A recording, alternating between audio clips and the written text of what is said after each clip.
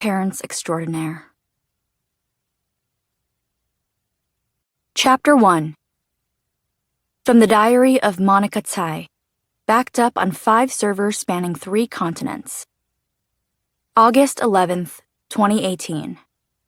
2018-08-11 T22 54 30.218542. Swarthmore, Pennsylvania, United States of America. Latitude 39.905846, longitude 75.3562615.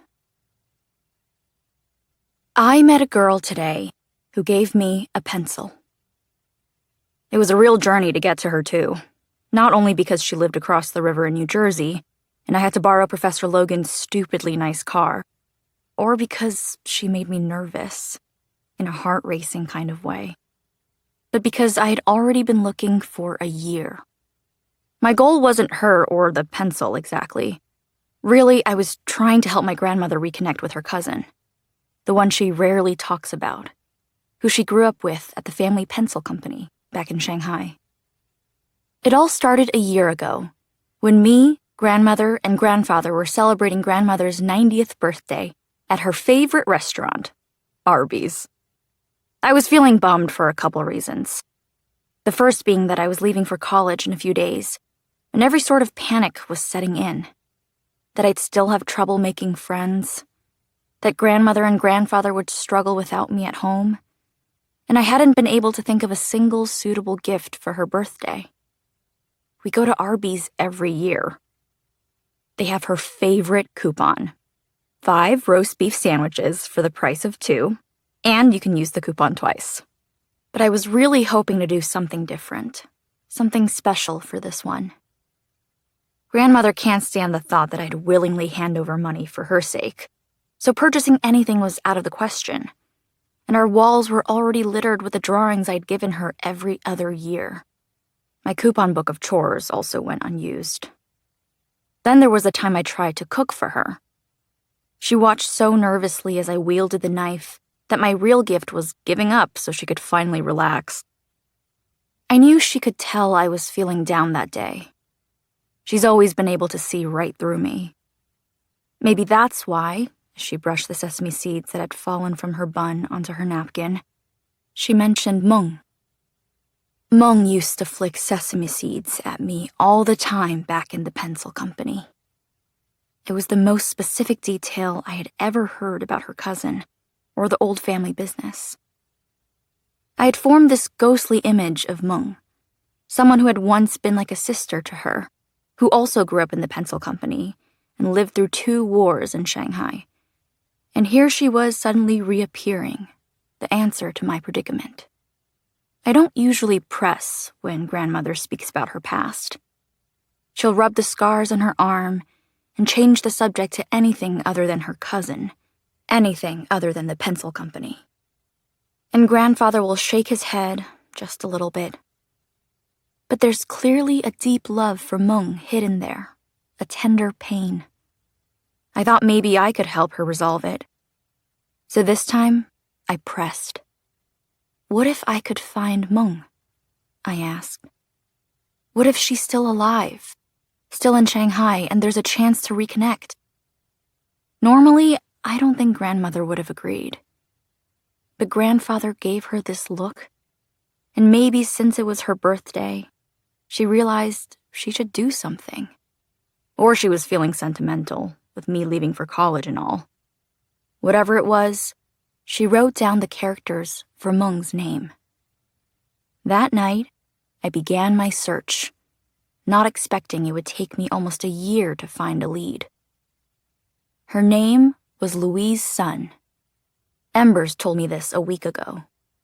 Actually, more precisely, it said, "Sparks are flying. We found a match. Your query for Meng Chen Meng, Shanghai Pencil Company, Shanghai 铅笔厂, Phoenix Pencil Company, Fenghuang 铅笔厂, has sparked a connection with Louise Sun. Click to reveal." I think we've made Embers too colloquial, but that's kind of Professor Logan's cringe style. And since I'm a lowly undergrad researcher and he's a hotshot professor, there isn't much I can say about it. The matching post was a picture of two women, one old and one young. I zoomed in on the older woman first, searching for traces of grandmother. There were similarities around the mouths and how their hair grayed in specks rather than completely whitening. Behind the women was the waterfront, Shanghai's skyline sparkling. Beneath the picture, a post written by Louise. Hello from behind the Great Firewall. Couldn't get my VPN to work until now, but I've been having the time of my life in Shanghai this summer with this absolute boss sitting next to me here. She lived through the Japanese occupation of Shanghai and ran the Phoenix Pencil Company, one of the only woman-run companies in the city at the time. They would make custom pencils for people all over. My high standard for writing implements feels justified now. Hashtag Uniball forever. 2 more weeks here, then I'll be back to the hill. DM if you want to catch up. I had to stop myself from immediately sending the picture to grandmother. Her 90th birthday gift finally delivered. More of a 91st birthday gift. The other woman had to be Meng. How many women could have run the Phoenix Pencil Company? Only my grandmother and her cousin.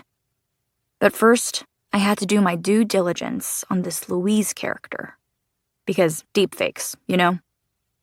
And it was hard to believe that Embers, this new app that ran my code, had worked when all else had failed. I'm pretty good at knowing what sites and keywords to use to verify information. But I didn't need any of that with Louise. She had so much about herself readily available online for browsing. It was as if she'd never heard of data privacy in her life. She was a Princeton undergrad from Cherry Hill, New Jersey. She had won some first-year award in the economics department and was a starting player on the volleyball team. The article came with pictures. I promise I did not seek them out.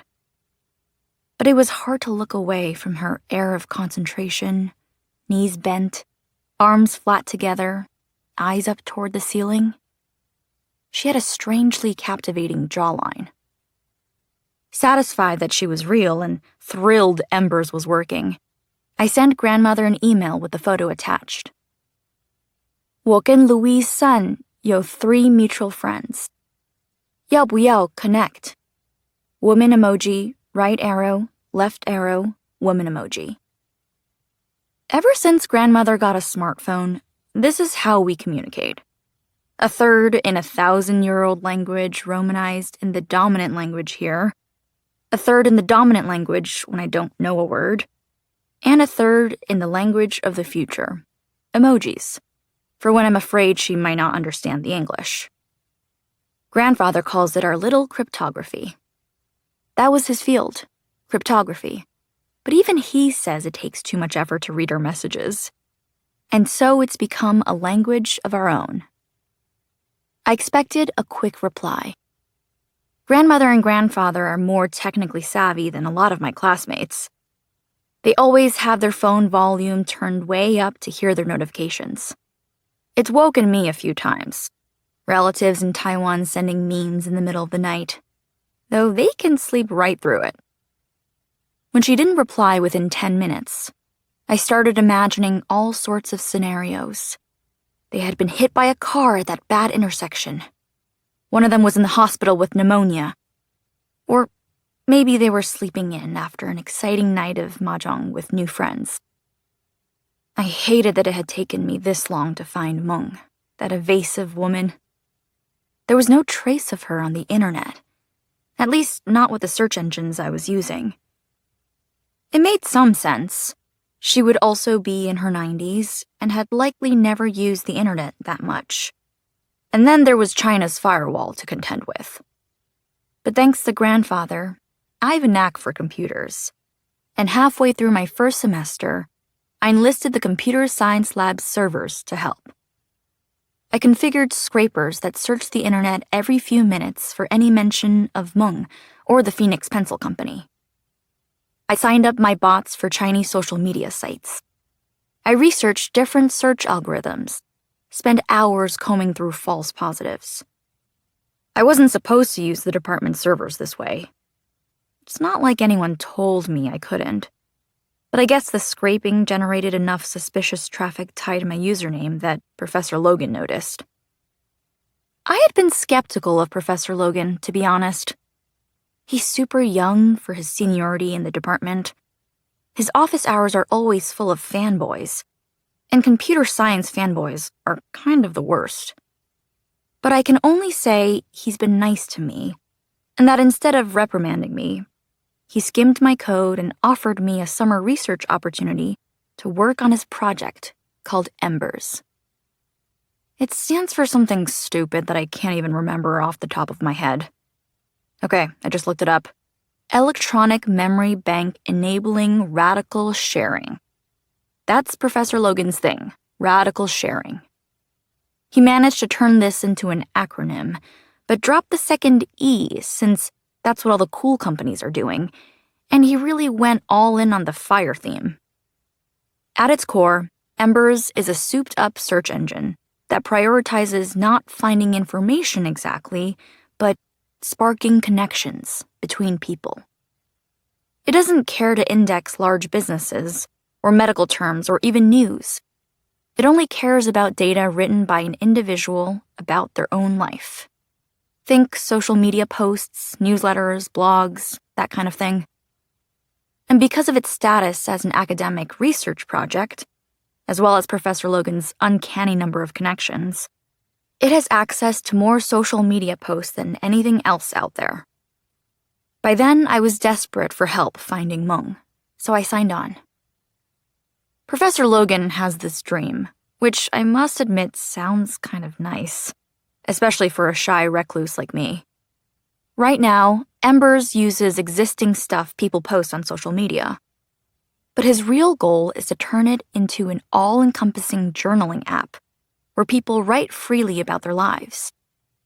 The journals stay private, just between you and Embers. His voice goes all soft when he describes this. He says to imagine you're at a party where you don't know anyone, but Embers has already compared your life journal with everyone else's in attendance, and can tell you that you and the guy wearing sunglasses, who you previously thought very rude and standoffish, are actually both huge fans of the same anime, have both written mature fanfiction about the same pairing, which is maybe something that neither of you would have admitted to a stranger at a party. Suddenly, you have this shared interest, and just like that, a connection is sparked.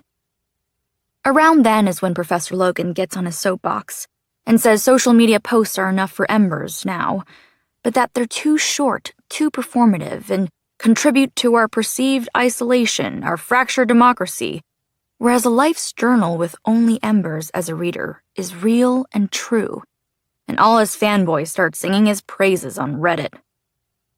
I guess it's also why I started keeping this journal, even though Embers isn't a journaling app quite yet. And that's because Professor Logan is maybe the only person ever to try to think through content moderation before building a product. We don't want to be in the business of sparking connections between Nazis, after all. While I have to respect him for this, I'm not totally sold on radical sharing yet. I figure maybe one day I will be, though, and I'll feed all this into Embers, to let it know some stuff about me, and it'll help me make connections that I haven't really been able to make on my own, on account of the whole recluse thing. Each minute that passed without a reply from grandmother was killing me. I can't ever repay my grandparents for all they've done for me. They raised me when my parents wouldn't, supported me in every possible way, rejected all attempts to show my gratitude. This was the one thing I could do for them with the skills I have. I was about to call the landline when she finally texted back. Women emoji, right arrow, left arrow, woman emoji, checkbox emoji, folded hands emoji. 谢谢. Relieved, I composed a careful message to Louise's son. I asked if the woman in her picture was, by any chance, Chen Meng. that if so, she was a cousin of my grandmother's, Wang Yun. Would she please let me know if it was really her? With the time difference, I thought Louise wouldn't respond until much later in the day. To my delight, she replied almost immediately. OMG! Yes, that's her name! I'll ask about your grandmother today. Do you have a pic I could share with her? Something about the casualness of her message, her openness, drew me in, even then. Was it also her face in her photographs, the easy smile, the confident eyes? Okay, maybe. But there were so many questions I wanted to ask her. How had she run into Meng? Was Meng an attendee at economics conferences? Or maybe a volleyball fan? Was Meng a mahjong fiend? Did they play together? I sent her 2 pictures. One was me and my grandparents outside the classroom where my grandfather used to teach. The second was from the summer before college, when I'd ransacked the attic and found a bag of used wooden pencils. I brought them down, photographed the pile, even took a few close-ups of the ones that still had their markings. Beautiful etchings that formed the outline of a phoenix. When I asked grandmother about them, she said they were from the pencil company and asked that I put them away. I noticed that a few of them, it's hard to explain exactly, but some were hollow, as if the lead had fallen out, leaving only the wooden casing. Grandmother caught me staring down the barrel of one. She rested her hand over mine. Her hand, all loose, wrinkled skin, should have been soft and familiar. Instead, there was a rigidity to her fingers as she pulled the pencil away. I let her, of course, and we did not talk about them again. Whoa, awesome. We'll report back later today. You're tomorrow. I could hardly sleep that night. Summer was ending, which meant I had to wrap up my Embers work in the next few days. And the Pennsylvania humidity was awful. It was a tossing and turning and reimagining algorithms kind of night. But the end of summer also meant I would be headed home to Cambridge soon, at least for a few weeks, to celebrate another birthday with grandmother. And this time, I'd have a proper gift for her. Louise's message the next morning was all I could have asked for. Hey, I spent the day with Meng. She was surprised to say the least. She wants to send something to your grandmother, and she gave it to me. I can mail it to you when I'm back in the States. I'll be back in 2 days. I was feeling ridiculously grateful for everything and everyone. For my grandparents, as always. For Embers and Professor Logan making this happen. And for this girl, Louise, who would ferry the culmination of a year's worth of effort to me. I was even grateful for radical sharing. Embers never would have found Louise if she hadn't been doing her own form of radical sharing. I figured I should try to be more open. And really, it wouldn't do for whatever Meng wanted to give my grandmother to be lost in the mail. So I asked, contrary to my nature, if Louise wanted to meet in person. I told her I went to school not far from Cherry Hill and wanted to thank her properly. Oh, yeah, sounds good. Would it be too much to ask you to come to New Jersey, though? I hate driving and I'd make a mess of it with jet lag. I agreed, and it wasn't long before we were setting a date at a frozen yogurt shop. Which brings me to today. It wasn't hard to convince Professor Logan to lend me his car. I told him the truth. I'd been using Embers, or eating our own dog food, as they say in the industry, though Professor Logan prefers drinking our own champagne. And it had sparked a connection for me, the potential to reunite my grandmother with her long-lost cousin. And the only thing stopping me from making this connection a reality was, however would I get to New Jersey? He practically threw his car keys at me. A real-life connection sparked by Embers, he cried. You must go. For better or worse, on the 45-minute drive, I was too nervous about messing up Professor Logan's car to overthink the upcoming encounter. I relaxed only after I pulled into the strip mall and saw it had amazingly wide parking spots. Louise had offered to meet me halfway, said she could get a ride, but I insisted she was the one doing me a favor. LOL, you're worse than my parents. I had laughed alone in my dorm room at that. She was already at the frozen yogurt shop when I arrived. Easy to recognize, since she was the only other Asian person there. She looked up from her phone when the door opened and broke into a wide smile, standing. She was much taller than I imagined, though really I shouldn't have been surprised, knowing she was on the volleyball team. She had shorter hair than in her profile picture, stopping right above her shoulders. She wore turquoise running shorts and a t-shirt of a band I had never heard of. We had a good conversation. A really good one, actually. And I'm not sure why that is, given I'm normally not great at conversation. But she was so easy to talk to, open and curious and quick to laugh. The first thing she insisted on doing was paying for my frozen yogurt. "You drove all this way," she said. Even when I repeated that she was the one doing me a favor, she ignored me, barreling her way to the register, the teenager manning it happily going along with her demands. As I reluctantly ate my free green tea yogurt, she told me she hated driving, was terrible at it. A walking stereotype, I know. She laughed. Luckily, I can walk here. Can't go a mile in Cherry Hill without running into a froyo shop. Because I was raised by my grandfather, I really could not take her buying my froyo that easily. So I made a fuss that seemed to amuse her, until finally she said, "Well, there's a favor you can do for me, too. Maybe." But when I asked her what that might be, she changed the subject. "Tell me about yourself," she said, eyes bright. "Where do you go to school?" "A small school outside of Philly," I said, my usual vague answer. Not out of any sense of privacy this time, but because most people had never heard of my school. "Oh," her eyes grew real wide. I thought she was about to guess the school, but instead she said, "Swing State." "Oh, yeah. Are you registered to vote?" I told her I had mailed in some form, but didn't know what became of it, which made her face go through all these endearing contortions. Her inner debate was so clear to me, not wanting to come off as pushy, but also not willing to relent on something this important.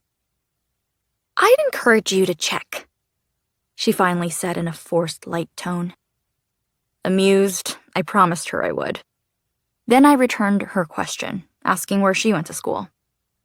"A small school in New Jersey?"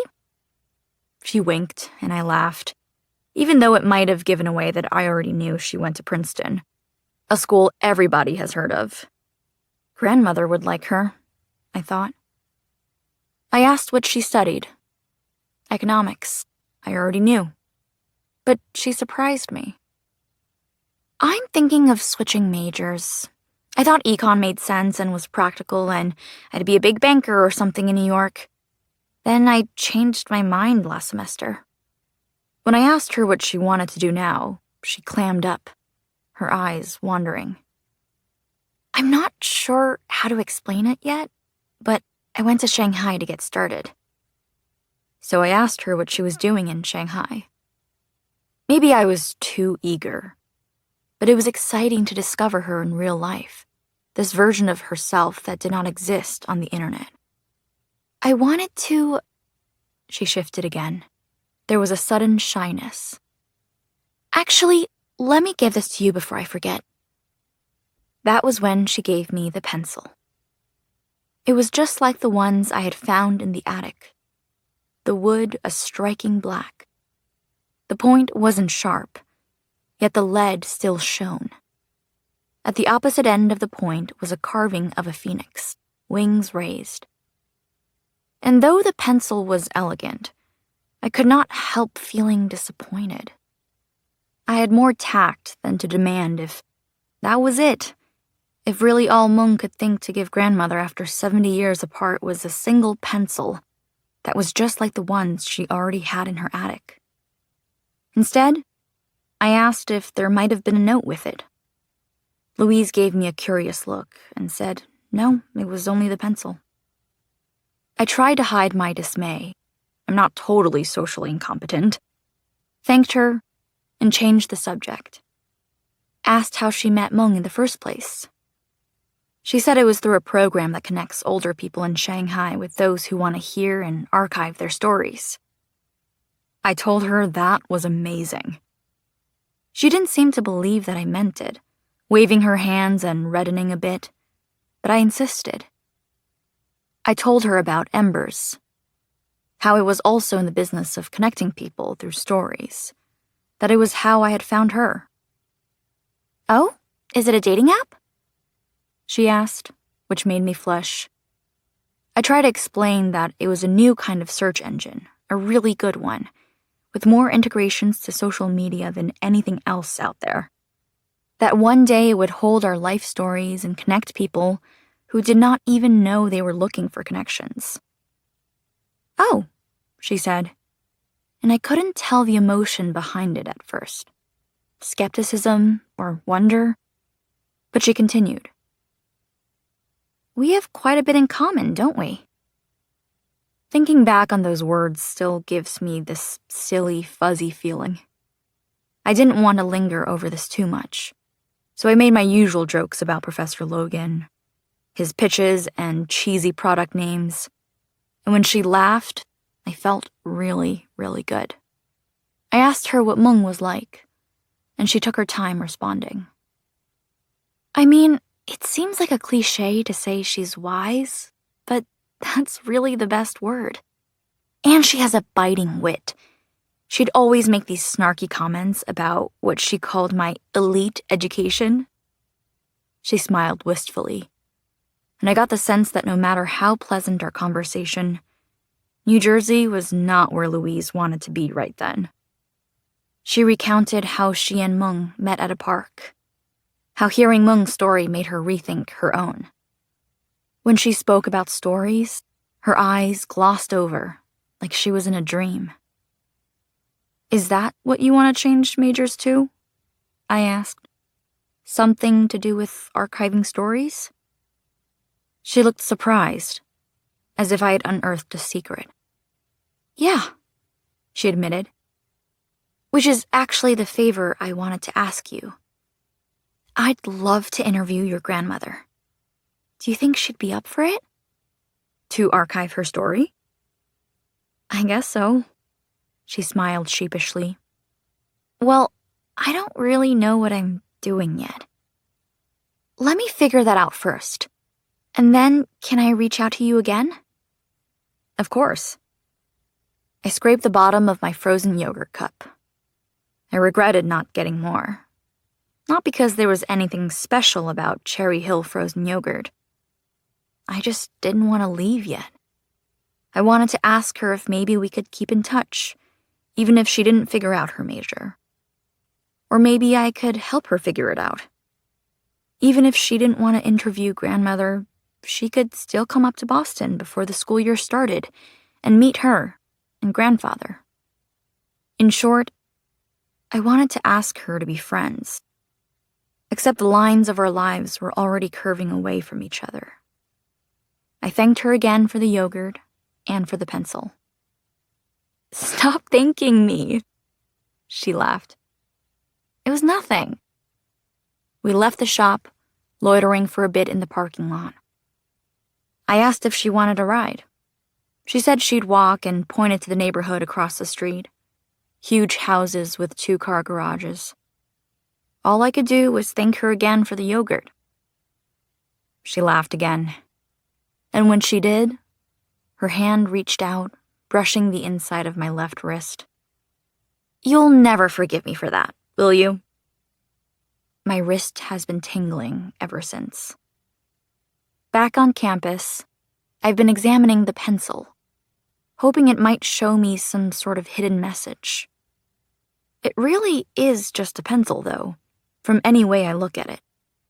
A nice one, to be sure, but looking at it makes me tired, as if this whole last year of searching is finally catching up to me. Maybe it wasn't worth it. Grandfather would say to look at the bright side, to think of the journey, not the destination, etc. So I guess without the search, I never would have gotten the chance to work with Professor Logan, or Embers, and certainly never would have learned so much about how to build resilient data pipelines. And I met someone new, someone nice, someone I hope I'll see again. And most importantly, in a few days, I'll be going home to see grandmother and grandfather, and to celebrate another year of her life. So maybe it's a good thing for it to have ended in this ambiguous way.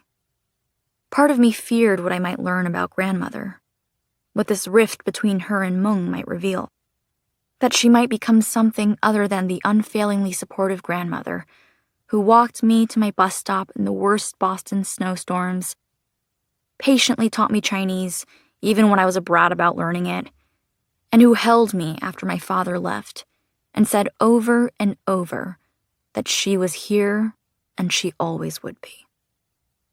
So, it's not all disappointment. Still, I was really hoping for more than a pencil. Chapter 2. From the Reforged Pencil of Wan Yun. Right now, my words course through your veins. I spent a long time this morning looking at your picture. It's been more than 70 years since the last time we saw each other, 60 years since we knew each other's stories. Monica, my granddaughter, found you. To be honest, I did not expect her to succeed. Hoped maybe she wouldn't even. But she's an awfully determined girl with a knack for bending computers to her will. And while it might be our shared history, I know you and I told ourselves different versions of the same truth. And now that I have a thread back to you, I can no longer delay explaining myself. I want to ask for your forgiveness. And I need you to understand how I perceive the world we grew up in. Our world of wars and betrayals and pencils.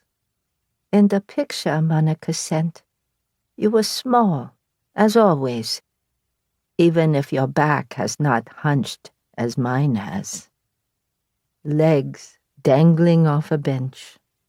Modern-day Shanghai sprawled out behind you. Shining buildings along the waterfront. Not far from where we grew up, no?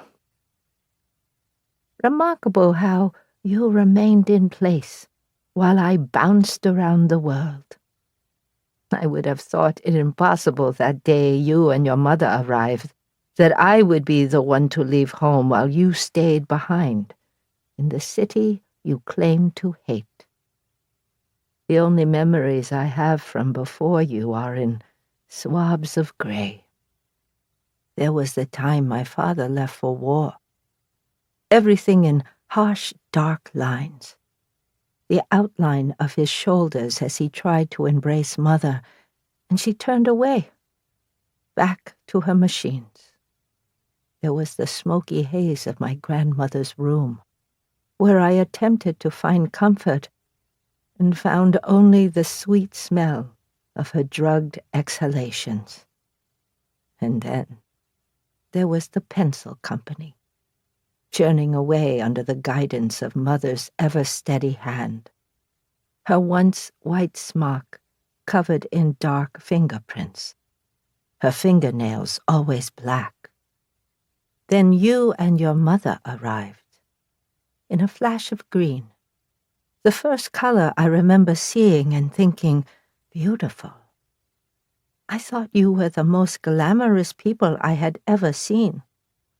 We lived in the international settlement in Shanghai, which in 1937 was still the home of foreigners and expats and some of the wealthiest people in China. Glamour was not new to me. Yet it was striking to see it up close on a woman who so resembled Mother. Your mother was younger than mine, always the elegant one.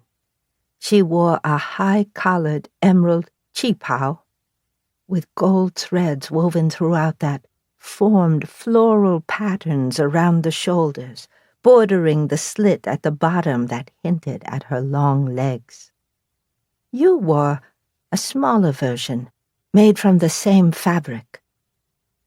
I stared at your dress longingly, at your hair that was styled after your mother's, thick and upright and voluminous, while mine grew long and limp. The two of you looked like you had walked out of a mahjong game with elite friends, not like you had fled a war zone into Shanghai's winter. You glared at me. I imagined you were disappointed with our living arrangements, having heard about the magnificence of the city, only to find yourself living behind a pencil factory. I wanted to disappear into Mother's smock. She pushed me forward and made me introduce myself. You did not meet my eyes when you said your name. We all sat around the kitchen table that night. You held your chopsticks elegantly, picking the grains of rice into your mouth. "I want that one," you said, when I reached for a tofu puff glistening in a mixture of soy sauce and sugar. Ah Shin, our helper, had only prepared 3, not expecting more than my grandmother, mother, and me. I never had to share before. It was the first time you looked into my eyes. I brought the tofu puff into my bowl. Neither of us broke eye contact as I sank my teeth into it, letting the soy sauce dribble down my chin. You slammed your chopsticks down on the table. "I want to go home," you told your mother. There was no mistaking the tears in your eyes. "That's not an option," your mother said. "Give the other half to Meng," Mother ordered, pointing with her chopsticks at the half I had left in my bowl. I regretted not eating the whole thing at once. You did not thank me before shoveling down the rest of your food. It was like this for what seemed like years at our young age. Each of us prowling around the other, deeply jealous. I wanted your elegance, apparent even at the age of 10. And you wanted my stability, how I had never had to move in my entire life. I knew Shanghai, and could without hesitation call it home. We were so absorbed in the war we were waging against each other that we were completely oblivious to the one right outside, dropping bombs around our city. In Monica's American history textbooks, the war does not begin until 1941 with Pearl Harbor. But for us, it began a decade earlier when Japan invaded Manchuria. By the time you came to Shanghai, Japan had been ruthlessly cutting through China for 6 years. Luckily, we were insulated from much of the violence thanks to the international settlement. Whether the Japanese did not want to anger the English, the French, the Americans who lived there with us, or was simply biding their time for another invasion, we had no idea. But for a few years at least, we lived a relatively normal life. Your mother insisted we go out and enjoy the safety of the settlement, that she had heard so much about Shanghai, and we had to show her around. My own mother rarely took me anywhere, since Japan had taken over the surrounding districts. But that first week, we visited the largest department store in the city. Inside, the salespeople flocked to your mother, holding pearls to her ears, lengths of silk to her torso, begging her to buy a custom-made qipao. She laughed and, because she could not speak Shanghainese, declined with brisk waves of her hand. She admired the French cloche hats, the Scotch whiskies, the German cameras, the American lipstick. You hated how busy it was. Everybody buying and selling with a frenetic air, fueled by the war right across the river, by the knowledge that the settlement could fall any day. But as much as you disliked the store, outside was even worse. Nanjing Road was the busiest shopping street in the settlement.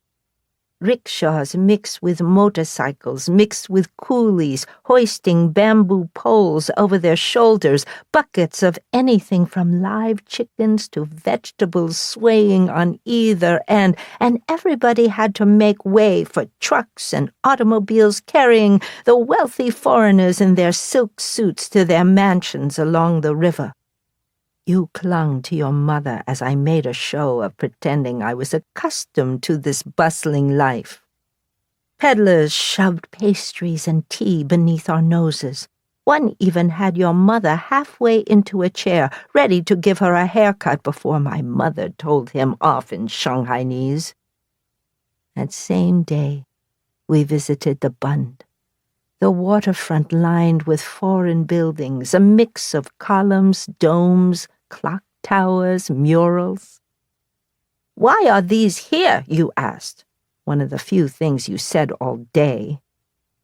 "What do you mean?" "That it was unusual for there to be a motley of European architecture in our Chinese city had never even occurred to me." We were in front of the HSBC Bank, your mother admiring the columned entranceway, the huge white dome, the glimpses of the murals inside showing all the other cities where the bank operated. "It doesn't feel like home," you said. And I was peeved at you for rejecting what I thought of as our nicest view. But you did not notice my annoyance. You were fixated on the 2 bronze lion statues flanking the bank's entrance. Their paws had been rubbed to a shine by the many visitors wishing for luck or to be made as rich as the bank owners. You approached one of the lions. It loomed above you on its pedestal. You reached as high as you could to tap its paw. I was close enough to hear you whisper, a desperate wish to return home. Your mother soon registered you for the same elementary school as me, much to my disappointment. But when you sat in the classroom only a few desks away, I discovered I had a clear advantage over you. You did not speak Shanghainese, whereas I had grown up with it. You stumbled in your responses to our classmates, and we all giggled when you gave a wrong answer. I doodled a picture of you. This, I am sure you remember. It started accurate, and then I distorted it. Over your lips, I drew slight protrusions of your front teeth. I erased the line where your head started and moved it farther up, almost off the page, elongating your forehead and shading in bushy eyebrows. I gave you a speech bubble with nonsense characters. The girl who sat behind me stifled a laugh and held out her hand. I passed my drawing to her, and before long it had circulated the classroom behind the teacher's back. When it reached your desk, you did not lift the paper, only cast your eyes downward. Then your eyes found mine, and for a moment it seemed like the classroom disappeared, its giggling students and droning teacher along with it, and it was only me and you, and a fury that pulsed. I thought you would run home right after school and report me to our mothers. Instead, you waited for me by the school entrance. I fell in step with you, maintaining a small distance, wary of your calm. "You draw well," you said, in our mother's dialect. "What kind of pencil do you use?" "The AT. 20 for sketches," I answered slowly. I had never talked to anyone other than Mother about pencil compositions before. But you were from the same line of pencil makers, so I did not shy away from the technical clay to graphite ratio. Can I see? I opened my bag, my box of pencils. I had every type, each for a different purpose. The shortest by far was the 80-20, which I had used for my caricature. I handed it to you.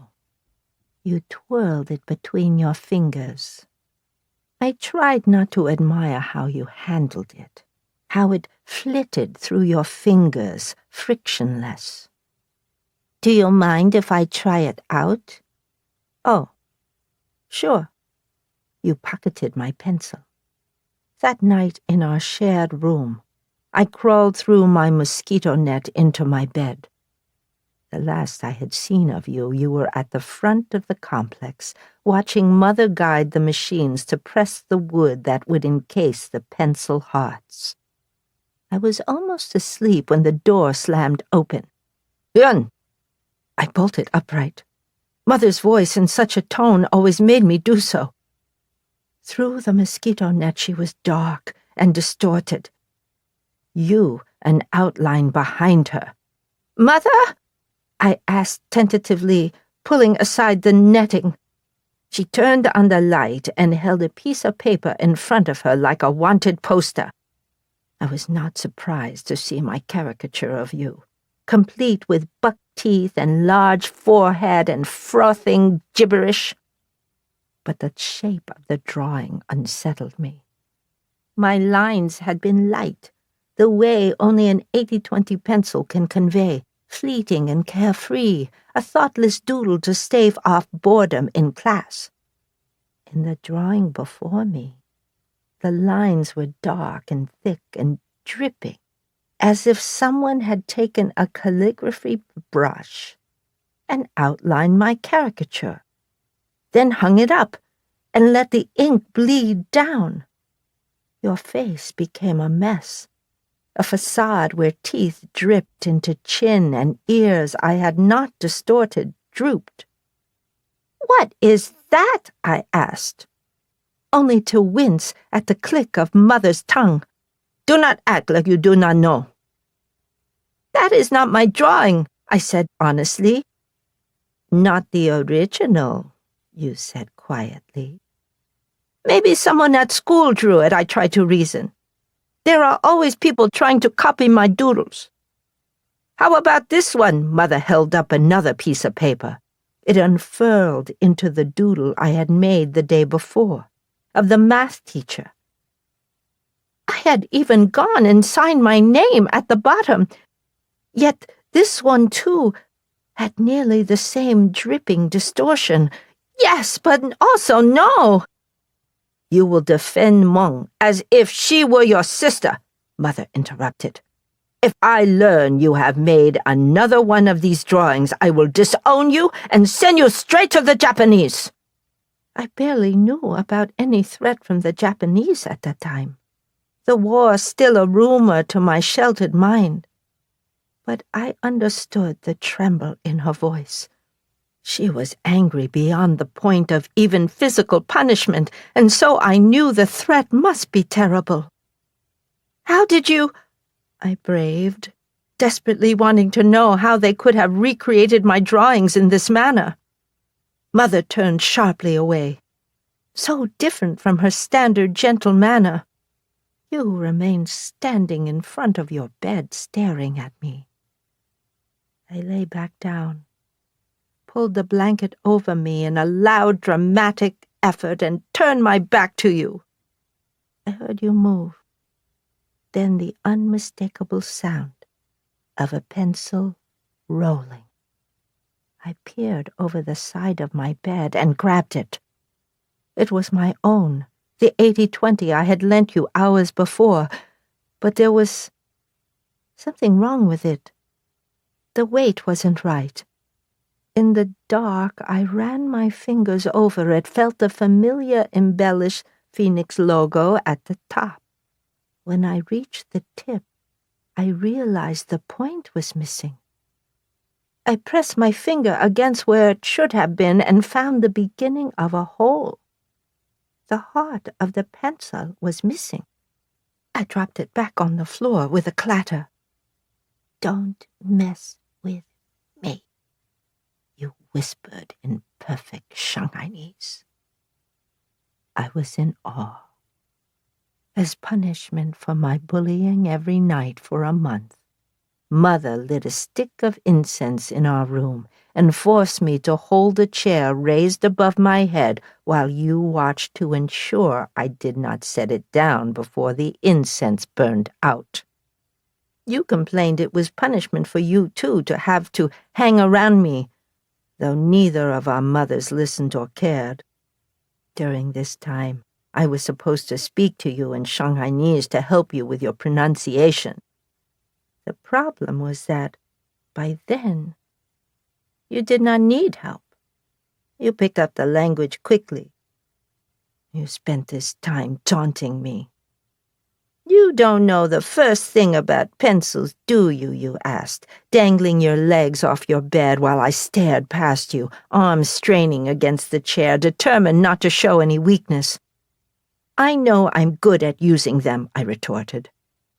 Your hands went instinctively to your forehead.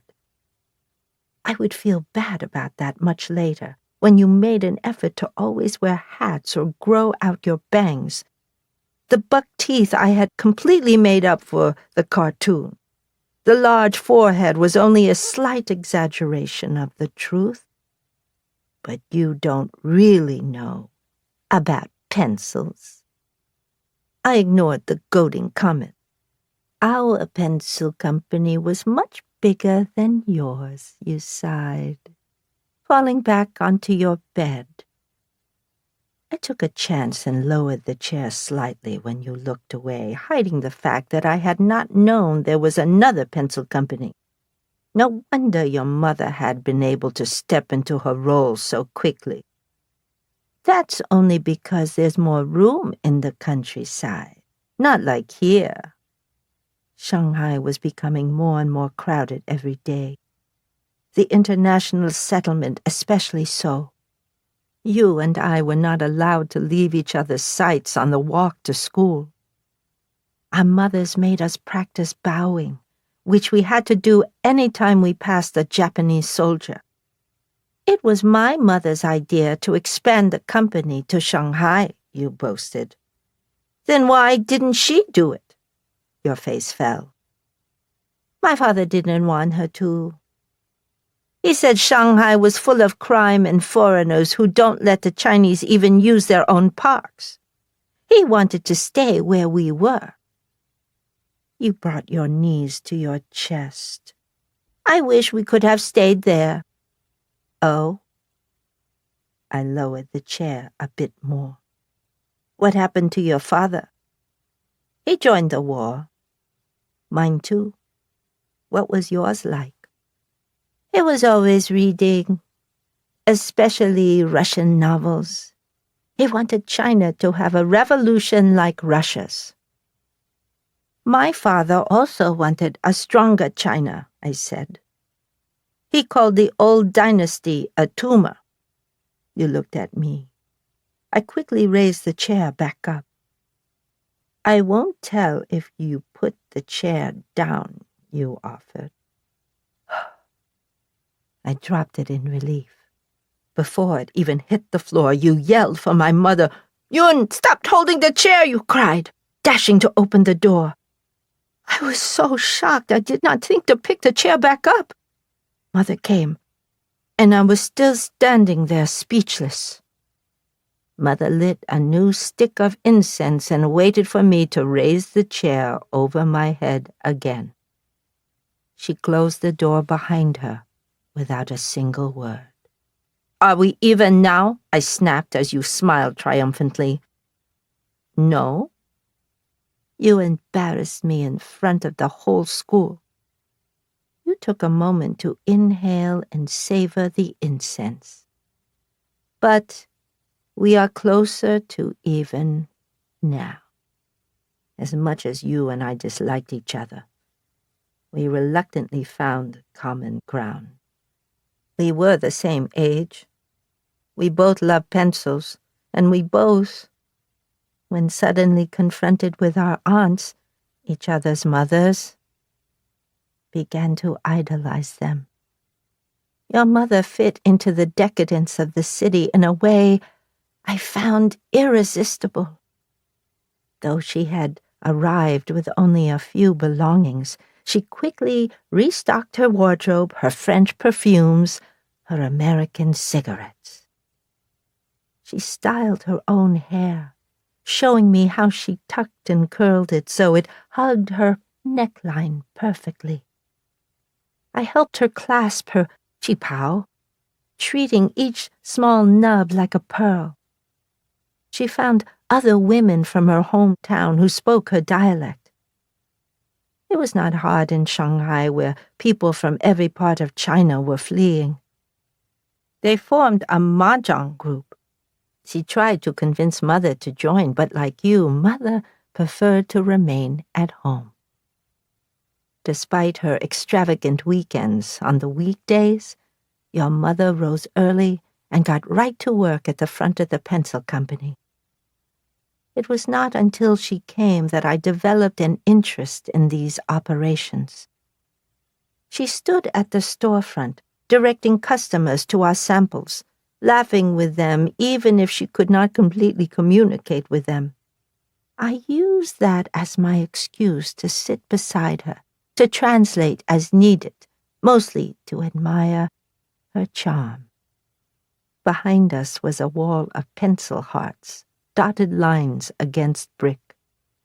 Each heart was made of a different ratio of graphite to clay, lending it a distinct softness and therefore darkness.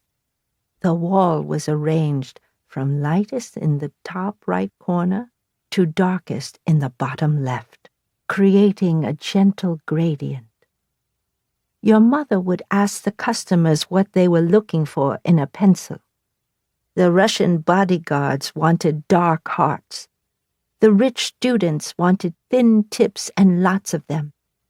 The gang members wanted the most intricate casings. The Japanese businessmen wanted the logo removed. And your mother's socialite friends wanted light, elegant ones to use for their invitations.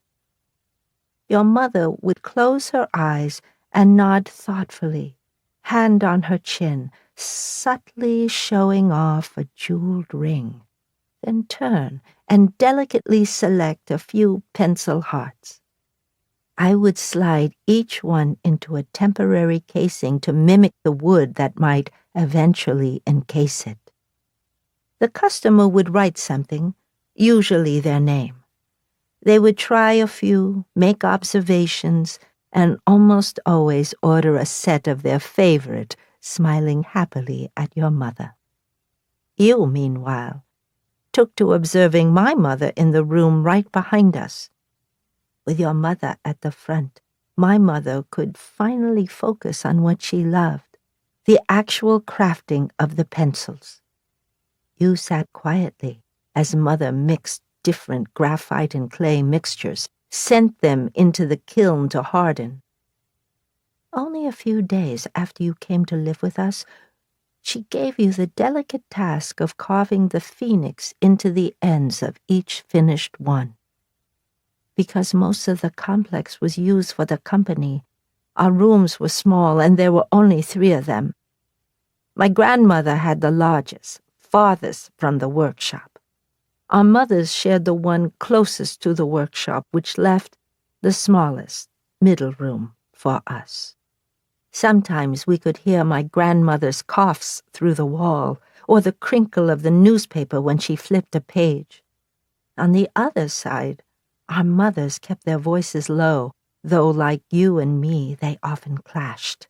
"Will you keep her in the dark forever, then?" your mother's voice rang.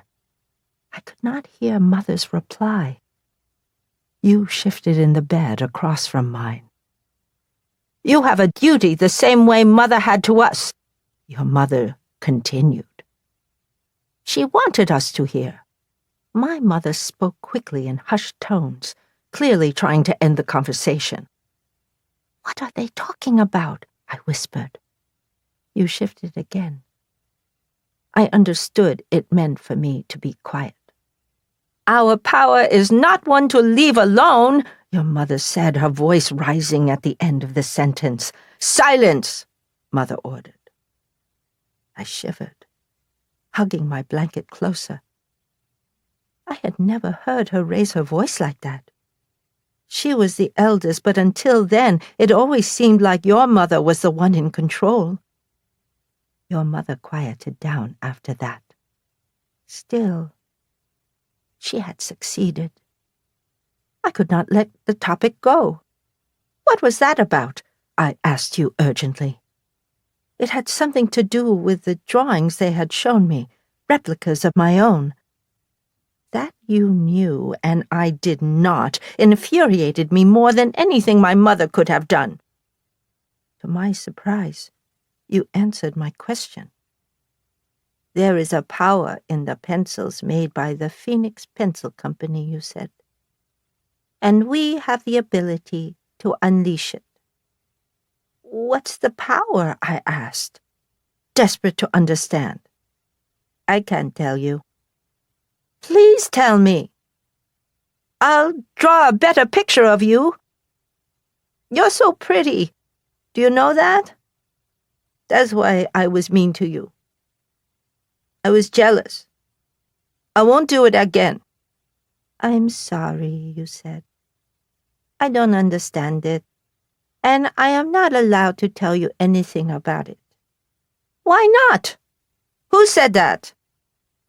My mother said if I do, we will get kicked out. And then where would we go?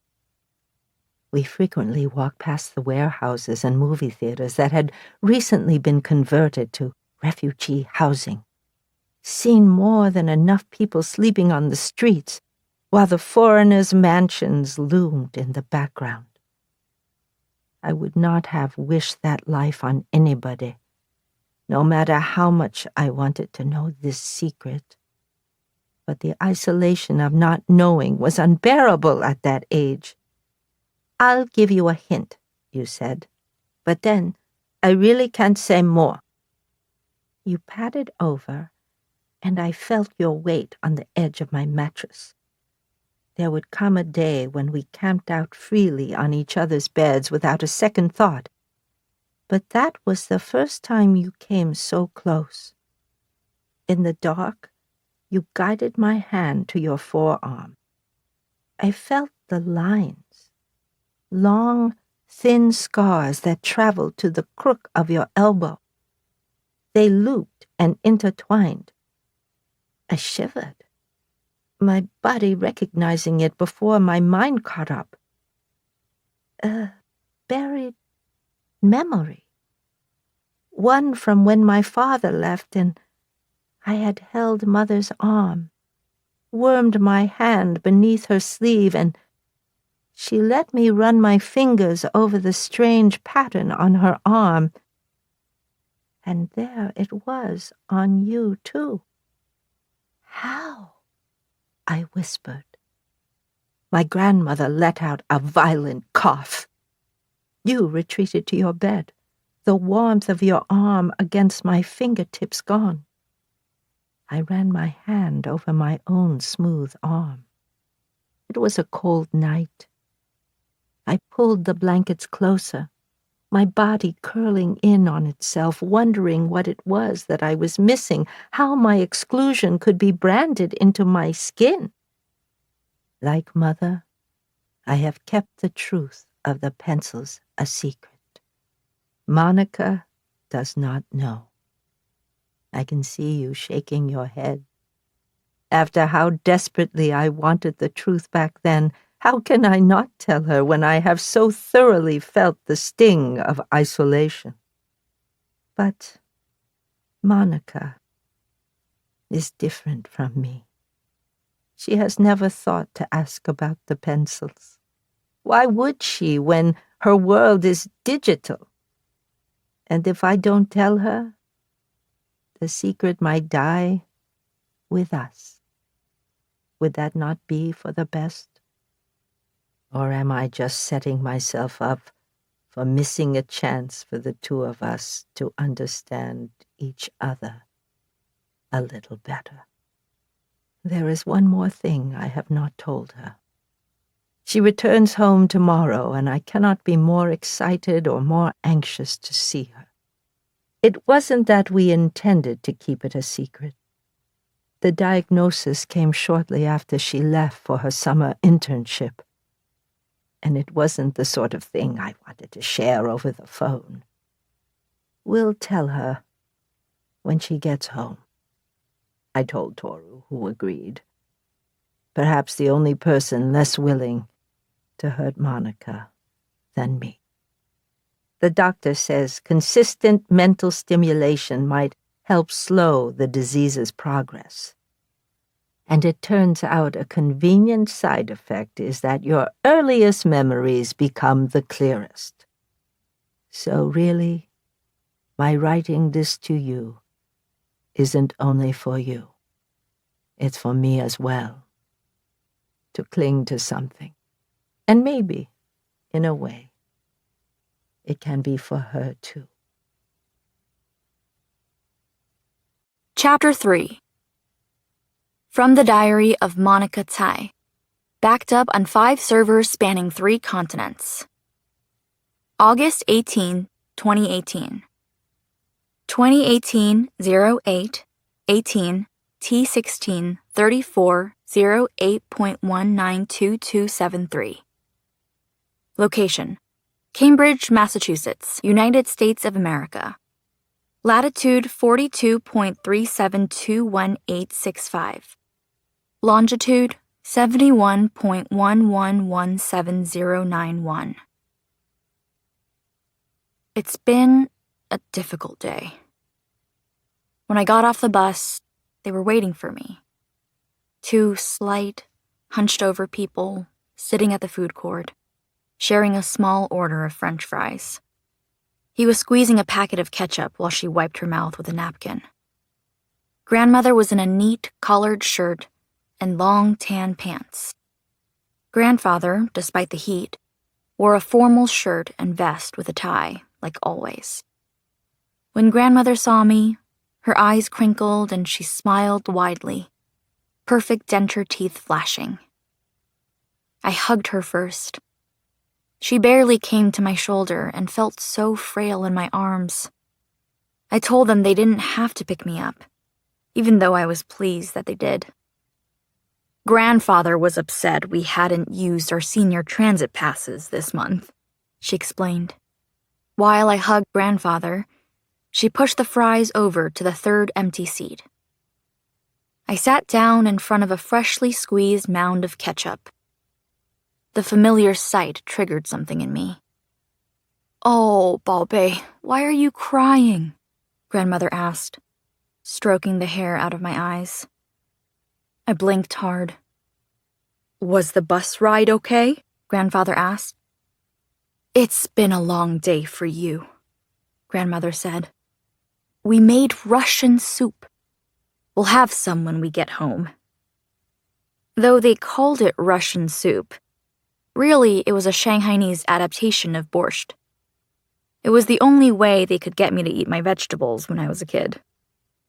I managed to say I was fine and obediently brought a fry to my mouth.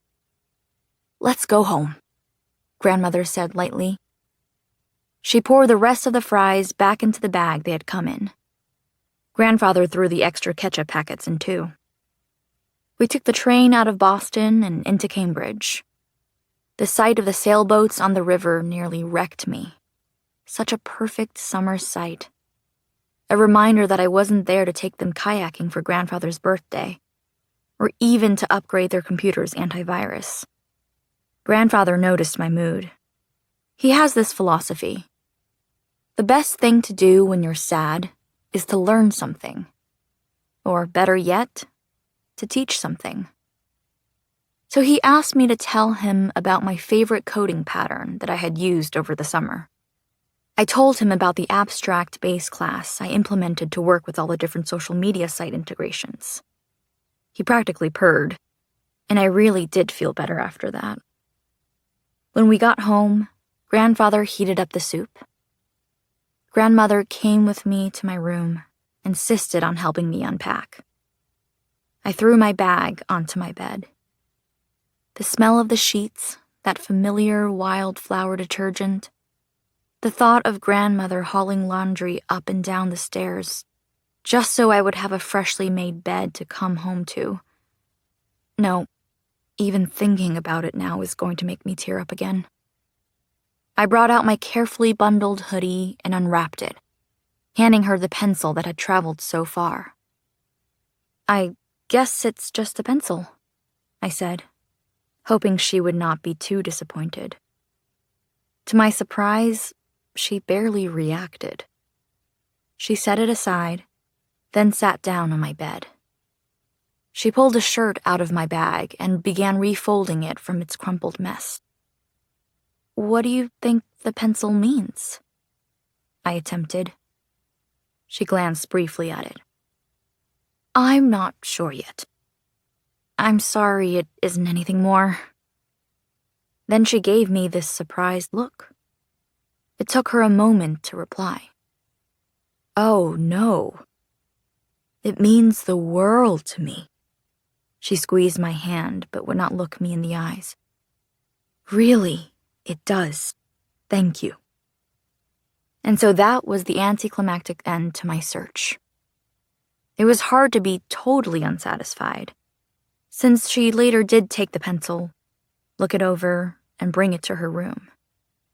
Maybe it means something to her that I don't need to know, and that's okay. I can live with that. It was good to be home, to enjoy a meal with them.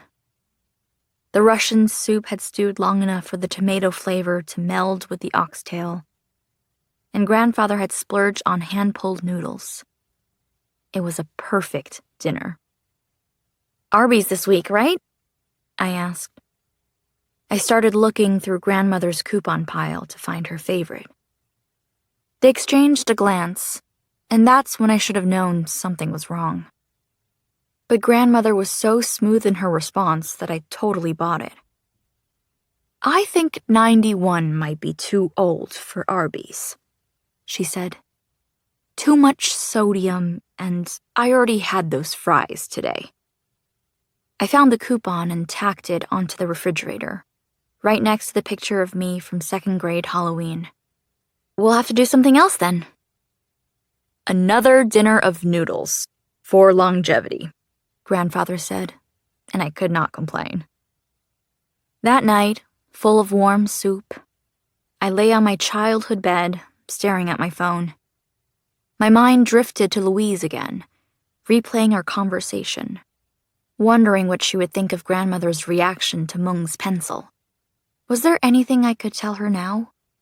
I suddenly remembered to check my voter registration status.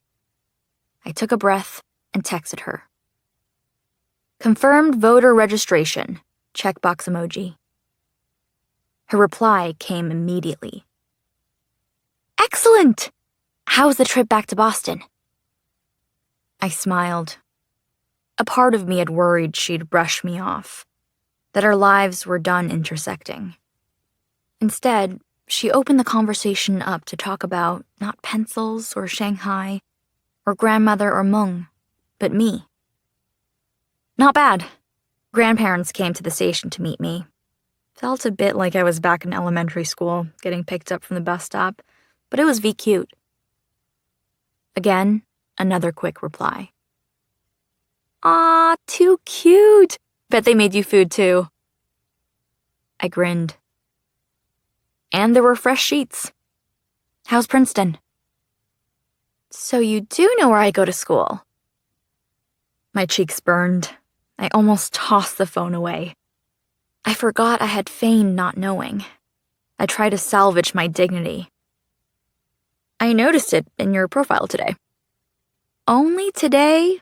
You didn't research everything about me before we met?" I could easily lie. Was she upset? Had she somehow figured out I had thoroughly searched her name before meeting her? It shouldn't have been possible. I knew that much about internet privacy. Still, I panicked. I'd expect more from a CS major at SWAT. I managed to relax, even smile. She was teasing. I could not avoid having my name listed on the department website, though I like to think the rest of my internet presence is low. As I tried to think of a reply, a light knock came from my bedroom door. I stuffed the phone under my pillow. I expected it to be grandmother, the lighter sleeper. I thought maybe I lucked out, that she wanted to talk about Mung and the pencil. Instead, it was grandfather in his pale cotton pajamas, his hands behind his back. His pure white hair stuck up at the end. He had at least made a show of sleeping. "I need to tell you something," he said. I sat up on my bed. He came to sit next to me, just as grandmother had earlier in the day. I did not say anything. A fear had crept into me, one I did not know he could cause. I had heard him roar at my father and be stern with grandmother, but never had his voice reached any level of severity with me. Grandmother scolded me more than he ever did. His grim tone brought back the memory of that time he told me my father was leaving, and from then on it would only be me, him, and grandmother. For a moment, we both stared at the opposite wall, the window with its pink shades drawn, the bookshelf's bottom row full of thin Chinese books, the ones grandmother used to read to help me fall asleep. When I was young, she would lie on a cot in my room, holding the book above her, while I curled on my side watching her. Back then, I had a small netted barrier that ran along the side of my bed to prevent me from falling off in the middle of the night. I would watch her through the mesh netting, holding the book close to her face, her glasses lying beside her, telling me stories in the language of her home. I already knew whatever grandfather would say was about her. "Grandmother is sick," he said.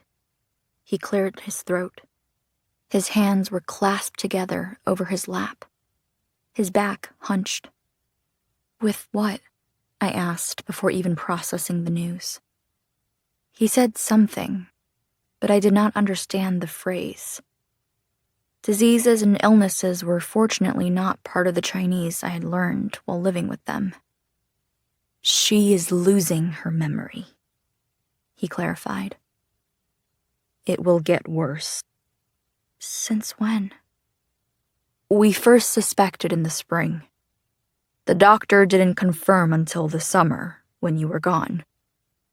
They can't diagnose this kind of thing. They can only tell you what it is not." "So it's not really a confirmation, then?" He glanced at me with sad eyes. "Today was a good day for her. Many days are good. Some days are bad. The doctor says the progression varies.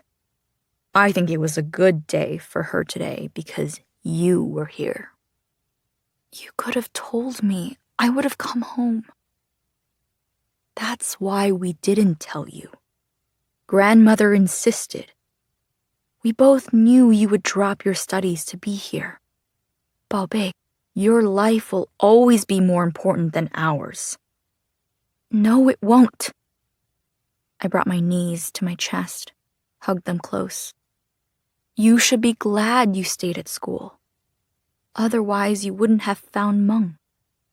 My eyes blurred. "But," I did not have the words. They had been so careful about maintaining their physical health. How unfair that her mind would betray her when it was so quick, so good at learning and adapting. "How are you feeling?" I asked. The question surprised him. I was grateful he didn't brush it off and insist he was fine. Grateful he seriously considered his own well-being. "Well, I feel a bit like how you might feel coding. You've felt it, haven't you? He was hovering somewhere between his grandfather voice and his professor voice. How desperate you get when you're refactoring and breaking the problem down into smaller pieces, and the computer still refuses to understand. How very human and small you feel then. I knew the feeling well. I grabbed hold of his hand. If I said anything, I knew I'd cry. So I held it together for both of us. "Is that why no Arby's?" I asked eventually. He nodded. "She says it's too far. She's been getting nervous whenever she is far from home." "But you went to the train station to get me today." She insisted, and I felt horrible all over again. The things she would do for me, if not for herself. "You will see her writing," he said. "She is trying to write something for Mung before she forgets. You've given her something to hold on to. But even if we can get her and Mung to meet, she might not remember. Her family has always relied more on written words than talk." I could not think of anything else to say. "Sleep for now," he said gently. "We can speak more tomorrow. You must be tired." When I was alone, I turned off the lights and fell back onto my bed, staring up at the ceiling where the glow-in-the-dark stars grandfather had helped me arrange years ago no longer glowed. They were just pale bumps against white paint. I felt like a lost network packet. I'm on my way from one server to another, carrying my little bit of precious information. Then suddenly the path is severed, perhaps by a bad internet connection, and I'm left floating. My destination, once so well-defined, gone.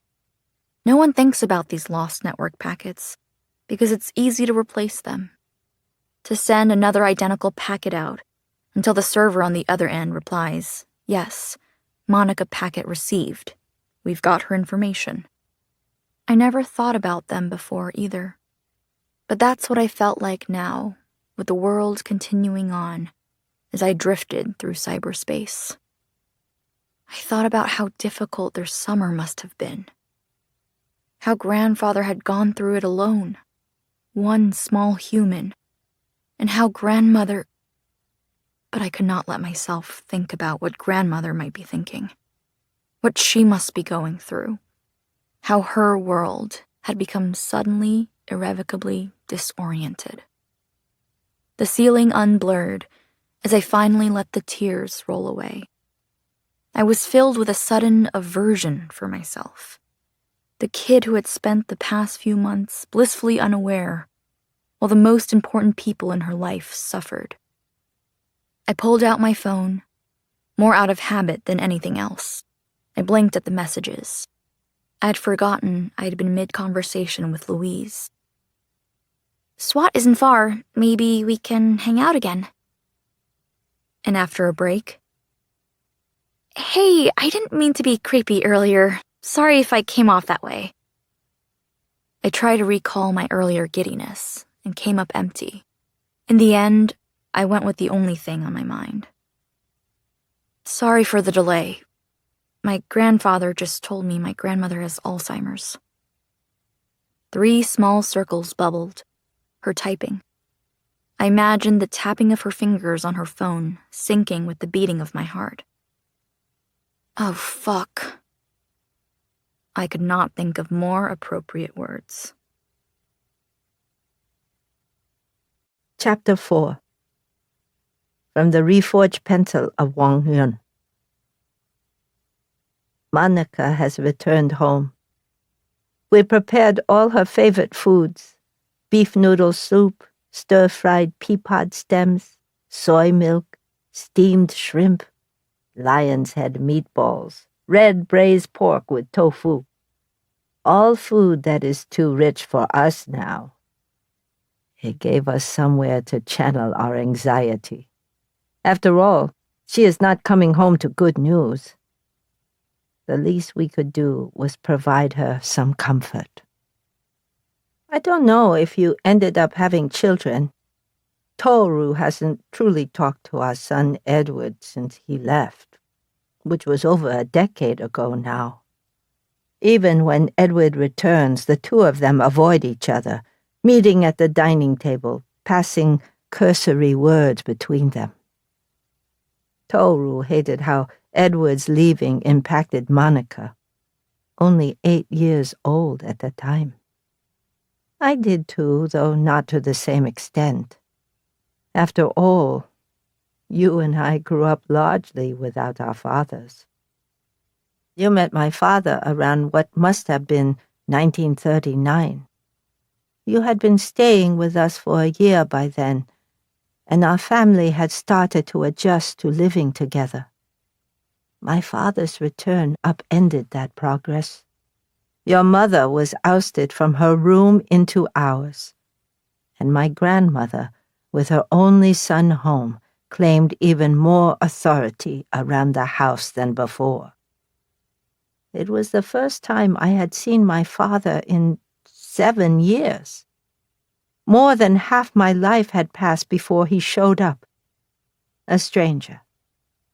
He had been part of the war effort in a nearby province when it was captured by the Japanese. He escaped and snuck back into Shanghai, where he awaited orders from the underground network. Of my father's job, I understood little. Looking back, I see this was on purpose, for his role had been a dangerous one in the intelligence division. He was to gather as much information as he could on Japanese tactics, using whatever means necessary. In other words, he was a spy. He hadn't always been a spy. First, he was a doctor. He left for the war in the early days, when Japan first marched into China's northeast in 1931. He was part of an aid effort. I remember him hugging me fiercely, smelling of tobacco and pomade, before he hopped onto the back of an ambulance that pushed its way through the crowd. Where my mother was small and timid, my father was tall and loud. He always wore a Rolex watch, but it was missing when he arrived. He had been forced to pawn it on his way back. He had to sneak past all sorts of Japanese checkpoints, and apparently had been caught at one, only to bribe his way out when the soldier took an interest in his watch. He asked me to buy him a new one. His good luck charm, he called it. It was too dangerous for him to leave the house, though. Our area was technically safe from the laws the Japanese imposed on the rest of the city, but we were not immune from the thriving gang scene. Gangsters who had thrown their lot in with the occupiers would have had no qualms crossing the international settlement border and turning in enemy soldiers. "How long will you stay?" I asked.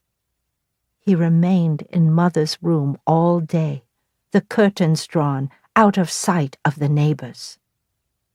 He was writing a letter at his desk with one of our pencils. He chewed on the end of it, his teeth biting into the phoenix carving. "Not long," he said, readjusting his new watch. "Ready for your next mission?" He handed me the letter folded into one long rectangle. I ran to the front of the house where Mother sat, working the kiln. She rummaged through her boxes of completed pencils before finding one with the surname Gao printed across it. She opened the box, lifted the tray inside that held 8 custom pencils, then slipped the letter in. "Mr. Gao lives in the French concessions," she said. "Ask him to send his reply in pencil. Do not ask him any other questions." Normally, I would have taken my bicycle, which had a basket attached that Mother had made for me. It was perfect for holding boxes of pencils. But my father did not think it proper for girls to ride bicycles. That and the city was becoming increasingly cramped. More and more, Mother told me to take the tram, sometimes even a rickshaw. I would stare out the window, vaguely aware that each morning corpses were being carted off the streets, out of the city. Mr. Gao lived on a tree-lined cobblestone street, Rue something or other, in an apartment with beautifully arched windows, typical of the French concession. His house was larger than ours, and not far from the only other landmark I knew in the area, the former residence of Sun Yat-sen, who overthrew the Qing dynasty 2 decades earlier. "Delivery from the Phoenix Pencil Company," I recited when he opened the door, holding out the box of pencils with both hands. "Thank you," Mr. Gao said. He was young, wore a high-collared suit with his hair carefully slicked back. If he had not had such a serious expression, I would have thought him handsome. Instead, his severity made me straighten, speak clearly and formally. "How is your mother doing?" he asked. "Very well. Thank you for asking." "And your grandmother?" "Very well as well, thank you." He pulled out an envelope with his payment. I pocketed it quickly. "My mother says you can reply in pencil," I added, though I did not know what that meant. He raised an eyebrow. "Will you wait out here for a minute?" "Yes, sir." He closed the door. I planned to read whatever response Mr. Gao sent for my father on the tram ride. I wondered if Mr. Gao was his employer or a colleague. Back then, I still thought my father a doctor, and so I assumed Mr. Gao was one too. I hoped the letter would say my father did not have to return to the war, that he could stay in Shanghai with us. After all, there were more than enough people in this city who needed medical attention. But when Mr. Gao opened the door again, he did not hand me a letter. He handed me one of our pencils, a long, barely used one at that. "Tell your mother I send her the very best of fortunes," he said with a bow, then closed the door, leaving me with just a pencil. I puzzled over the pencil on the tram, and why he would send Mother one of the pencils I had just delivered. Did it mean he was rejecting whatever my father had asked of him? Or was there something more to my mother's message to reply in pencil? I flicked it a few times, weighing it in my hand to see if maybe Mr. Gao had removed the heart and slipped a letter inside. But it was a true pencil. "Mr. Gao sends his very best of fortunes," I told Mother when I returned home. "Did he give you anything?" she asked, glancing up from where she was overseeing the heart-hardening process. I handed over his envelope of money. She took it and flipped through, not counting the bills, looking for something. "Anything else?" she asked. "I don't think so," I lied. "Did you expect something else?" "A reply to your father's letter." "Mr. Gao didn't give me a letter." "Did he give you a pencil?" My breath caught. So she did expect a pencil. And there was a secret inside it. I gripped the pencil hidden up my sleeve.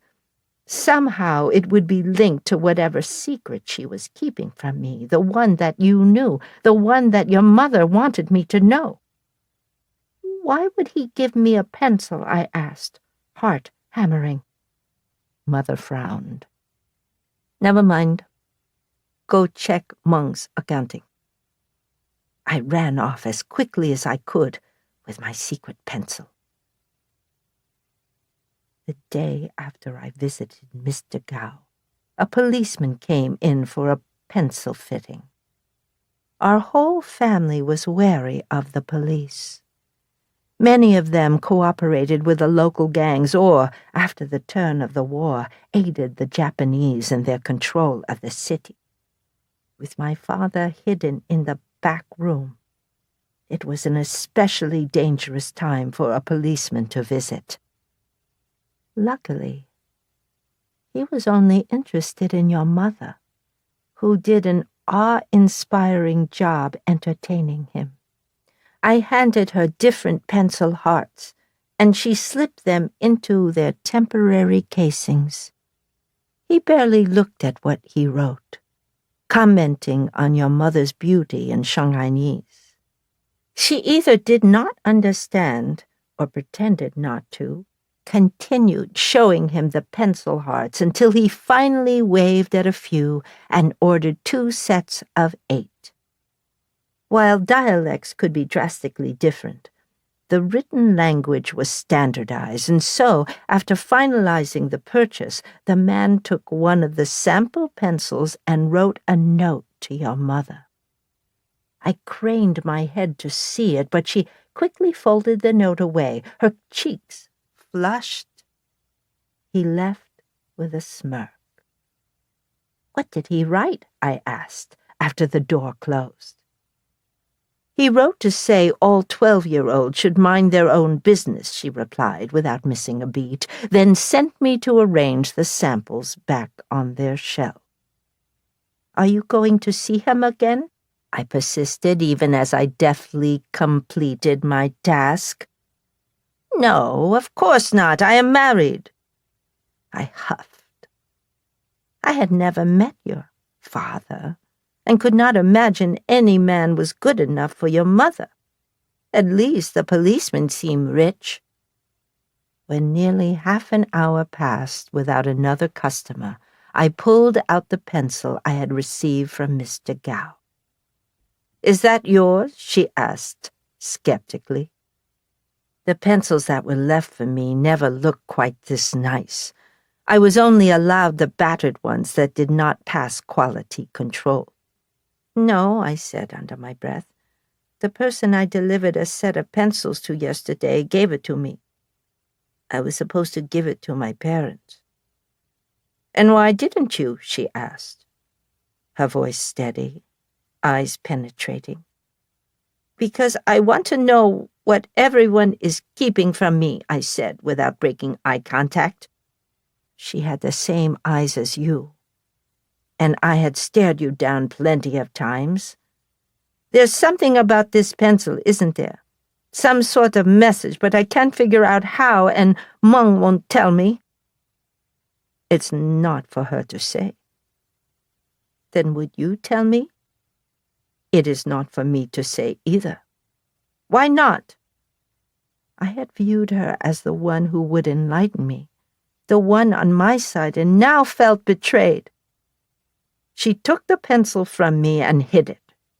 She glanced at the rear door before turning back to me. "Your grandmother does not want your mother to tell you." "My grandmother?" I repeated, startled. It had seemed like a secret between my mother, aunt, and you. It hurt even more that my grandmother was involved. "Yes, and your mother cannot go against your grandmother," she scoffed. "She can barely go against me. Your grandmother's rules are as good as law here. Meng and I stay here because she allows it. I can't risk that. I'm sorry, Yun. If it were only your mother's choice, you would know everything." "What will you do with that pencil?" I asked. "What was the name of the person who gave it to you?" "Mr. Gao." "I will say Mr. Gao stopped by and dropped it off." She gave another sigh. "Oh, Yun, I'm sorry." It must be frustrating. But your grandmother is trying to keep you safe. Here. She gave me her handkerchief. The world is changing in ways we never expected. Maybe your grandmother will change too. I took the handkerchief and balled it into my fist. Can I at least see your arm? I asked. She hesitated. Since the night you had shown me your scars, I had taken to observing our mothers. I had always believed their long sleeves a conservative act, the same way they told us to keep our heads down and move quickly down the street, to be ready to hide should a Japanese soldier pass by. Our whole bodies were to be hidden from them. But our mothers were too perfect about it. Even in the damp Shanghai summers, their sleeves remained. They never so much as rolled them up, no matter how close to the fire they worked. Your mother must have pitied me enough to give me this consolation. She rolled the cuff of her sleeve just once. The scar was clear, much more prominent than yours. It was the head of something larger, something all too familiar. A phoenix? I asked in wonder. The lines were the same as the ones carved onto our pencil. I would have recognized that phoenix head anywhere, even if it was a few minimal lines. I had carved it into our pencils many times. Your mother pulled down her sleeve and said no more. A few days later, my father left home again, this time bound for the wartime capital of Chongqing, where Japanese bombs supposedly fell all the time. Whatever message the pencil had carried connected him back to the underground network, and he was ferried away. It was as if he had never been home at all. Mother took me to the department store that same day to choose a new qipao. She even let me look at the fabrics, offered to pay to have one custom made. I knew she was trying to cheer me up, since she hated shopping. But none of the materials seemed to shine anymore. I insisted on going home, empty-handed. As we walked through the rooms of the company to the living quarters, Mother stopped me in her workshop. She picked one of the pencil boxes off the shelf and handed it to me. Inside was a single pencil, a few centimeters long, worn down from intense writing. Your father's, she explained, from when he was younger. What was he writing? I asked. I rarely kept a pencil around long enough to wear it down that much. Love letters. To you? Who else? Can I read them? I think you would find them embarrassing, she laughed. I loved when she laughed. Please, I want to remember him. Fine, but don't say I didn't warn you. Instead of a bundle of aging papers, she handed me the pencil. I looked up at her. One day, you'll find them yourself, she said softly, then left me with his pencil pulsing in my hand. Chapter 5. From the Diary of Monica Tai, backed up on 5 servers spanning 3 continents. August 20th, 2018. 2018-08 20 T23 29 09.208112. Location: Cambridge, Massachusetts, United States of America. Latitude 42.372185. Longitude 71.11179091. I've been thinking a lot about journals lately, and how much Professor Logan loves them. He's read pretty much every article there is on their benefits. Even without radical sharing, he'd be thrilled if the only thing Embers ever did was make people journal more. One of the big ones he talks about is how it's supposed to help us deal with our trauma, since it's a way of processing on the page, framing the story into something the writer can begin to understand and share. That's not the way our family works, though. There is an unspoken understanding that Grandfather told me the news. Grandmother and I won't ever talk about it. And if possible, Grandfather and I won't talk about it again either. It's what we do when faced with an obstacle. Let everyone know so we are all aware. Otherwise, continue as normal. Not great for processing, I am realizing, but writing this out is helping it feel more contained. Maybe if I had been keeping a journal when my father left, things wouldn't have gone so poorly. I was 8 years old. Nobody told me he was leaving. There were only 2 signs. The first, a furious argument between him and my grandparents that I overheard in the middle of the night. He accused them of being overbearing and driving my mother away. They accused him of being irresponsible, abandoning his daughter in favor of a risky business opportunity in Shanghai. They only stopped shouting when Grandmother heard my sniffling on the stairs. And the second sign. My father gave me a folded piece of paper with an email address on it. The next day, he was gone, all the way on the other side of the world. I cried the whole night. I'm not sure Grandfather will ever stop being angry at my father, but he couldn't refuse when I asked for his help sending my first email. He set me up at his workstation. His chair nearly swallowed me, the bulky computer whirred underneath. He pointed at the monitor and showed me how to compose a message. And because he's Grandfather, he taught me how my message would be encoded and passed along cables that lined the ocean floors, connecting Cambridge to Shanghai, and how there were well-established protocols to ensure my email reached my father safely. I sent my father a message, and when he replied, moments later, saying he missed me, that was it. I was in love with technology. I loved the idea of my little stream of words bouncing around the world's servers, being guided to their destination. I loved the way Grandfather described the sending protocols and receiving protocols, like they were little guards hanging out waiting to ferry my note, even though I was just some inconsequential kid missing her dad. Computers can do anything, I thought. At first, I emailed him every day, and he always replied. As I grew older, I found I had less to say, and slowly not even the magic of technology could mask my growing resentment. He came home only twice, for my elementary and middle school graduations.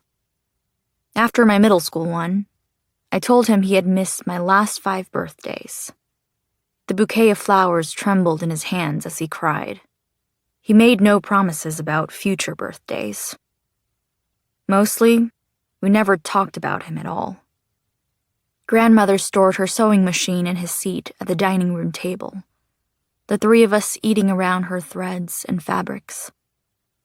I had not spoken to him since I applied to college and needed his signature on the financial aid forms. Now I needed to send him another email. It felt entirely different than it did when I was 8. There is no magic in email anymore. I asked if he knew about Grandmother's illness and hit send. Dude, if you want to talk, let me know. I blinked. For a long moment, I thought my father had considerably changed his style of writing. Then I smiled when I saw Louise's name there, infinitely preferable. I started to reply with a no, I was fine, I would figure it out, but that I appreciated her thoughtfulness. when my fingers paused, as if they could sense the lies in the words and refused to type them. I put my phone away. Instead, I focused on my most immediate problem. Grandmother was sick, and grandfather elderly. He would not be able to take care of her by himself. My father was in Shanghai and could not be relied upon. My mother was long gone and had no love for my grandparents. How could I return to school and leave them like this? The answer was obvious. I couldn't. And in that realization, I found I could suddenly breathe more easily, like the task no longer seemed so insurmountable. I would stay home for the semester, longer if needed. They wouldn't be happy about it, but it was for the best. School was important, though surely not more important than family. Then I thought of all the progress I had made with Embers, how much I had learned about technology, how excited I had been to feel that magic again, to build tech that connected people, no matter how far apart they were. I told myself it was only a pause. It would not be a larger sacrifice than that.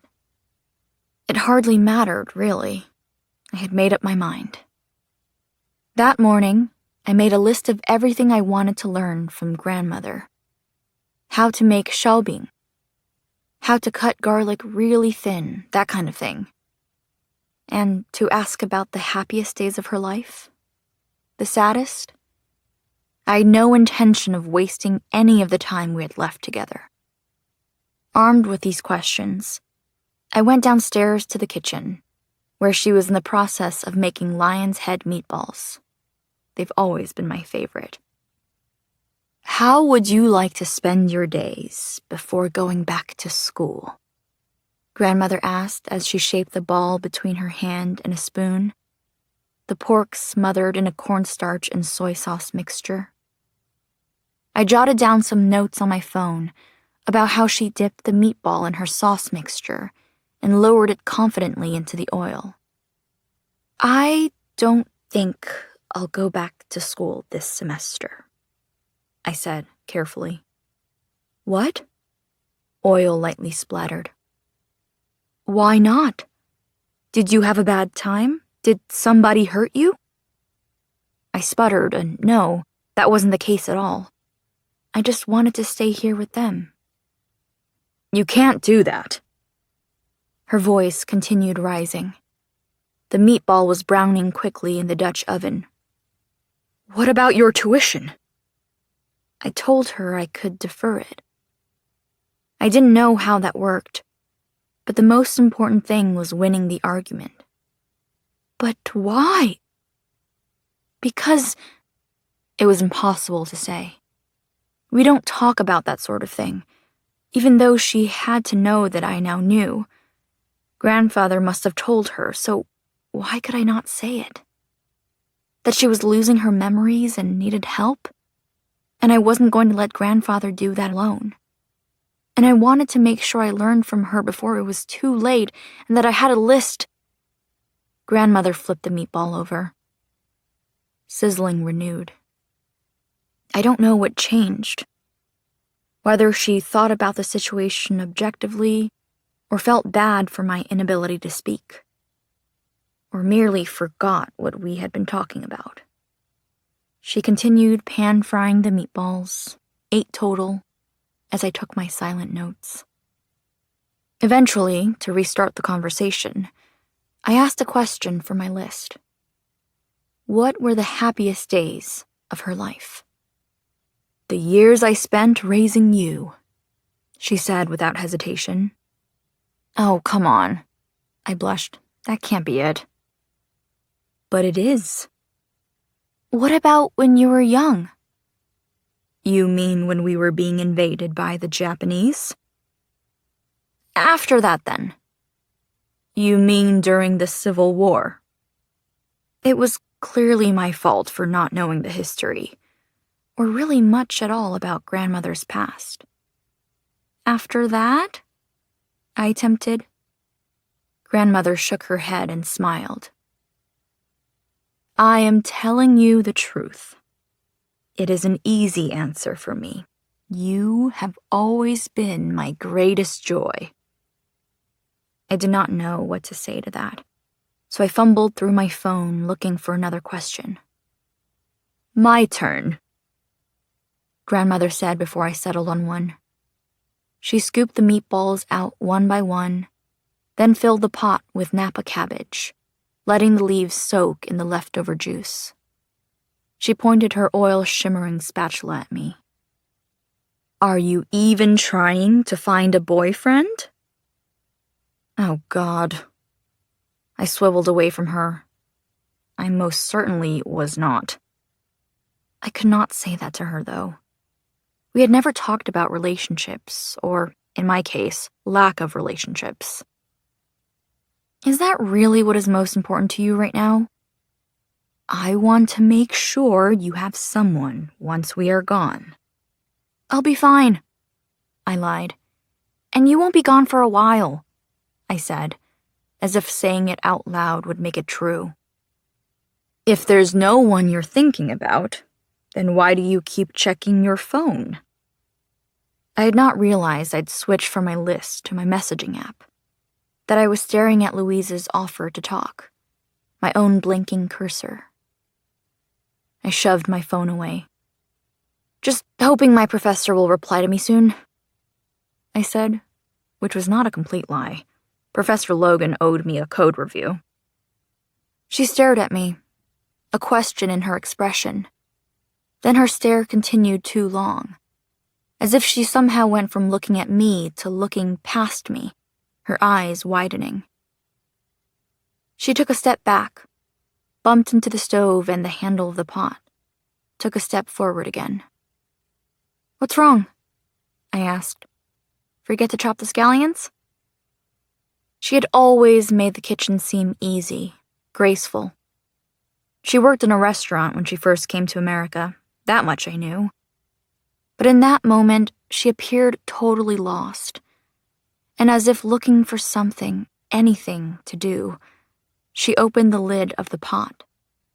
Steam erupted, enveloping her unmoving hand.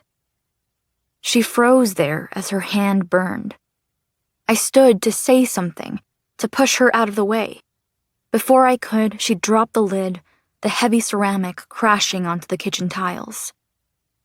I ran her to the sink, throwing the cold water open, forcing her pink hand into the stream. I'm sure I said something, or asked her what happened, or demanded why she removed the lid, why it took her so long to move. But she remained silent, not even a whimper of pain. She stared at her hand. Grandfather was yelling from the stairs, and I yelled back that we were fine. He ran down anyway.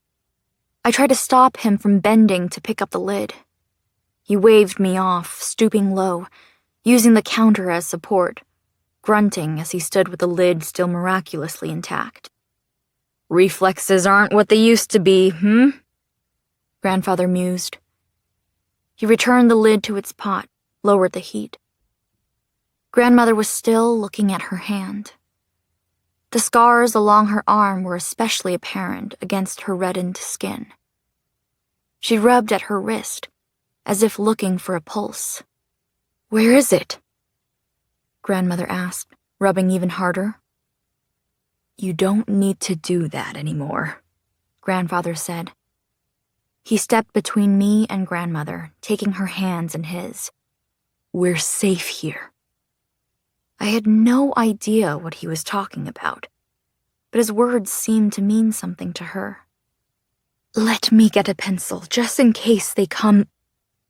We're in America, he said. Look, Monica is here. No one is coming for us. She turned to face me. Her eyes were wide. As they searched my face, they gradually relaxed. She smiled weakly, and I tried to smile back. Monica, she said in her old familiar tone, without any of the earlier tremble. I asked if her hand was okay. She nodded, slowly. I think a nap might help, she decided. I helped her remove her apron. She left the kitchen, heading up the stairs. What was that about? I demanded once she was gone.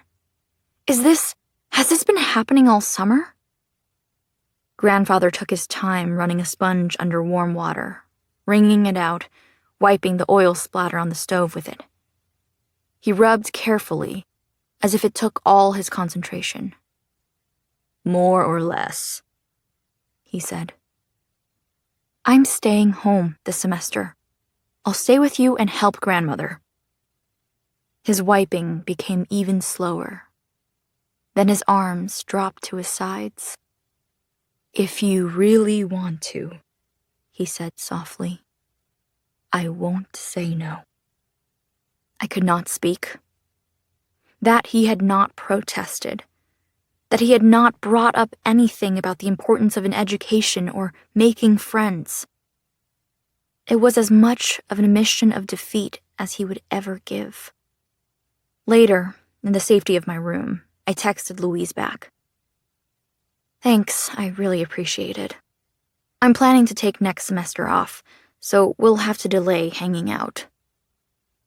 Would we really have spent time together if I had returned to school? It was true that our schools were not far apart. I rarely left the bubble of campus, though. Even trips to Philadelphia, advertised as a short 20-minute train ride away, were unusual. A drive to New Jersey would be at least twice as long and require a car. And she was not going to drive to me. It was a fantasy that never would have happened. Staying at home was really no loss. She replied sooner than I would have liked. Okay, I know this isn't really my place to say, but have you talked to anyone? I might be totally wrong, but it feels like you're processing in a mechanical way, like doing things you can control, even if they're not in your best interest. Tell me to stop and I will. I felt really small then.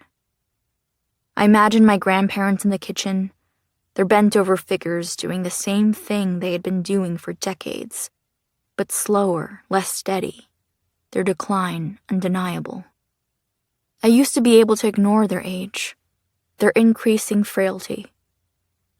Now there was a diagnosis, an official label that spelled out our future, our waning time. And when they were gone, who would I have left? A long-gone mother. A father I had talked to more over email than in person. A stab of feeling suddenly so alone and human, and with no control. I could not help but direct these feelings at Louise. I rubbed my eyes to clear my head, steady my breathing. She was just some economics major at a fancy school, a network packet firmly traveling along its well-worn lines. Did that qualify her to be an expert in my life? I regretted telling her about grandmother's condition. It was a family matter and should have remained that way, like how I had never once told any of my friends in school that I didn't live with my parents, that my father had left when I was in elementary, and my mother had done the same long before that. I didn't reply to her that night, or even the next morning. Instead, I biked to Arby's first thing before grandmother and grandfather were awake. The closest one was miles away. There used to be more, which was how grandmother became such a fan in the first place. But it turns out Massachusetts, especially the area along the shore, is quite passionate about roast beef, with tons of local shops that are admittedly tastier, though none of them have such a good coupon. I biked all morning, out to the suburbs, along the river and the shaded path. I felt light for the first time since I came home. Like things would be okay as long as I remember to take moments like this, to feel the wind, to keep moving toward a destination. I received some skeptical looks going through the Arby's drive-thru on my bike, but even those felt more amusing than embarrassing. It was almost noon by the time I made it back to our neighborhood, The early morning chill had faded, and after the long ride, I was sweating and tired. I parked outside the cafe Grandfather used to stop at for coffee on his way to work. I wondered if the cafe would remember this scene. This bike, parked temporarily out front, waiting for its owner. I sat on the bench to cool off before going home. Cambridge, without its students, was quiet. I pulled out my phone and read Louise's messages again.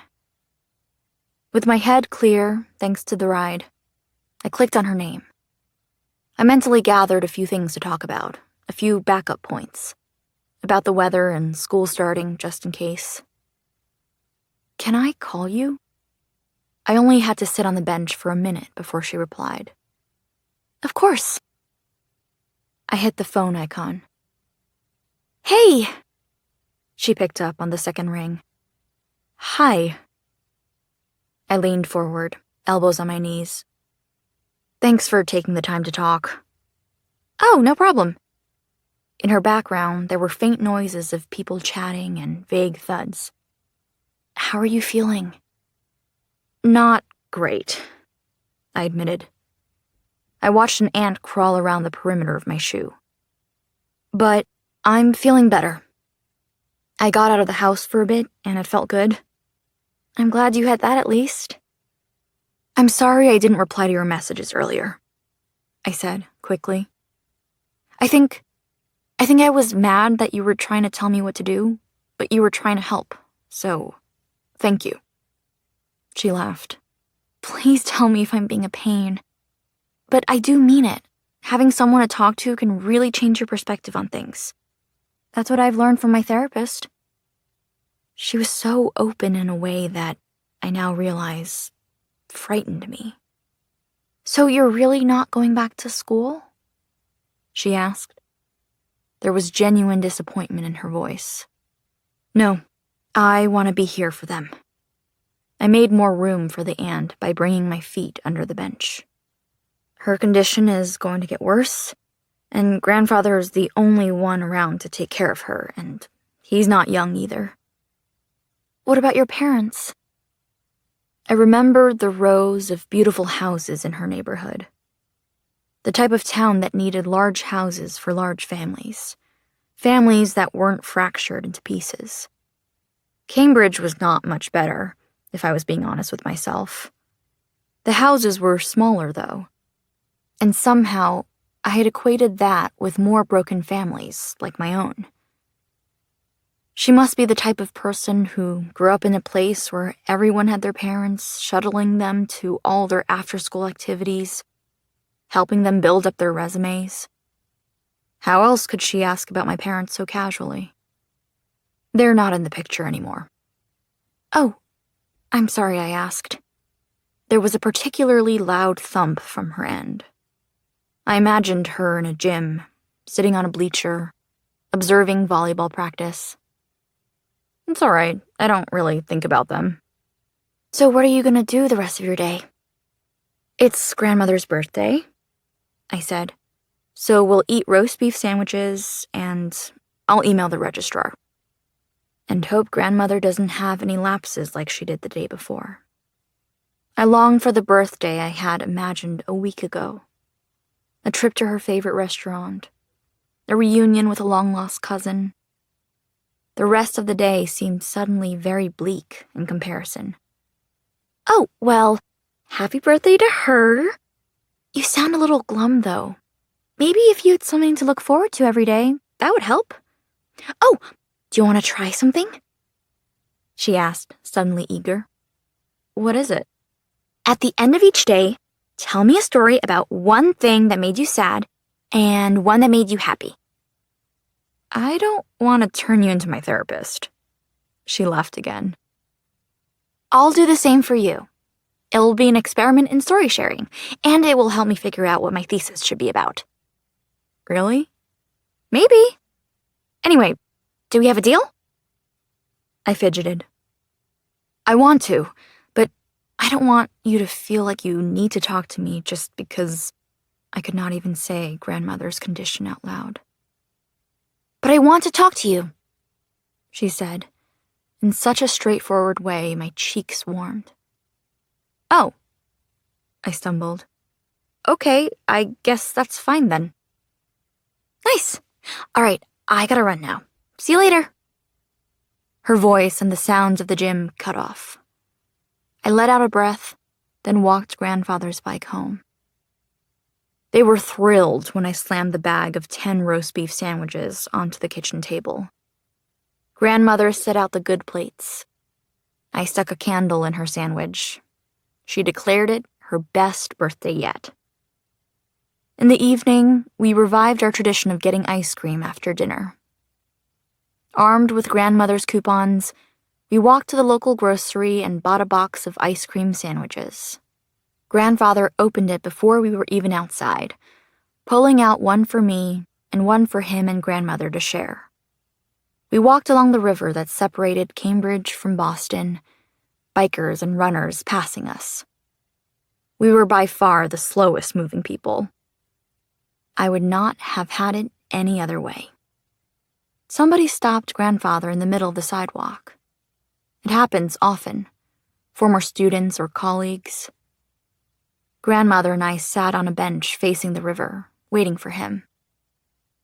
"There is something I would like to teach you," she said. She bit into her ice cream sandwich delicately.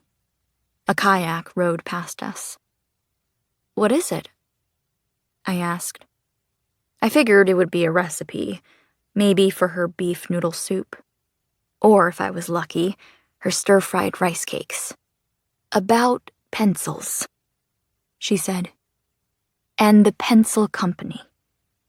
It's something I am not proud of, but I would like you to know, before I forget." I looked away so she would not see the tears in my eyes. She is the smartest person I know, the most adaptable, the one with the quickest wit so sharp I can feel it even when I can't understand half her language. She survived wars, moved all over the world, learned new languages and customs, how to use a computer when most would have given up. Now her mind is going to betray her, slowly and steadily. And in her words, "Before I forget," she knows. She knows what will happen, that her lucid thoughts are numbered, and yet she wants to spend that time reliving her regrets. I faked a sneeze as an excuse to blow my nose. "Hurry up and finish your ice cream," she said gently. "Let's drag grandfather away from his fans." At night, I composed my message to Louise. Disappointed face emoji. The cashier wouldn't take our slightly expired coupon. Grinning face emoji. Grandmother's lionhead meatballs. Louise replied half an hour later. "Fuck that cashier."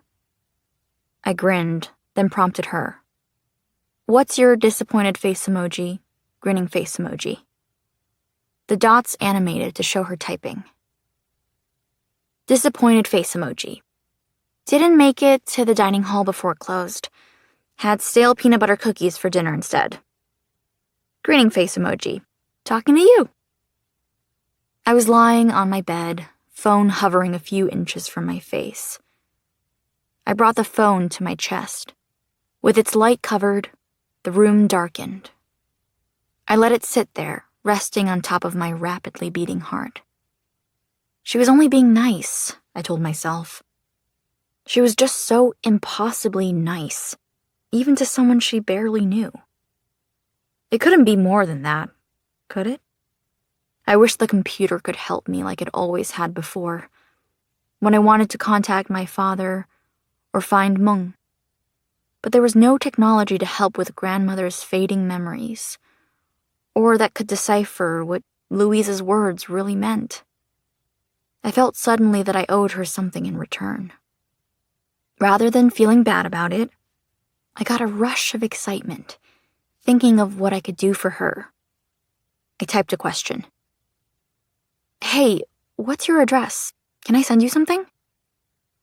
She replied with her full address without hesitation. So open, as usual. Maybe there is something to it, after all. Sharing your life. Writing all this is helping, I think. If only for myself to look back on. To run through these conversations again. To keep grandmother's memory alive somehow. Chapter 6. From the reforged pencil of Wang Yun. I'm losing my memories, Mom. It isn't bad yet, but it will only get worse. I need to write everything down, at least in pencil, before I forget entirely. I am not sure I am coherent every time. If you will receive the half-formed thoughts of an addled mind or a seamless narrative, whatever it is, you will get all of it. I am afraid of what my mind will be like without my memories. Will it be eternal blankness? A liminal focus on what is in front of me? Eventually, I won't recognize or remember Toru. One day, maybe even Monica. A strange ordering, perhaps, but I am sure you or Monica will be the last person I remember. You were such a fixture of my childhood. The old memories I've read are the slowest to fade. And Monica, because she is my life. If I forget her, then it is no longer me remembering, merely the dregs left over, keeping my body moving. But today is a good day. My mind feels sharp. Monica is home, and she brought me my favorite sandwich. The weather is lovely, and there is soup on the stove. Now that I am a grandmother, I understand my own grandmother more than I ever thought I would. I never told Monica about reforging, or even much about you. Yet back then I thought it the height of cruelty that my grandmother would not let me learn whatever secret there was to the pencils. I thought she purposefully isolated me. Though we all lived in the same complex, I barely saw her. She remained confined to her room, or if the weather was nice, she ventured into the garden to meditate. She could not move much farther than that by herself because of the pain in her feet.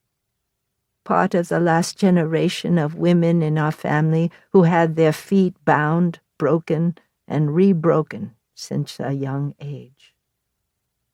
If I had been a good granddaughter, I would have spent more time with her in her room, especially in those months after my father left when she clearly missed him.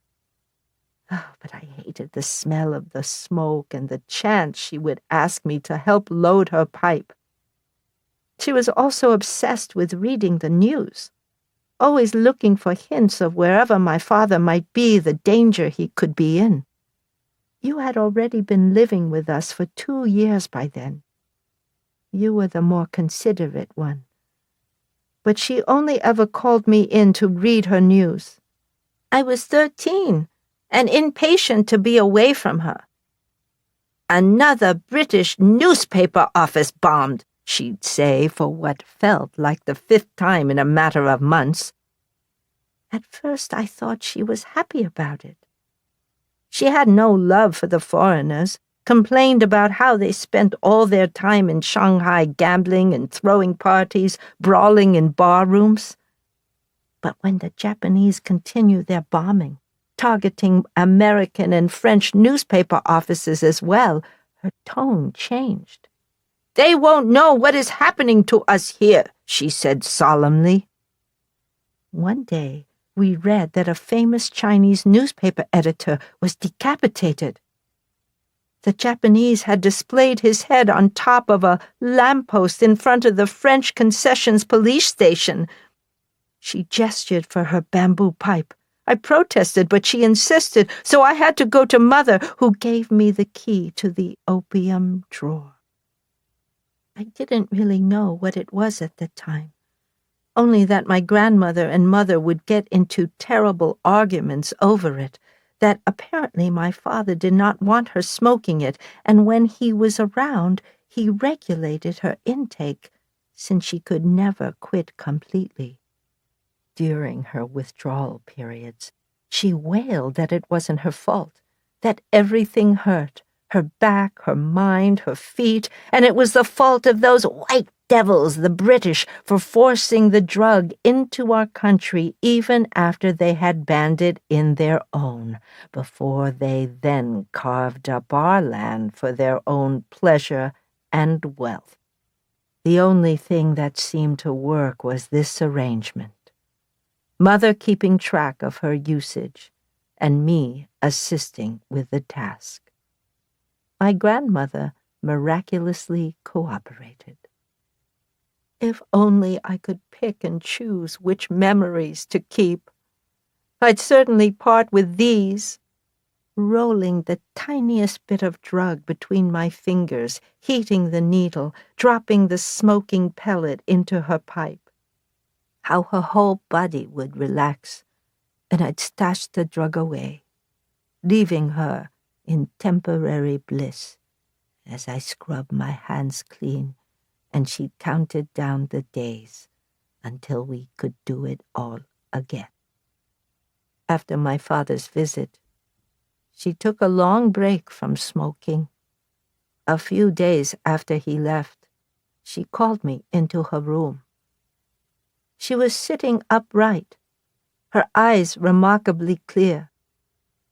"It has come to my attention that you have learned of a sorcery your mother possesses." That was the word she used, sorcery. "Yes, Father told me," I lied. I had not planned to lie. I had no idea she would bring up such a topic. But it seemed like I spent my whole childhood spewing lies.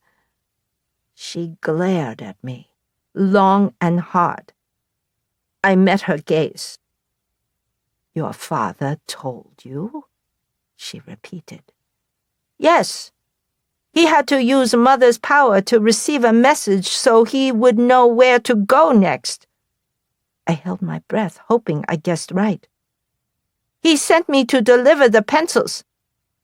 Her eyesight was not good, so I hoped she could not see my trembling hands. "Did you see your mother do it? Or was it that frivolous aunt of yours?" "Mother," I invented with eyes lowered. "Horrible, isn't it?" "When did you first see her do it?" "The first time your father needed to receive a message. She didn't mean for me to see. Something went wrong. Blood everywhere.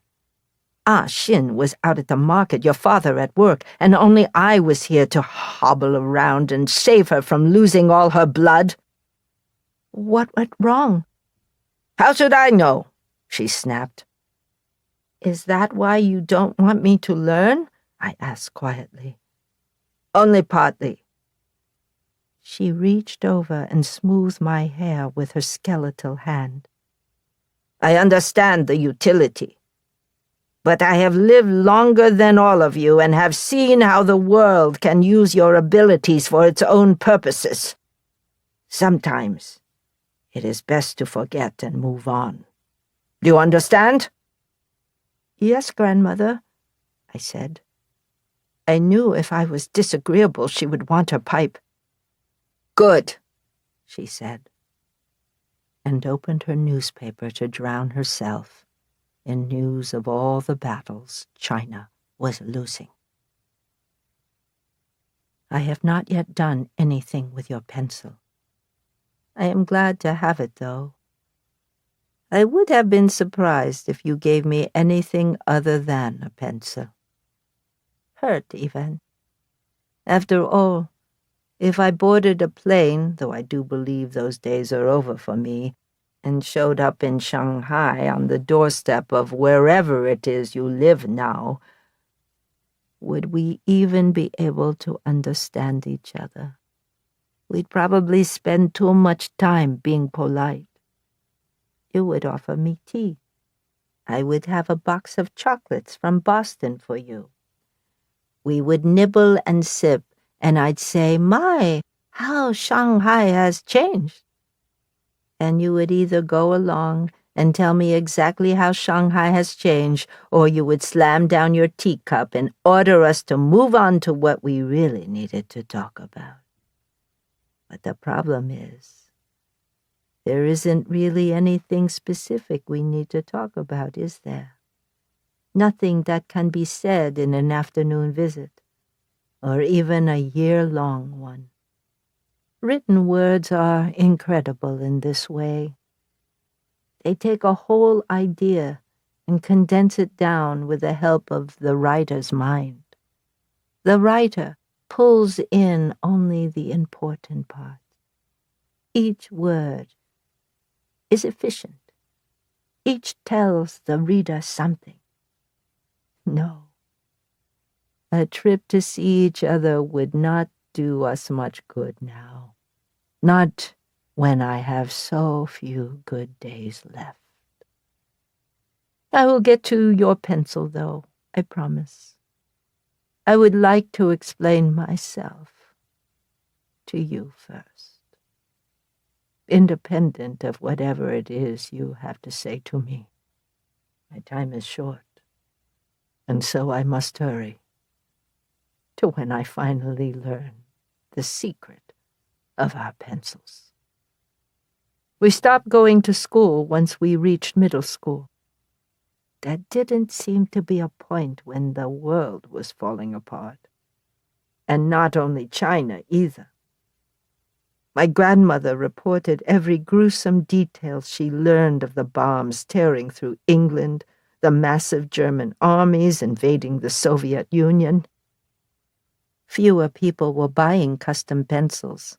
Not when they could use their money at the amusement centers instead, or in the Badlands, the surrounding area where the Japanese made sure the opium usage was high and morale low. Our mothers began to make batch pencils almost exclusively, most popular among the students of Shanghai's elite who continued their schooling at the foreign missionary schools and who burned through pencils faster than any other type of customer. We could do math and speak Mandarin, Shanghainese, and a smattering of English. We were about as well off as one could be for inheriting the Phoenix Pencil Company. However, business was slow. As our customers dwindled for the first time, Mother wandered around the complex with nothing to do. Your mother practically pounced on her. "It is time to enjoy yourself," your mother said with a wicked smile. She forced herself into Mother's room and let us watch as she brushed out my mother's hair and carefully applied lipstick. It was late in the night. My grandmother was already asleep, which lent the moment an unfamiliar electricity. "Doesn't she look beautiful, Yun?" your mother asked, fluffing Mother's hair. With a discerning eye, she chose earrings to match the qipao she had loaned, deep blue with pink orchid embroidery. Your mother put me in charge of choosing a perfume and purse. With a free hand, she held out a cigarette. You jumped at the chance to light it for her. Mother sighed, though she went along with it. By then, it had been 2 years since my father's departure, and we rarely heard from him. She was not the type to show her worry. But as your mother brushed her hair, she seemed to shed an incredible weight, leaning into her sister. "I suppose it is nice to relax a bit." They would go out to play mahjong. Supposedly, it helped them form connections, draw more potential customers to the company. But it was also a source of important information. Rumors floating around the city, speculations on which way the war would turn, horror stories of what was happening outside the international settlement. Looking back now, I think it was also an important time for our mothers. Hours my mother could spend free from her mother-in-law, enjoying her sister's company instead. And for your mother, it was how she integrated herself in her new home, formed the connection she so missed from the home she had to flee, a reprieve from a war and a failing economy. As we became more adept at running each aspect of the company, our mothers ventured out more and more. They would return late at night, gossiping about the rumors they had collected, which families planned to test their luck in the countryside, which husbands had been seen negotiating with Japanese officials eager for a better life by supporting their government. They brought home other news, too. Battles won by the Chinese army, the Japanese allying with Nazi Germany. Our grandmother only condoned their nighttime rituals since the information they brought back was indeed valuable. The settlement was changing, though it remained preciously unoccupied. My grandmother read out the headlines from abroad. The war in Europe was taking a turn. France fell to Germany, and just like that, the French concession was under new leadership. The French troops were leaving, followed quickly by the British, shipped off to Australia to train for their war. Only the Americans and Japanese remained. The former determined to stay out of it, the latter waiting to strike and accepting our bows in the meantime. But the settlement was more crowded than ever, and not only with Chinese refugees. There were Jewish ones, too, fleeing the Nazis. Shanghai was now the only place in the world providing unconditional refuge for Jews. We rarely saw them since they settled in the Chinese district, but we heard the stories of cramped spaces, starvation, disease. At the same time many fled to Shanghai, others needed to flee. One night you and I were at the front of the store boxing pencils. As always, we competed. 8 to a box, all facing the same direction. We had to read off your mother's notes carefully to ensure each had the proper breakdown. The composition of a pencil was indicated by the Phoenix logo. The more strokes on the logo, the more graphite the pencil had, the darker it was. The darkest pencil had a phoenix with a bushy tail, while the lightest pencil had a minimalist phoenix of a few strokes. I was behind, and so I was relieved when a knock on the door interrupted our contest. We both peered out the window. It was raining. I could just make out a woman huddled as close to the door as possible. We glanced at each other. "Maybe we should ask your grandmother," you suggested. But I was too curious and did not want to waste time going to my grandmother's room, escorting her out at her slow pace. I raised my head higher, trying to get a better look. "Hui Ling," the woman called. We exchanged another glance. "She knows Mother," I said. "Then I guess we should let her in." We had received all sorts of warnings about letting people inside, especially men, especially police, especially anyone who could remotely be Japanese. But she did not seem to fall under any of these categories, so I opened the door. We both stepped aside as the woman entered. She carried a thin coat over her head, shielding her from the rain. She dropped her arms with a sigh of relief taking in the scene around her. Then she looked at us. "Is your mother here?" She was a mousy woman, her thin hair wet and sticking to her cheeks.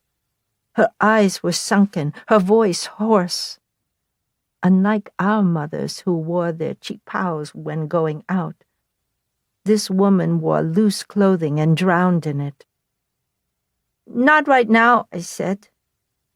"She won't be back until late. Who are you?" "A friend of your mother's," she said, fumbling with her purse. Then she pulled out a wooden box, much like the ones we had been packing earlier. "Or rather, my husband is friends with your father." She swallowed. "Well, until—" She glanced between us. It seemed like she was going to make some sort of comment, maybe about our age or how we shouldn't let strangers in the house. But then she started crying, a curled-up, violent sob. "Sit down," you offered, pulling over a chair. She dropped into it, burying her head in her hands, still sobbing uncontrollably. You jerked your head toward the back of the house. I sighed. You were right. It was time to get my grandmother. She was already on her way. We ran into each other in the courtyard. "What is that noise? Is somebody here?" "Apparently she's the wife of Father's friend," I said. I lent her an arm, and we walked to the front of the company, where you sat awkwardly across from the woman. She straightened when she saw my grandmother, and stood suddenly, sending her chair teetering before bowing her head a few times and mumbling all the honorifics. You passed her another handkerchief. "Do you?" the woman began. "Can you also—" She held out the box of pencils in front of my grandmother. Her shaking hands made it tremble. Any sympathy my grandmother had for her evaporated. She scowled. "Come back tomorrow if you must," she barked. "Can't you see it is late?" "I know. I'm sorry. But I must leave Shanghai tonight. It isn't safe for me or my son here anymore. I need to get these pencils." "We can't help you." "Please. They were my husband's pencils. He wrote poems with them. When we fled here, we lost them all, and now he's—" Her throat caught. "Please. I want to remember him. I want something so our son can remember him." I expected my grandmother to be untouched, but she softened. Still, she scowled and took her time replying. "Your husband was a friend of Kongshen's." She said my father's name softly, gently. The woman nodded, vigorously at first before turning timid. "Same intelligence division. We got word today that my husband was caught. He—" Her words trailed off yet again. My grandmother paled. "What about my father?" I asked. "Oh," the woman said. For the first time, she seemed to really see me. "I'm sorry, he is probably fine if you haven't heard anything." "I'm sorry," my grandmother said. "But we can't help you. Not unless you wait for Hu Ling to return home. That will not be for a while." "We have to leave. I've already wasted too much time coming here." She gave a trembling sigh. "I hope you hear from your father soon." She picked up her thin coat. "I can help you," you said, suddenly and clearly. We all looked at you. You shifted, unaccustomed to being the center of attention. "I know how," you said quietly. "Please," the woman breathed. She handed you the box. I'll do it in the back, you murmured, casting my grandmother a wary glance. And then you took the box of pencils and retreated to the workshop. The three of us sat at the storefront. My grandmother still scowling, lost in thought, perhaps thinking about my father. The new woman fidgeted with her coat, brushing away droplets of water, perhaps from the rain, perhaps from her tears. Meanwhile, I tried to remain calm. A great distance had formed between us in the moment you volunteered to help. We had started getting along, even liking each other, but there would always be this imbalance. You knew something that I didn't. You had access to our family's power, and I did not. A power that was proving useful now, even critical, to this woman's life. I realized then that even if I could make pencils as well as you, or pack them away just as fast, I would never match you in this. This secret you all collectively decided to keep from me. At some point, I gripped the sides of my chair, the wood indenting my skin. I was barely holding back my tears. The chair creaked beneath me. My grandmother looked over. "I'm sure your father is fine," she said. "I'm not thinking about him," I snapped. I knew it was the wrong thing to say, cruel even, but I said it anyway. She was the reason I was so disconnected from the rest of you.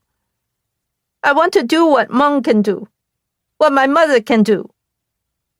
I prepared myself for her admonishment, even for a slap, for her to remind me that there was a whole war going on outside, where people were dying, where my father might be dying, and all I could think about were pencils. Instead, she looked away from me, silent. You returned from the workshop, pale but triumphant. You handed the woman a notebook. Your left arm was sloppily bandaged. "They're beautiful poems," you said shyly. The woman took the notebook with both hands as if it were a sacred object. "Thank you," she said breathlessly. She ran her finger down the page, where the characters lined up in neat columns. "Oh, thank you. Thank you." You smiled. You rarely smiled. That night you did, though, as this woman thanked you profusely, as she took your hands in hers and shook them, practically crying into them. "He will live on, thanks to you." She bowed deeply. She had to leave in a hurry, thanking you even as she bundled up the notebook, even as she closed the door behind her and left the three of us in the pencil company. You looked at my grandmother again, that same wary look. You flinched when she spoke, as if she would kick you out of the house right then and there.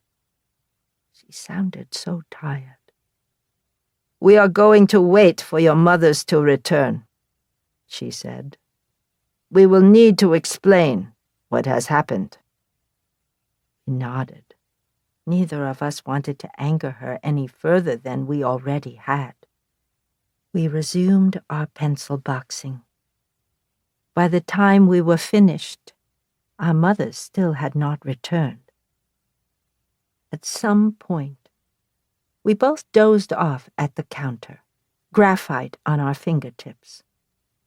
When we woke, it was to the sound of the door opening, and my grandmother's gruff, "Finally!" "What is going on?" Mother asked, looking around the room, her hair in its neat updo.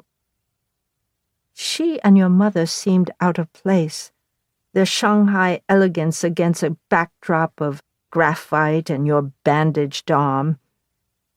"Is everyone okay?" Your mother rushed to your side, examining your arm even as you rubbed the sleep from your eyes. My grandmother gave a spare account of the evening's events. A desperate woman showed up, asking for Mother, begging us to take her late husband's pencils, how we couldn't get her to leave, how you stepped in and granted her wish, and she finally went away. Mom, your mother said slowly. She had looked radiant when they came through the door, probably high off a mahjong win. Now she paled. She was eyeing my grandmother. I told you that you couldn't. My grandmother waved a hand in dismissal. The woman said her husband was a friend of Conscience, she said. Her voice shook when she said my father's name. She said they worked in the same division. She said her husband was caught and killed. Mother frowned. That doesn't necessarily mean anything for Kangshen, she said, always the rational one. His division is sent all over the place, mostly on individual assignments. I know. Mother's frown deepened. I glanced between them. My grandmother was not angry that Meng had used whatever power she had to help the woman, nor was she worried about my father's safety. Then what could she be pressing on about? She took a deep breath. We could hear all her subsequent ones, too. She took her time. Her hands gripped her knees. Instead of giving us her normal piercing look, she stared at the floor. He is my only son, my only child. She took a shaking breath. And he is out in a war where so many have already fallen. He hasn't been around for half of his daughter's life. I want. She raised her head. For once, she was the one looking up at Mother, asking something of her. I want her to know him. Your power, it would allow this, correct? Even if he didn't come back. Mother gave a slow, single nod. Teach her, then. My grandmother sighed in defeat. Teach her so she can know where she comes from and what she can do. Mother bowed deeply. I will, she promised.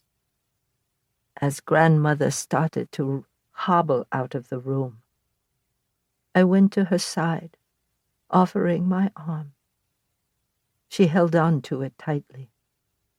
Thank you, I whispered. She did not reply until we were in the courtyard. The bamboo lattice of the fence cast a web of shadows over her face in the moonlight. I can't protect you forever, she said, her tone once again stern. But I also cannot keep you isolated from your family forever. Be careful and use the power to survive. Decades later, I understand why grandmother did not want me to learn and why Mother went along with it. How much pain the pencils have brought to the both of us. But it cannot be denied that you helped that woman and her son. You helped restore a story otherwise lost and reconnected a family through it. That is the moment I always return to when the world went dark. And our power really became the only way I survived. It would be easy to keep all this from Monica, to not let her see the pain we once caused. But then I think back to that woman who desperately wanted a way for her son to connect to his father. So much so that as she fled for her life, she stopped first for his pencils. I think back to my grandmother, who wanted me to be able to connect to my father. And of course, I think of myself and Monica. And here I am, with such little memory left. And I've come to realize I want us to connect in the way only reforging can allow. I want her to know you and our mothers and all those who came before us, so she knows she is not alone. How she might use a pencil or our power in her technology-filled life, I do not know. But the cruel lessons we learn from the pencils transcend the wood and graphite. Who is to say she won't find a bit of pencil within her pixels? Chapter 7. From the Diary of Monica Tsai, backed up on 5 servers spanning 3 continents. August 24th, 2018. 2018 08 24 T14 50 05.327700. Location: Cambridge, Massachusetts, United States of America. Latitude: 42.3721865.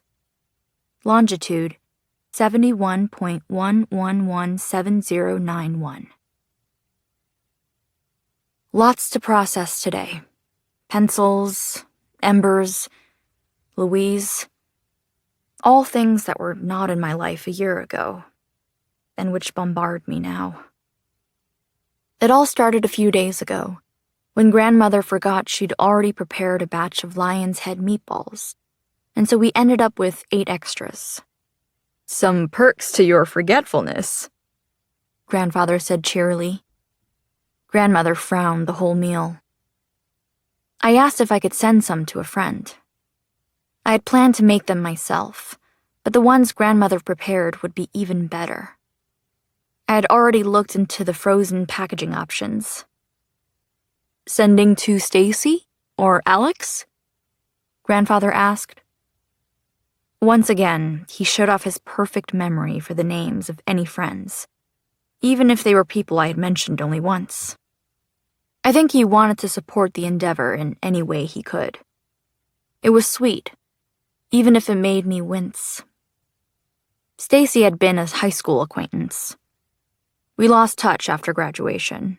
She stopped hanging out with me once there were no more homework assignments to copy from.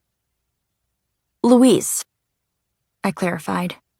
"The one who posted that picture of Mung?" Grandmother looked at me thoughtfully. Then she put down her chopsticks and asked if I was ready to learn. We went to grandfather's office and sat at opposite sides of his desk, which was really an outdoor table they had found on the curb decades ago. Grandmother had 2 pencils with her. The first was a familiar yellow, the type I had grown up with, simple and topped with a pink eraser. The second was the black of the Phoenix Pencil Company, dark and alluring. She had me sharpen them both and write with them. The difference was clear. While the yellow one was easy and comfortable, the black one was more than comfortable. It made my hand glide.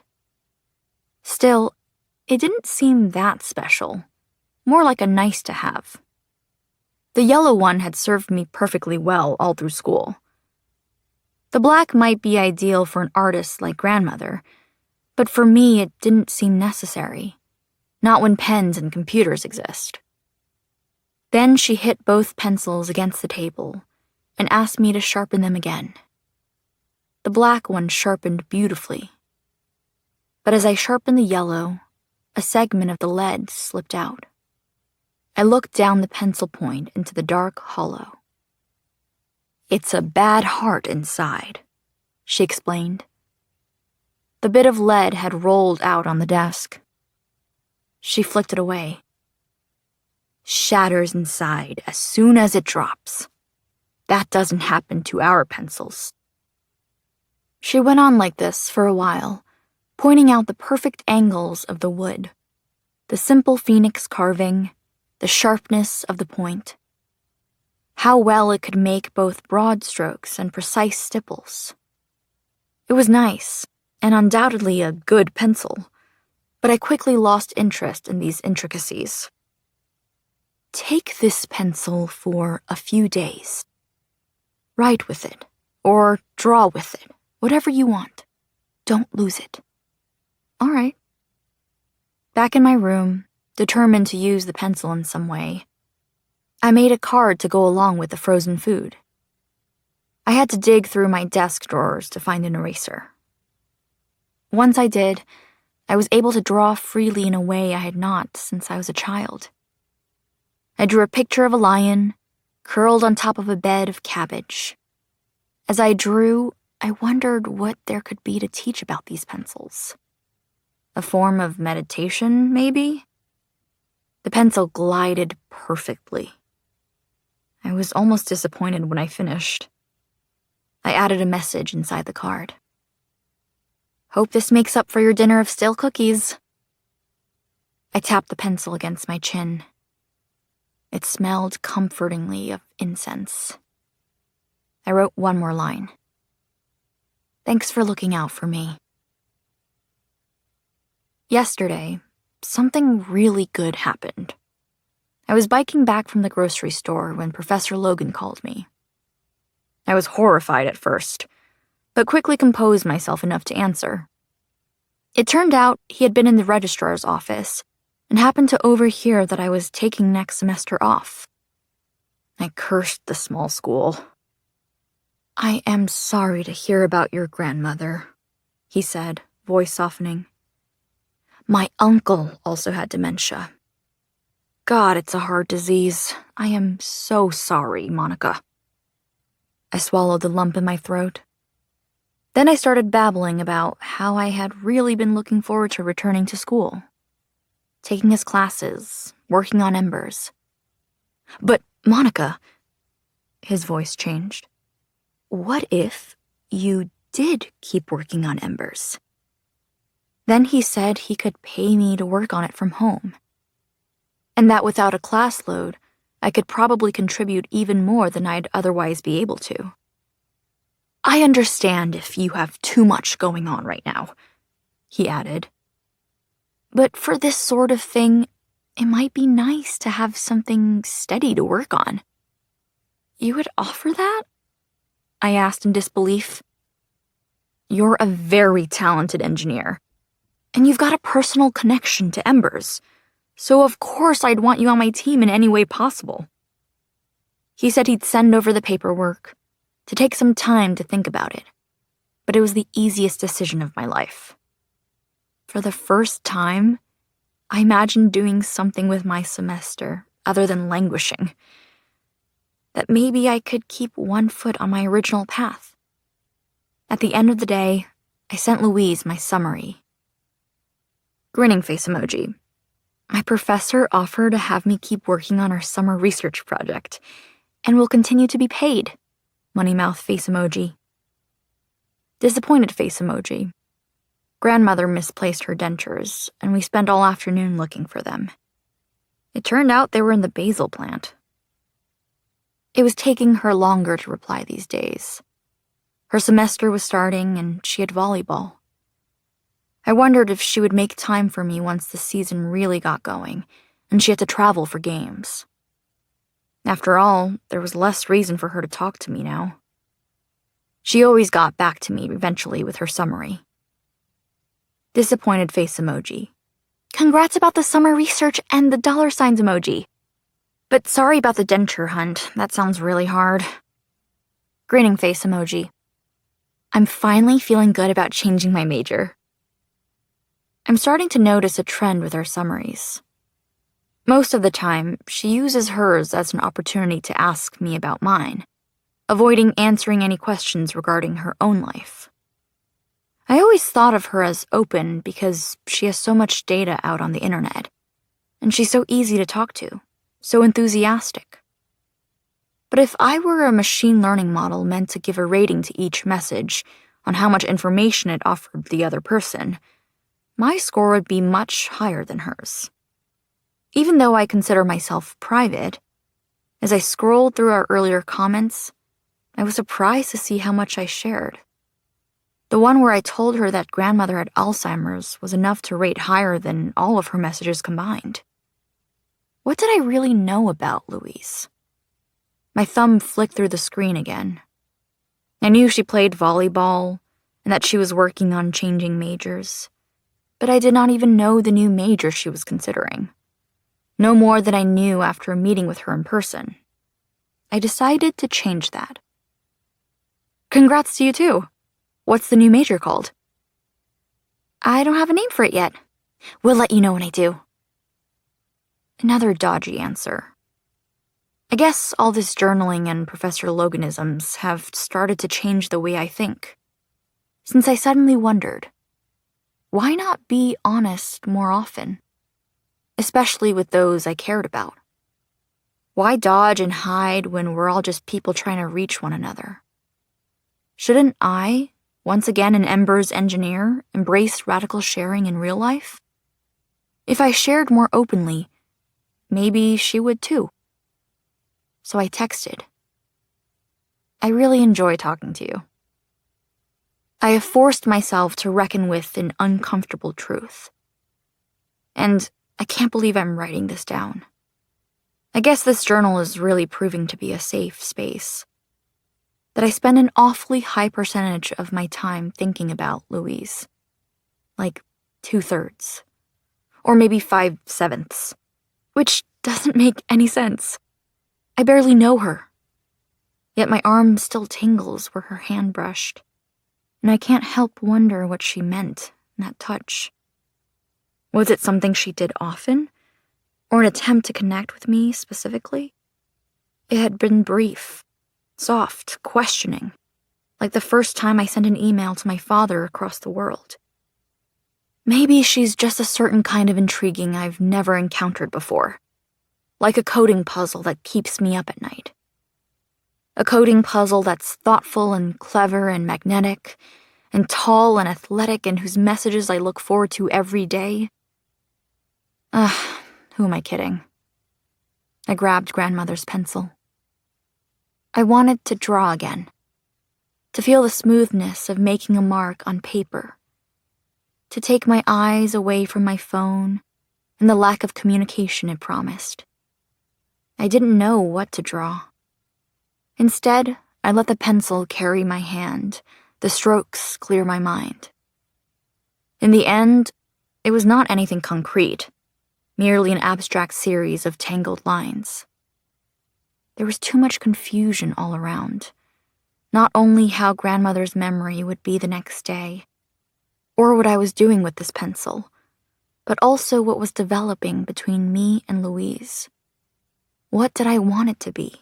What did she want it to be?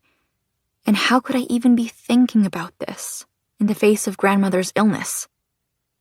I would discard this paper, I decided. Knowing this gave me a freedom I would not otherwise have had. I glanced at my phone again, another sinking feeling when I saw there was still no notification. I added a caption to my scribble, a line that fit my mood, right below the tangle of lines. How can you make me feel this way? I tore the paper into shreds, then crumpled the pieces into a ball. I brought it to the kitchen to toss. When I returned to my room, there was a response from her. Heart emoji. I resumed my tangle of lines. Chapter 8. From the reforged pencil of Wang Yong.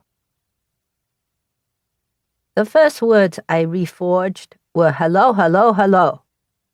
It was from a sample pencil, One your mother brought down from the wall that customers used to decide which pencil heart suited them best. It was a heart without its wooden body, which made it all the easier to reforge. Mother demonstrated with a real pencil first, while you and your mother observed. Mother closed the company early that day, drawing all the curtains. We did not have many customers during that time. On the table between us she laid a pencil, a small knife for sharpening, and a longer knife for something more sinister. Your mother contributed a roll of bandages. The last item on the table was a blank notebook. "Have you been working on your sharpening?" Mother asked me. I nodded eagerly. Because I ran through so many pencils in my sketches, I sharpened often and thought myself very good at it. When she nodded at the pencil, I took the sharpening knife and began to show off my skill. "Sharpen the heart as much as you can," she said. I carved carefully, my thumb guiding the knife, shaving thin strips of wood onto the table. It was the most patiently I had ever sharpened a pencil. I handed it to Mother. She held it up to the light. "The thing you need to know about pencils," she said, as she rotated it in her hands, "is that their hearts remember." She held out her hand. I gave her the knife. She somehow sharpened the pencil even further. "Each time you make a stroke, what is left of its heart remembers that stroke. Like when you scrape your knee, your body remembers through a scar. Your own heart remembers too. The next time you are close to falling, you will think of the other times you have fallen." The way she held the pencil, the way she looked at it, it could only be described as love. And our family can reforge those memories. At last, she rolled up her sleeve. The scars, visible at last. The phoenix in its entirety revealed, pale wings curving along the sides of her arm, tail weaving to her elbow, head held high at her wrist. My own arm ached at the sight, as if in recognition, in longing. She tapped the sharpened pencil heart on her wrist a few times, right at the phoenix's head, the point where all the scars on her arm met at one of her blood vessels. Then she stabbed the heart into her wrist. I bolted upright, knocking back my chair. Your mother grabbed my arm. Mother winced from the pain but still held the pencil to her wrist. The heart melted, pooling into ink before being absorbed into her vein. The pale scars that formed the phoenix filled out and darkened, climbed up her elbow. The heart melted entirely into her wrist, and the phoenix glistened, dark and pulsing. She shuddered. I sat slowly back in my chair. She handed me what was left of the pencil, just the hollow wood, its heart sucked out. Then she picked up the longer knife. She pressed the blade to the phoenix's neck and sliced. I flinched. She brought her sliced open wrist on top of the notebook, pressing her wound into the pale yellow paper. Yet instead of coloring the paper red, the paper turned the black of a pencil heart as she bled. "She's not actually bleeding," your mother assured me. "It's the heart coming out." Mother lifted her wrist carefully, then pressed it into the next page. During the brief instant her wrist was raised, black dripped from the gash. At last, a bit of red crept into the ink. Mother stopped, and your mother bandaged her wrist. I continued staring at the notebook, already knowing what was going to happen and not wanting to miss a moment of it. Something would appear, fresh and dripping, like my drawings from the pencil I had given you when you first came to Shanghai. The wet mass of ink shifted right before our eyes, moving across each page, drawn to different corners. It was not long before the shapes turned into columns of characters falling down each page, the single mass separating into thin, elegant strokes. "That's what the pencil wrote before?" I asked. "Before you are its memories, reforged." "Can I try?" I asked Mother eagerly. That was when your mother brought over one of the sample pencils. Mother sharpened it for me. "Be careful," she said softly before handing it to me. With the pencil heart gone, her phoenix had faded to pale scars. I hovered the pencil over my wrist. I refused to let my nervousness show, but I also could not watch the heart break into my skin. So I found your eyes instead. You held my gaze as I pierced my wrist. It stung only briefly when the skin tore. Then a numbing sensation as I pushed the heart into my bloodstream, all the while never looking away from you. But something strange happened as I pushed it into my wrist. Your face faded, as if I was seeing you through fog, and another image appeared. Students milling around the front of the pencil company, one of them grabbing a sample heart and writing on a scrap of paper a quick message to test it out as he scratched the heart against the paper, "Hello, hello, hello." Only when the heart had melted completely into my wrist did the image fade. I looked down. The same phoenix pattern that adorned all of your wrists finally adorned mine. Mother handed me the knife. I tapped the blade to my phoenix. Its dark lines gleamed, daring. I sliced. Again, it only hurt for a moment. Black seeped out of my cut, and I pressed it to the blank notebook as Mother had. It had barely been used, and so the ink covered the center of one page before it turned into my blood. Your mother was ready with the bandages again.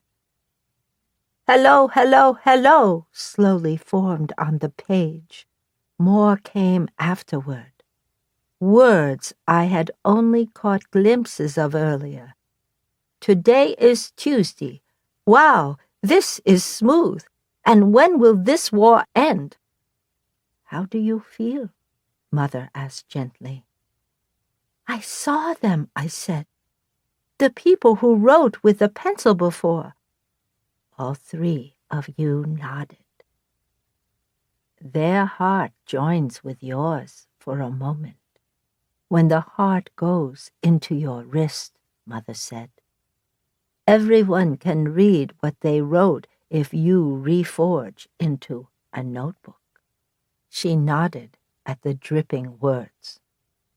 But as the reforger, you are the only one who gets this connection with the writer.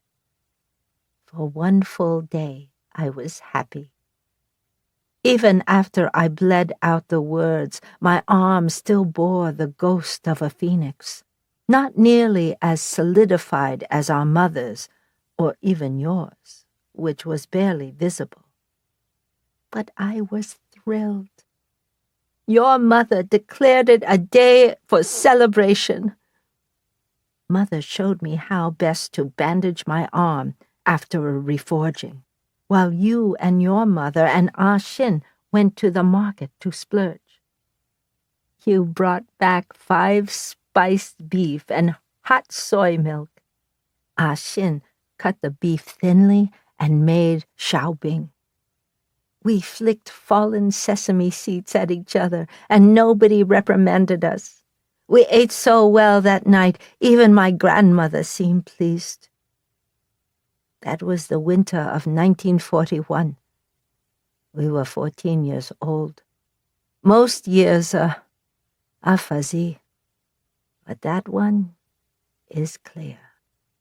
A few days after our feast, Japan attacked many places all at once. The Philippines, Hong Kong, Thailand, Pearl Harbor, and finally, the international settlement of Shanghai. We hardly knew when it happened. A few British boats, or maybe they were American, were rumored to have tried to defend the city. But most of the foreign navy had withdrawn long ago. The Japanese tanks rolled in, their red-on-white flags flying. "It's over," my grandmother whispered, before Mother drew the curtains firmly shut. By the end of the week, the foreigners were rounded up. The untouchable Americans and British were placed under house arrest, limits established on how much they could withdraw from their foreign banks, ending their lives of luxury. The Japanese registered each one and made them wear armbands indicating their nationalities. We overheard these pieces of news from the few customers who still came into the shop.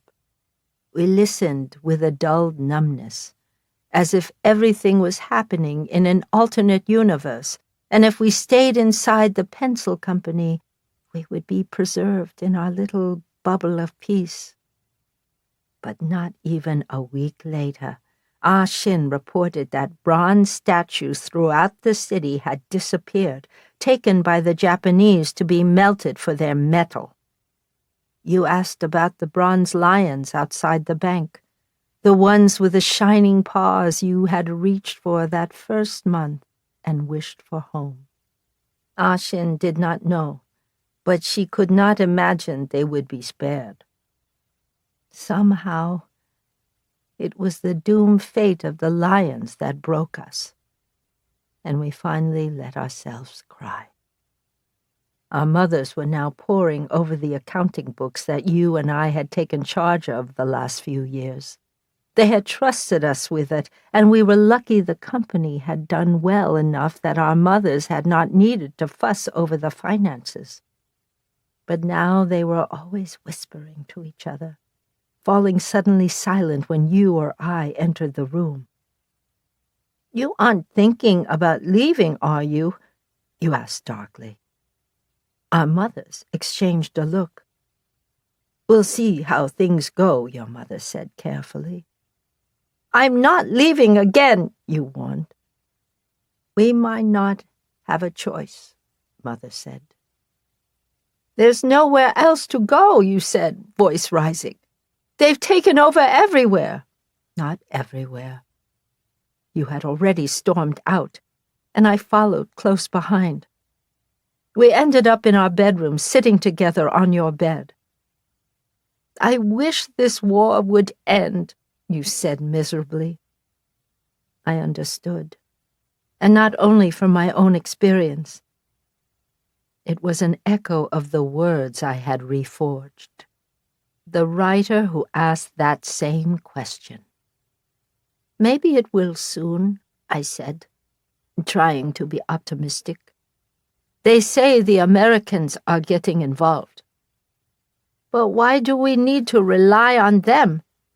Why can't we do anything?" I nodded, resonating deeply with the sentiment. "I feel like I finally got what I wanted." I admired my arm, which was starting to look like yours. "And I'm glad I know about the pencils. Really, I am. But it's like I wished for one thing all this time, only to find out it can't help us. Not now. Not when our home was no longer safe. I thought we had, for once, agreed on something. but you shook your head vigorously. The pencils are important. If you had reforged those poems, you'd understand. I felt that writer's hope, his love for his family, his love for his country. And we both saw how much it meant to that woman to have her husband's words again. These stories the pencils can revive, that's important, especially now. I was peeved you were so eager to disagree with me. It's not useful, I argued. If a soldier were to come in right now, point his bayonet at our mothers, what could we do? Show him a hello, hello, hello? Maybe in immediate situations it's not useful, you conceded. But in the long run, being able to bring somebody's words back to life, being able to tell their story after they have lived it, written it. That's what books are for.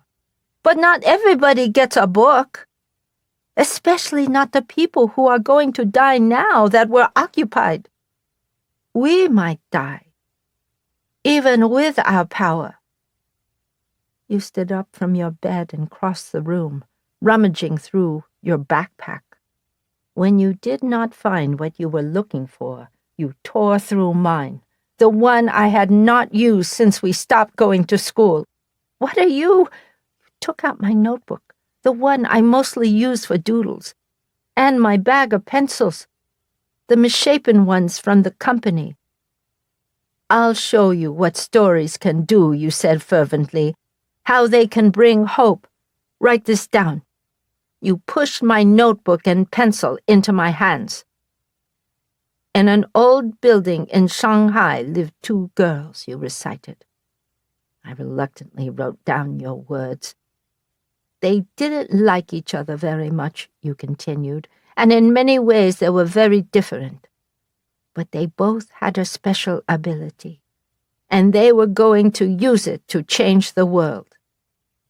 I managed to smile. What comes next? I asked. I don't know, you said.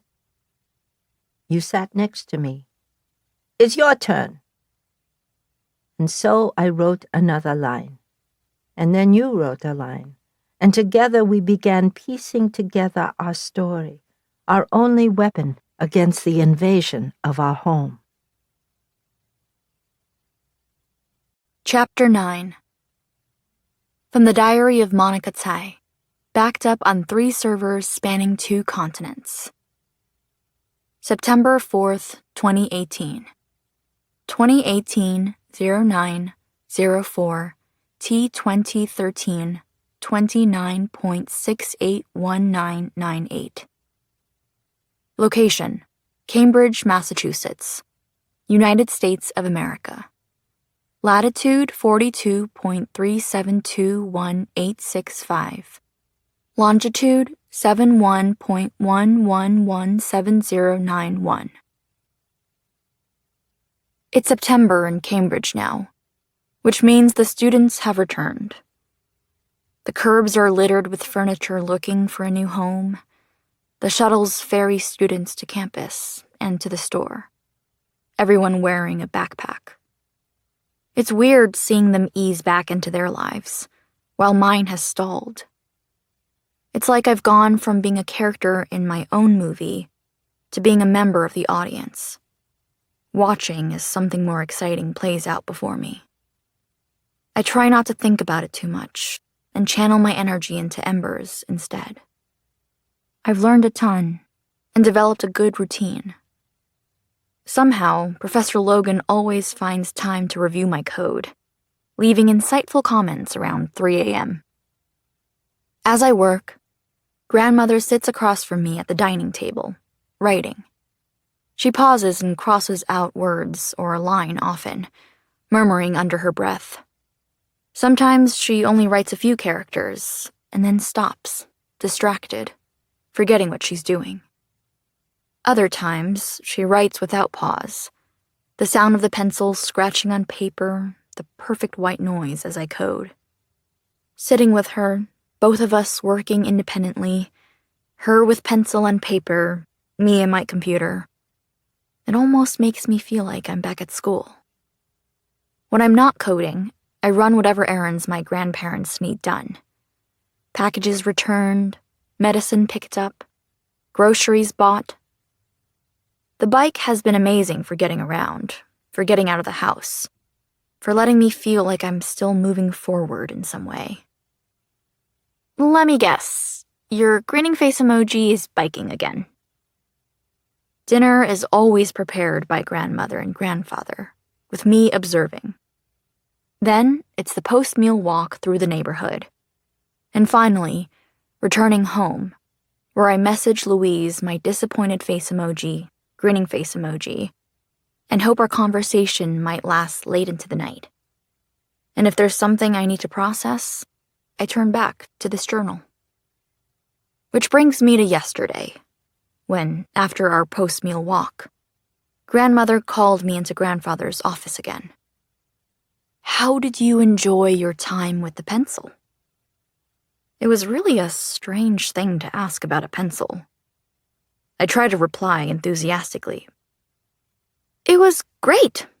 Do you have more? Not a lot. I lost most of them after I came to America. What happened? There was a fire at home. I had never heard her mention such a thing before. What? Here? No, when I was in California. You were in California? For a little bit. It was not a good time. Can I have the pencil back? Oh, yes, of course. I was sad to part with the pencil. I thought it was a gift. She held the pencil with her left hand.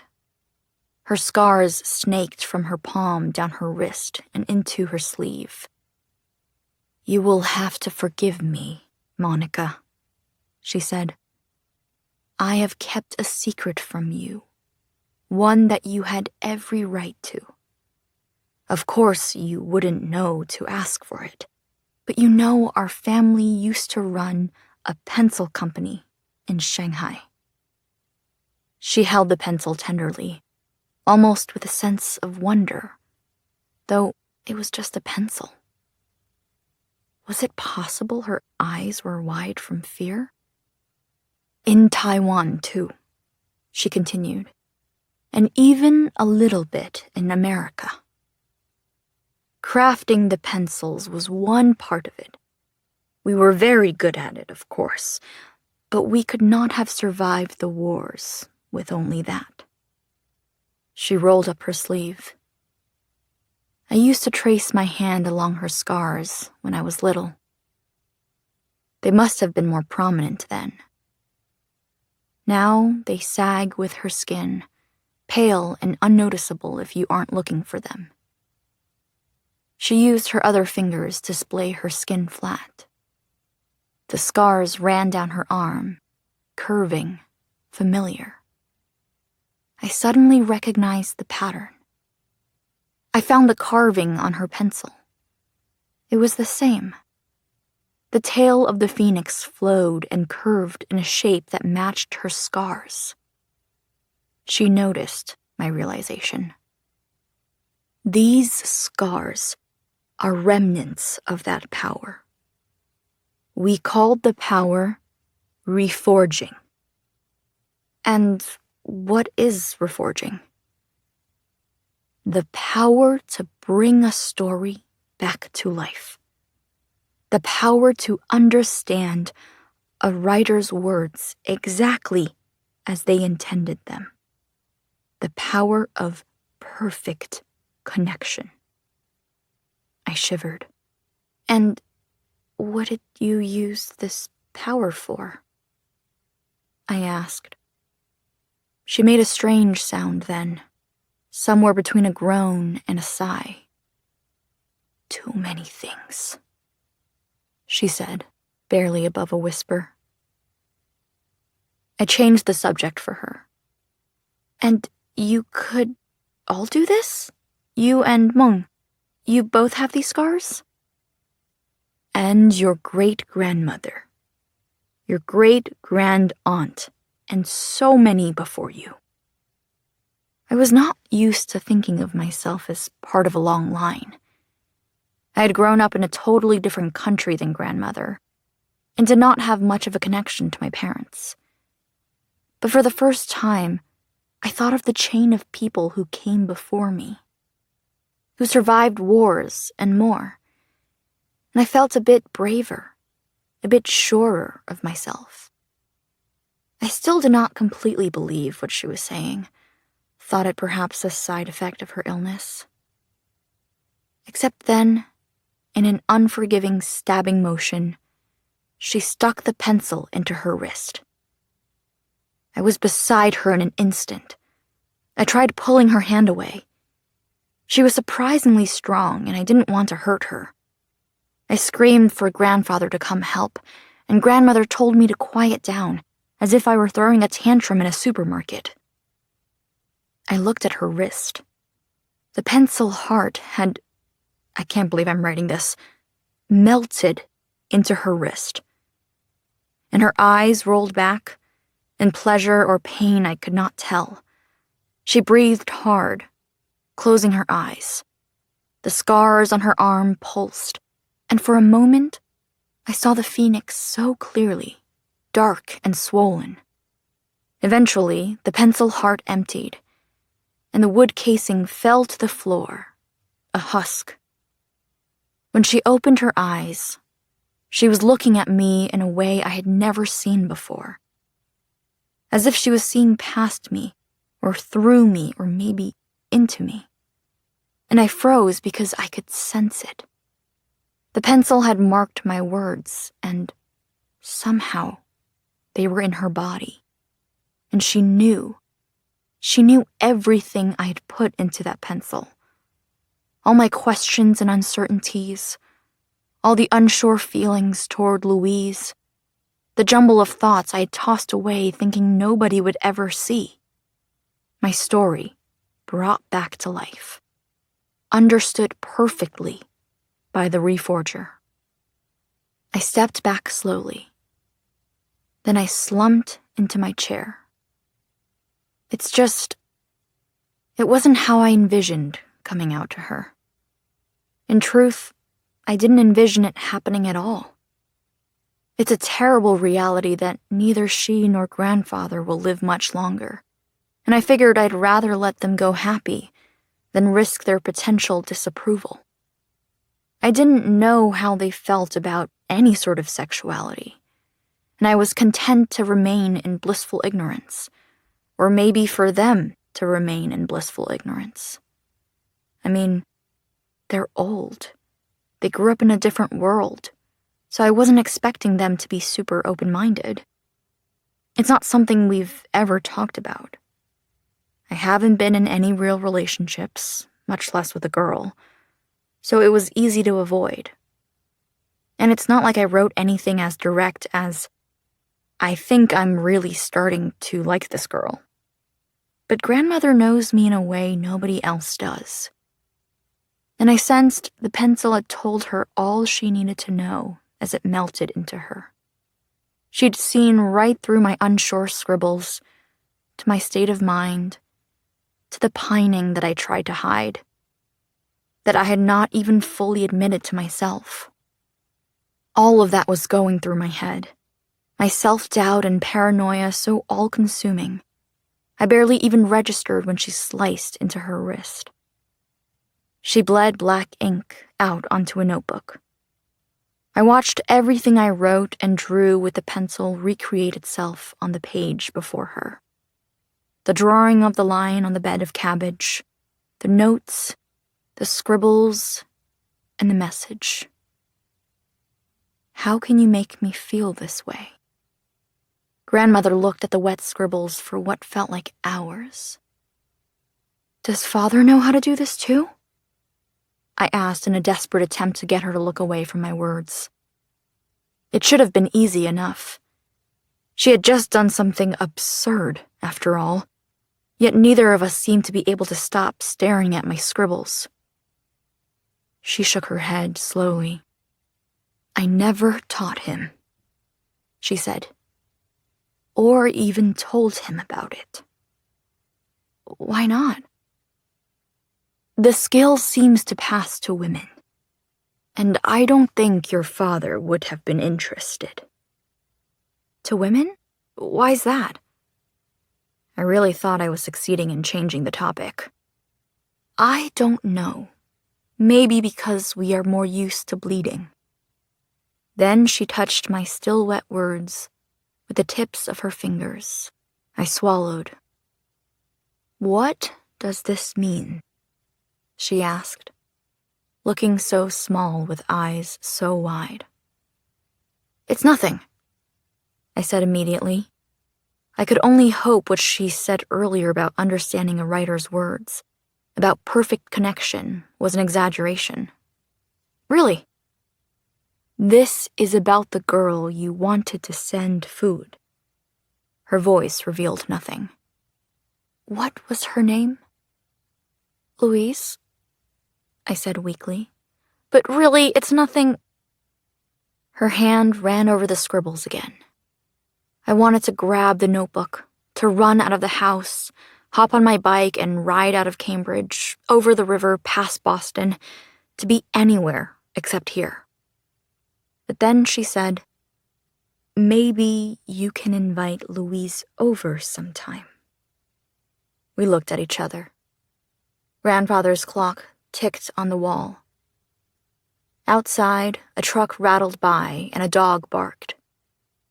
Grandmother's hand brushed my reforged words again, the lead from my pencil heart staining her fingertips. She understood, and I fell apart. I can't remember what happened after that. I must have crossed the room, seeking her embrace the way I had since I could first walk. Her arms always open and ready to accept me. Even when my parents were still around, it was her arms I sought, as if I knew even then she would be the one to love me unconditionally. I ended up in her embrace, and she stroked my hair, that familiar pattern of her strokes, the same after all these years. She hummed a lullaby I had not heard before, or maybe I was too young the last time I had. But the tune went straight into my ear, a soothing buzz until my eyes were swollen, my head hurt, and my throat stung. You won't... And I had to pause because I was breathing too hard. You won't forget this, will you? She held me tighter. There is not a single moment with you that I will ever forget. She kissed the top of my head. Every part of you is precious to me and marked on my heart. But then I felt her warm tears on my scalp. I won't forget. She took a handful of my hair. I won't. I won't. By then, it had become more of a plea than a promise. But I believed her anyway. Chapter 10. From the reforged pencil of Wang Yun. I fear I have done something wrong, and you are the only person who may understand. It always comes back to our pencils and the stories we force out of them. I didn't think Monica would write anything so personal with the pencil. She is always on her computer. I thought the pencil would be like a toy for her, a novelty. Maybe she would doodle and write her name. She only had it for a week, and yet she opened her heart to it in a way she never has for me. And then I reforged it, without first telling her what would happen. Or maybe I did. I can't remember.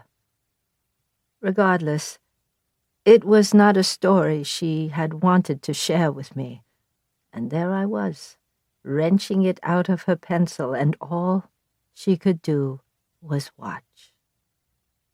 It was all too familiar, all too much like what I did to you. Luckily, there is no rift between me and Monica. It may even have brought us closer, now that I understand her. What's done is done, yet it feels as if I have not learned anything at all. After all these decades, how the pencil can hurt as much as it can heal. This is the first time I wish you had given me more than your pencil. How about a phone number, Mung? Do we not live in the 21st century? I am very good with a computer. An email address would have been fine as well. A few days ago, I would have agreed with you that this way of sharing our feelings is better, more accurate, more intimate. But when the news is urgent, this hardly suffices. There is something circular about this, that you should be the only person I know other than Monica who has met this girl, Louise. And if I had an immediate way to contact you, I would grill you. Is she nice? Is she caring? Is she going places in life? Monica likes her in a way I would not have fully comprehended had I not reforged her pencil. And I need to know that this person would treat her well, because I won't be around much longer. I need to know she will be happy and safe. I want everything in the world for her. I want her happiness so much that sometimes I wake at night gripping my blanket so tightly my fingers cannot unclench. I don't deserve any wishes granted. You know that better than anyone. But every one of my memories would be a trivial sacrifice to ensure this future for her. Have I said this before? It runs through my mind all the time. I've been tossing pages I wrote, pages I realize were repeats or not about our lives at all. It will be a tremendous task to piece together all this nonsense I've written. But I believe you'll understand me because we have been through too much together. And it all started when you had to change your name, when we became sisters. It was an attempt to distance us from our fathers, who at the time were fighting against the Japanese. It would have been impossible to account for 2 missing men, so your mother became childless, a woman staying with her sister, and Mother became a widow whose husband died years ago before the Japanese had ever come to China, and you became my sister. I've only seen your younger daughter during the last few years, a neighbor might say, suspicious of our family. Why had he never seen you before? She was sickly, and it was difficult to care for 2 children without my husband, Mother explained carefully. I had to send her to my sister. The lie managed to explain away your sometimes shaky Shanghainese and the way you gravitated towards your mother, even unconsciously. The neighbors left us alone, at least for a while, and Mother holed up in her workshop. Our mothers never wore chipaos out anymore. They swapped their dresses for drab blue clothing, doing their best to go unnoticed. The few times I had to run an errand, even grandmother told me to ride my bicycle, no matter how improper. Gasoline was far too expensive, and they wanted me home as quickly as possible. I'd bike past the old cabarets and restaurants that once teemed with Americans. They were still popular, thriving even, but now with a new set of patrons, the Germans, the Italians, and of course, the Japanese. At the beginning, the police came often, collaborationists of the puppet government. Your mother tried to charm them in her usual way. They were gruff and uninterested. If they brought a Japanese official with them, tan uniform, bayonet at his side, our mothers made us hide behind carefully placed boxes of graphite. One time, the policeman threw a pile of pencils at Mother. Even contorted behind those boxes, I could see them roll towards her, all of different lengths. "These were found in the homes of nationalist spies," the policeman said. "These pencils were made here, yes?" Mother picked one up and pretended to take her time inspecting it, as if there were any way she would not recognize her own pencil. "Yes, sir," Mother answered smoothly. Your mother sat very still at the counter, eyes determinedly looking away from our hiding spot. "So, you admit to selling to nationalist spies?" the policeman pressed. "Our pencils are often passed around. We are unfortunately unable to track what happens to them after they are sold. One of the spies told us they bought straight from you." "I have never knowingly sold to a spy." "You should interrogate all of your customers." "Yes, sir." "Now, you have supplied the enemy with the means through which they communicate, how they spread their propaganda, and how they plan to bring down China." "We will be more careful, sir." "Where is your husband?" "He died many years ago." "Do you have proof?" "No." "But my mother-in-law still lives here. Would you like to ask her?" The policeman turned away. "No. We will be keeping an eye on who you are selling your pencils to." "Of course." After they left, you pushed me out of our hiding spot. My arm had fallen asleep and you were rubbing your back. We hated hiding, but we did not argue about it. We had heard too many rumors of what they did to young girls. "What are we going to do?" I asked. Our mothers exchanged a look. "It's impossible for us to prevent our pencils from being borrowed or taken," I continued when nobody replied. "There's no way to ensure who is using one, even if we interrogated them." "We could stop selling pencils," Mother said quietly. Nobody spoke after that. When our mothers were not looking, you picked up one of the pencils the policeman had thrown. Our eyes met. You nodded and slipped it up your sleeve. At night, when I heard the rustling from your bed, intentionally loud, I followed you. It would be too easy for our mothers to hear us from their bedroom next door. We ran through the courtyard to the front of the complex, to the workshop. I turned on a light, and you sat at the table where Mother normally sat, pulling a blank notebook off her shelf. "You do it," you whispered. I took the longest pencil. It would have written the least.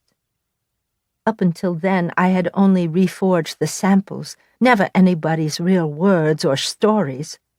I sharpened the point. I took a breath and pushed the pencil into my wrist. It was immediately different. Whereas the samples were typically light memories of a day out shopping, this was all darkness. I could see the inside of somebody's house, a grand desk with a scholar's rock on the side and art hanging on the walls. The smell of cigarettes and wet calligraphy ink.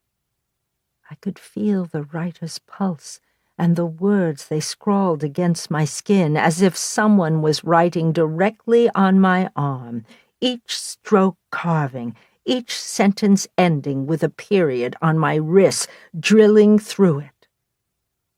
The characters formed something about a daughter, a girl, not so different from us, who was tired of being told to hide in closets when the soldiers came, tired of only being defined by her body, unable to do anything for the war, who left the house one night, dressed in her brother's clothing, leaving a note to her parents that she had to do something other than hide, was going to fight in any way she could, whose body was brought back the following week, bayoneted, raped, white and bloated from the river, larger than it had ever been in life. I don't remember more. Is it the illness? Or did I block it out long before that? I remember my own body convulsed, the floor crashing into my knees, and you wrapping your arms around me, shoving a bundle of bandages into my mouth to stop my screaming. I could only rock back and forth, holding on to myself, mind racing between pain and bodies and women and what it meant to have to be all of those things during a war, wondering if the pain was inescapable.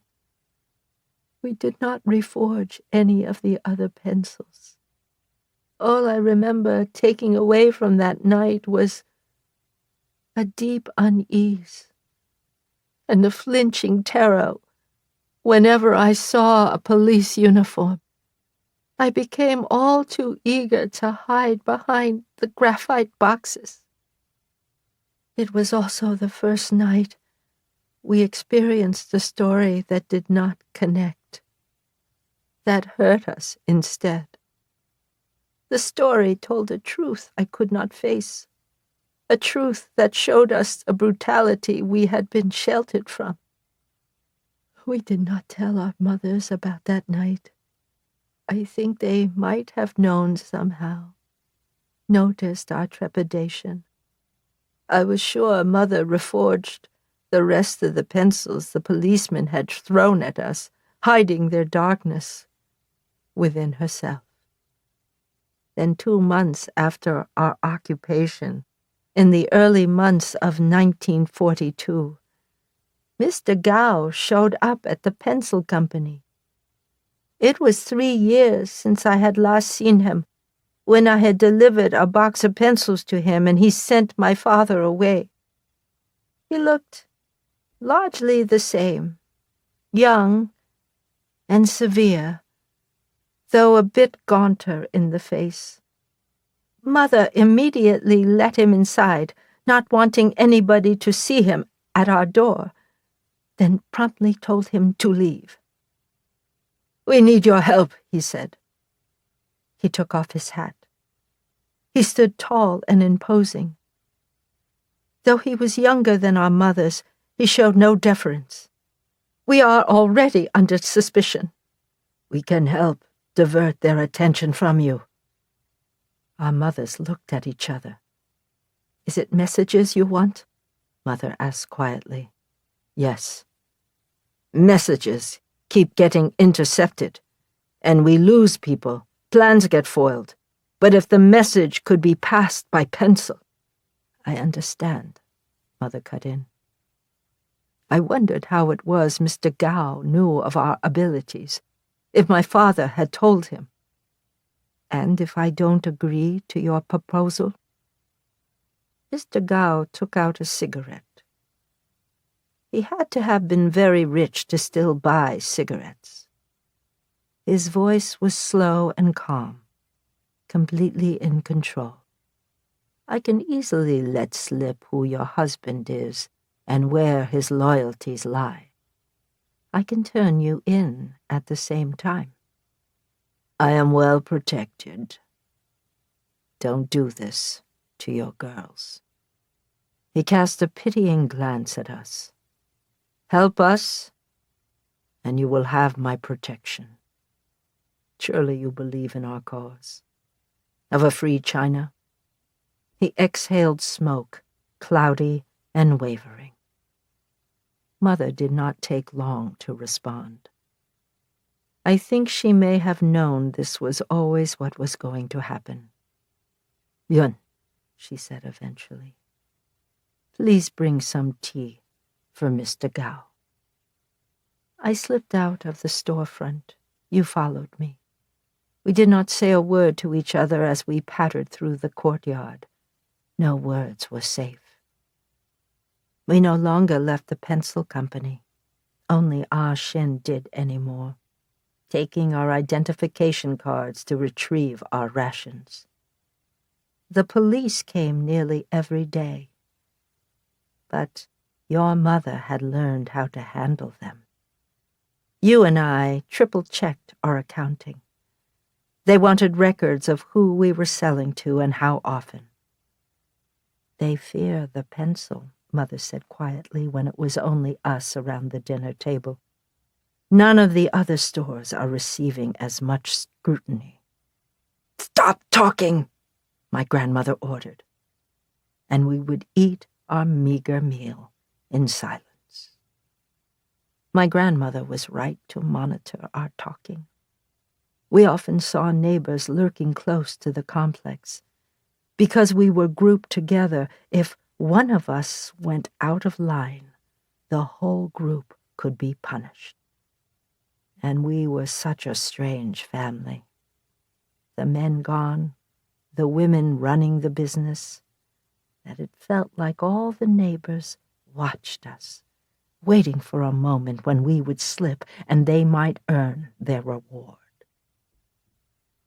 Without anywhere to go, you and I took turns writing our little story. Though it quickly became depressing to see our characters go through the same fears that we faced. It would be better if they could actually fight with their pencils, I said as we tried and failed to think of what should happen next. Fight, you repeated, amused. Like if someone ran at us with a bayonet, we could parry them with a pencil? No, I said. I was excited by the idea forming. What if they could still reforge the pencil, same as us, but instead of bleeding it out, the pencil became armor over their hands, like a layer of pencil hard and strong, protecting their skin? You perked up and continued the fantasy. And if someone tried to kidnap them, they could just go bam! You clenched yours first, then released dramatically. I could almost see it, armor snaking over your skin, erupting from your phoenix, a hardened shell molded perfectly to your hand. Then they could sneak into those Japanese buildings, I said, practically bouncing. Nobody would suspect them because they're just two young girls. But really, they're powerful spies. And then they'd be behind the guy in charge, their armored hands at his neck, and he'd have no choice but to surrender, and the Japanese would leave, and we'd have our home back, and we wouldn't have to worry about food, or if our fathers will make it back, or the people flocking the streets, or the buildings being bombed and tumbling down. You smiled. I smiled back. We spent the afternoon writing this new superpower into our characters, sending them on missions we never would have dreamed of before. Wait, you said, when the sun was setting. You had taken the pencil, stopped writing mid-sentence, the tip hovering over the paper. Then you crumpled the paper. What are you doing? You took the previous page and crumpled that one too. Stop! Why are you... You did the same to each successive page, each more violently, the paper crunching in your fist, even as I begged for you to stop, as I tried to pull what remained of our story from you. We can't write this, you said, shoving me away. Don't you remember the police who came by? They're looking for people who are against the Japanese, and here we are, writing about infiltrating their buildings and spying on them. As if they weren't already watching us. As if our mothers weren't under enough suspicion. You slumped against your bed.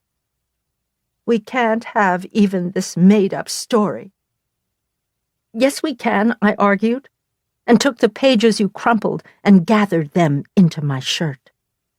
I left you in our room while I took the pages to the front of the complex, to the workshop. I started the kiln. As soon as the fire was substantial enough, I tossed our story in.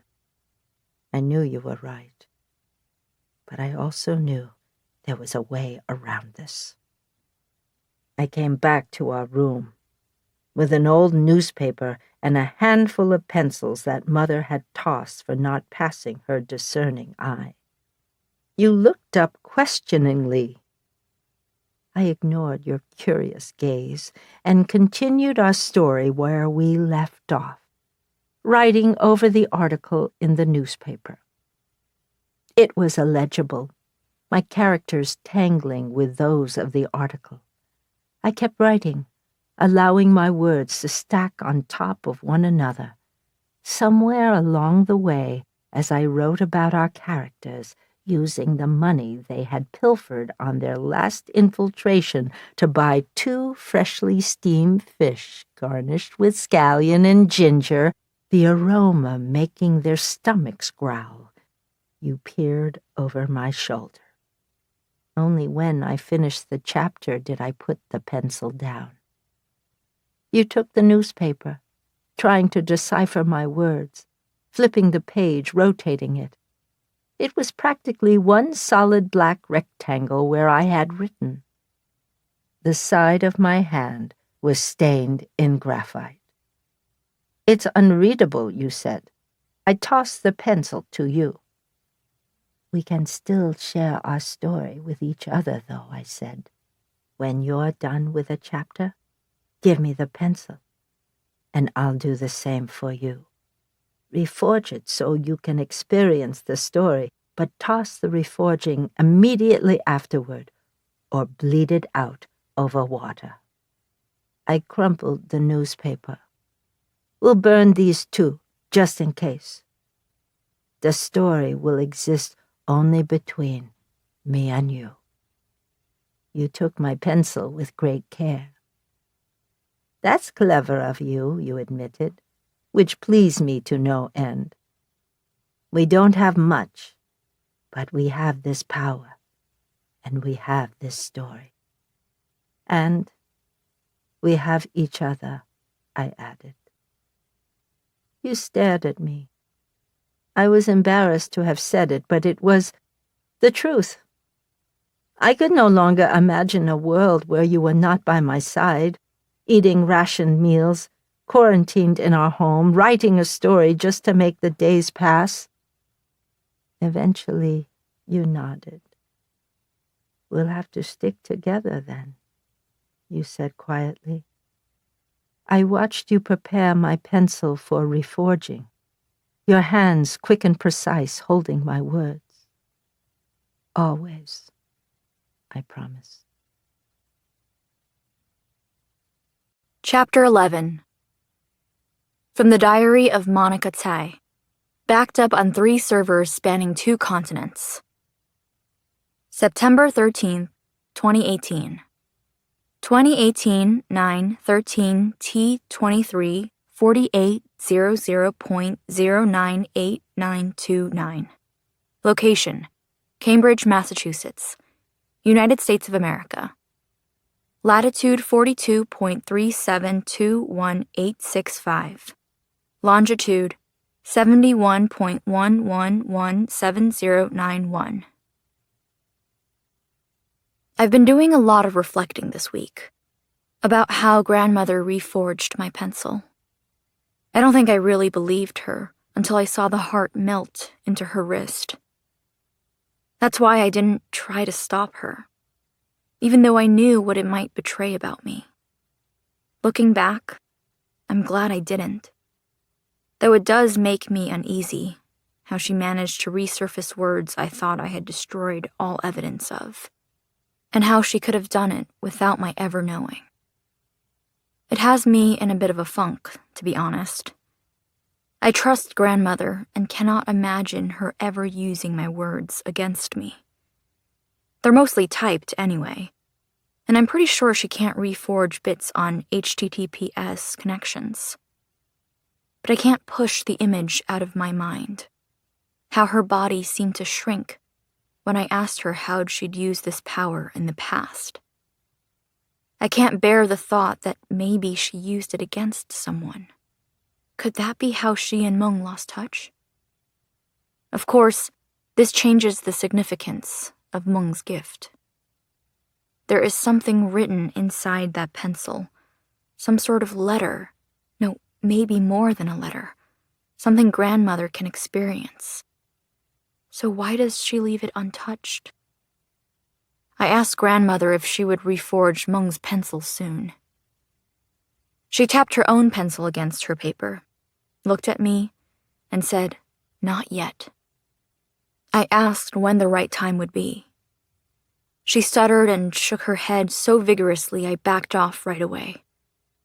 Since then, instead of working beside her at the kitchen table, I've stayed in my room, on my bed, with the door closed. Now that grandfather is retired, he's always a bit restless in the fall. He used to be so busy this time of year. Grandmother told us we should get out of the house, go enjoy the beautiful weather. Me and grandfather exchanged a guilty look at the prospect of leaving her alone. But she insisted she'd be fine, needed a nap anyway, and he was excited to use his senior pass. We took the train into Chinatown. Grandfather likes to point out how everything has changed since he was young, how the neighborhood was cleaved in two by the highway, one building literally truncated, all its feng shui ruined. We decided to buy one egg tart at each bakery we came across, and rank them with grandmother when we got home. As we waited for a fresh batch that would be ready in a few minutes, I asked grandfather how long he had known about the pencils. "For years," he said. "Decades, 7 decades, perhaps." "And what do you think of it?" I pressed. I wanted to hear the opinion of the smartest man I knew. "It is nothing short of a brilliant power," he said. "Really? Even if no one uses pencils anymore?" "Even so." He was looking at the zongzi, but grandmother is picky about her zongzi, preferring the Shanghai style of marinated pork belly wrapped in glutinous rice, no peanuts, no eggs. "I think it's about understanding, and about sharing." I considered his response. "How did she share with you?" I asked. He chuckled. "You don't want to know? Oh, don't pout. Tell me about your latest algorithm." He said it the same way he used to when I was a kid waiting at the bus stop. He'd always have me recite the multiplication table until the bus arrived. As the baker emerged with a tray full of tarts, their warm, buttery flakiness filling the air, I told him about my latest effort for Embers, the tricky data transformations to convert a news site into something Embers could use to improve its understanding. After all, Embers will need to have some base knowledge of the world to understand what's most significant in a blog or journal entry.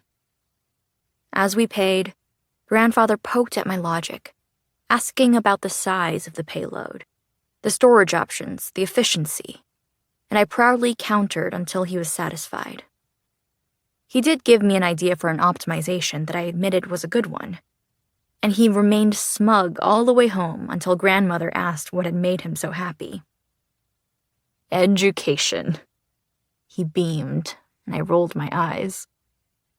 I met Professor Logan for our weekly one-on-one meeting after that.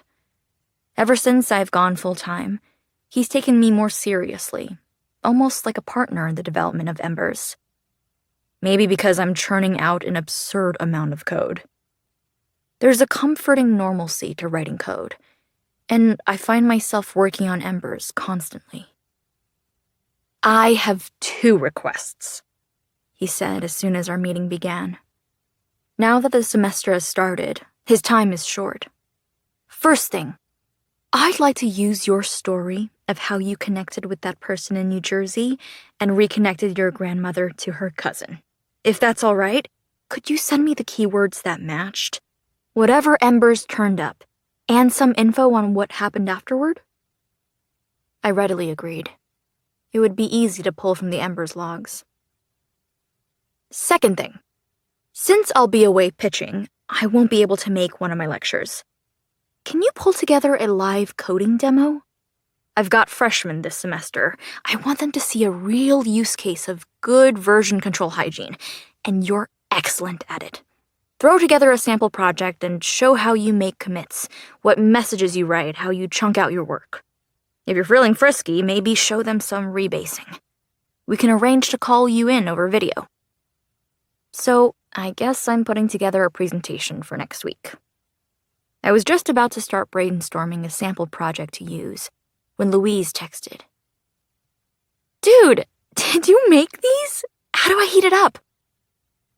It took me a moment to remember what she was talking about. It felt like a lifetime ago when I carefully packaged the frozen meatballs and biked them to the post office. No, my grandmother did. I'm still apprenticing. Do you have a steamer? No, I live in a dorm. Just microwave it for a minute then. I'll heat it up now. Before long, my phone rang. I took a breath and picked up. Monica! There was something sharp and unfamiliar about her voice. Are you all right? I turned away from my computer. I imagined her at an urgent care, some sort of tear in her leg, ending her volleyball career. Yes, I'm fine. She sounded on the verge of tears. Are you sure? I'm just overwhelmed. There was an unmistakable sniff. They're so good. I've only got one left now. I was starving, and it was perfect. I'm glad you liked them. I couldn't stop smiling. It was kind of stupid. Please thank your grandmother for me too. I will. It was so sweet of you, really. She paused. I think this is one of the nicest things anyone has done for me. I gripped my elbow, the hand next to my ear trembling. It's nothing, I mumbled, running out of ways to fend off her gratitude. And the card! I'm gonna hang it up on my wall. I didn't know you could draw. I haven't in years, but grandmother gave me this really nice pencil, and I ended up drawing. A pencil? Like the one Mung gave her? Yes. I wanted to say more, but to explain reforging would require revealing too much. At least, that was my instinct. It's always my instinct to default to secrets and handle everything on my own. Yet, with her on the phone, gushing about grandmother's cooking, asking about a pencil, about grandmother, I was overcome by a thought that if I could not share with her, who could I share with? Only this journal, and that's starting to not feel like enough. I have something to tell you, I blurted out before I could change my mind. Do you have time now? Of course. Is everything all right? It's about the pencils that grandmother and Mung used to make. What about them? Now that I reflect on our conversation, I am struck by the careful evenness of her tone right then. That despite her openness, she was a master of giving little away when it counted. This is going to sound off the wall, but don't hang up on me, okay? I said. I would never. The assured validations. I closed my bedroom door, the downstairs television fading. Then I told her about reforging, how grandmother stabbed a pencil into her wrist, how the lead melted into her skin. Louise kept trying to interrupt me, but I kept going. I needed to finish, no matter how unlikely the story. Needed to tell her how the ink filled grandmother's scars, to describe how grandmother cut her wrist, and then the words the pencil once wrote came out with her blood, Louise finished. I sank to the ground, the room blurring around me. I calculated and recalculated. Nothing was adding up. It did not make sense that she would know this, or rather, that she would know this and not tell me. Like I should have gotten an alert that we both knew this strange secret. It should not have been possible for us to talk every day and miss this commonality. How did you know that? I asked weakly. I could hear her moving past a crowd. Mung told me.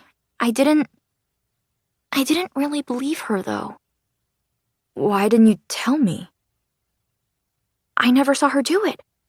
It's hard to believe, you said so yourself. I didn't fully believe her, and when I gave you Mung's pencil, you seemed so disappointed. Even asked if there wasn't a note that came with it.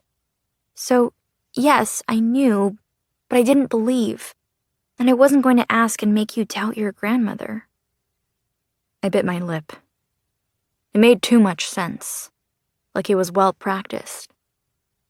Do you believe me? I asked. Of course I believe you. Even if Mung hadn't told me the same thing, I'd still believe you. There's something about you. What about me? She gave a light laugh. Like you can't lie. I can lie. Tell me the last time you lied. I told grandmother the cashier did take the expired coupon. She laughed again. All right, you've proven me wrong yet again. But I don't think you could lie for nefarious purposes.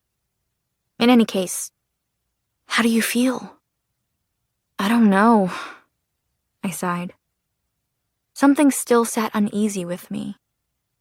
Grandmother had kept these pencils a secret, despite how much they've haunted her, and she's only sharing with me now because she's sick. Yet Louise, a random girl on the internet, already knew. What kind of person was Mung to share this family secret with a stranger? There was no time to process, though, and so I responded to her with my barely formed thoughts on reforging. It's such a mysterious thing, and I had no idea she could do anything like it. But also, I wonder about its purpose.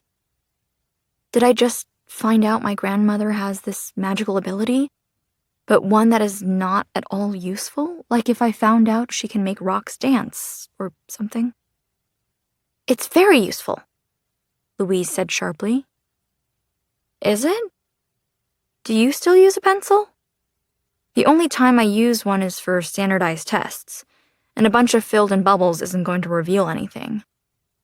And once I'm done with school, what use will a pencil be? I will be at my computer all day. And there are already lots of ways to preserve computer data. I'm sure you would know all about that. Her tone stung.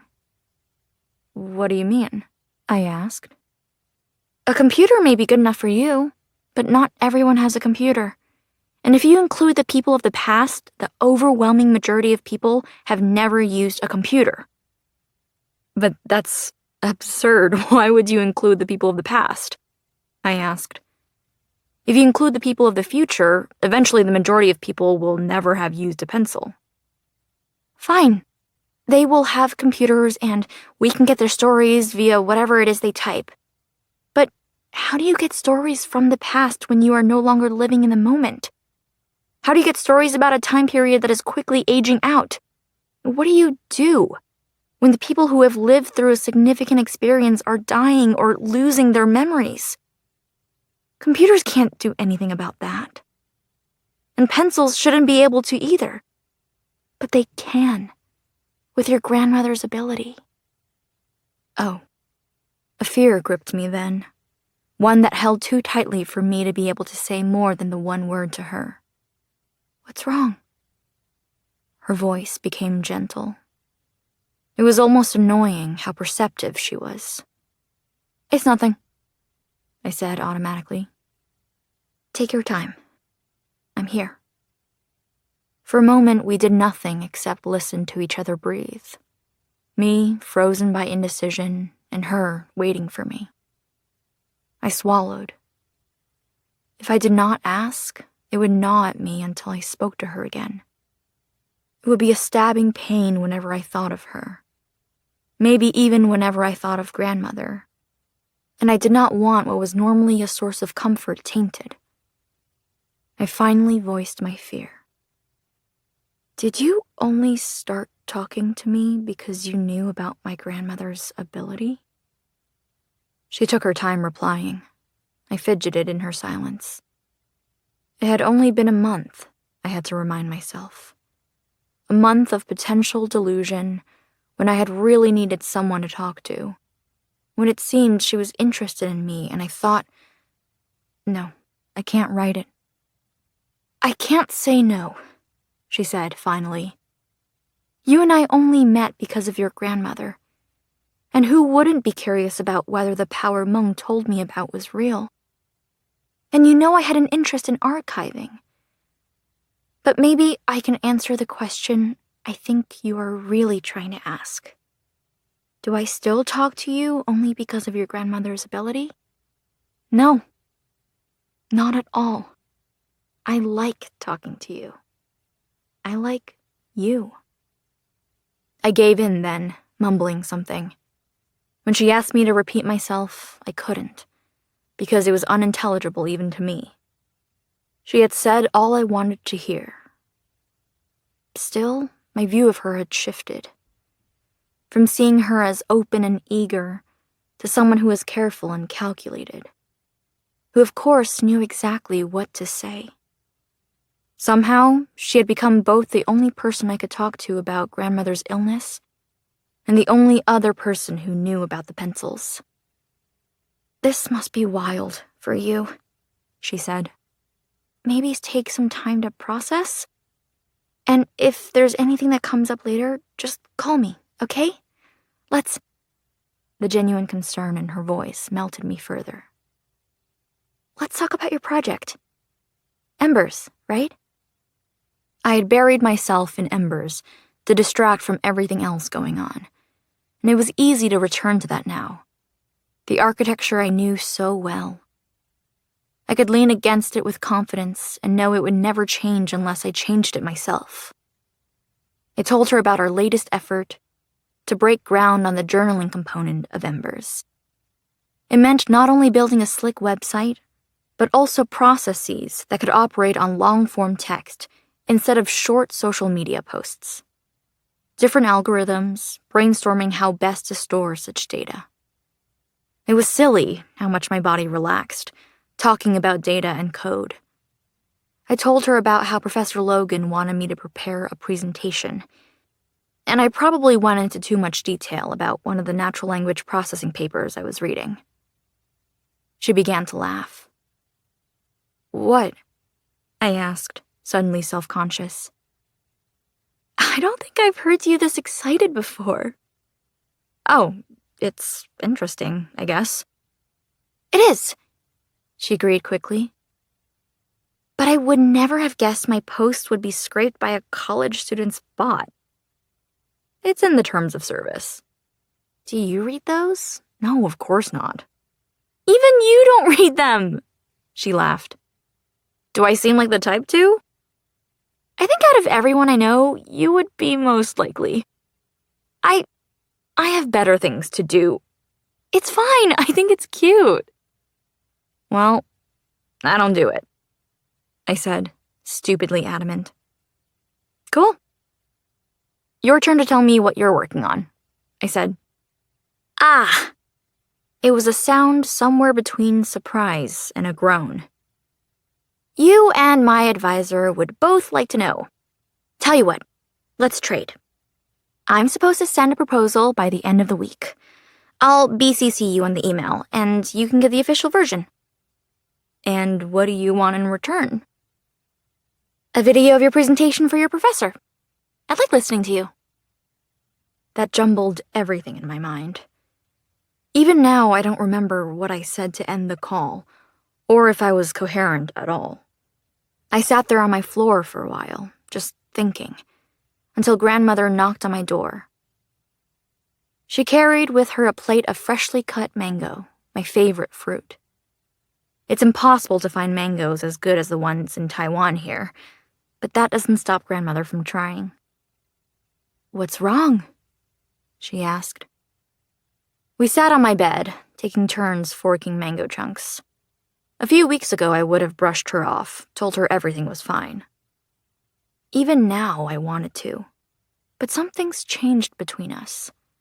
A simultaneous opening and closing. and I recognized the mangoes as an apology of sorts. Slowly, I opened up to her.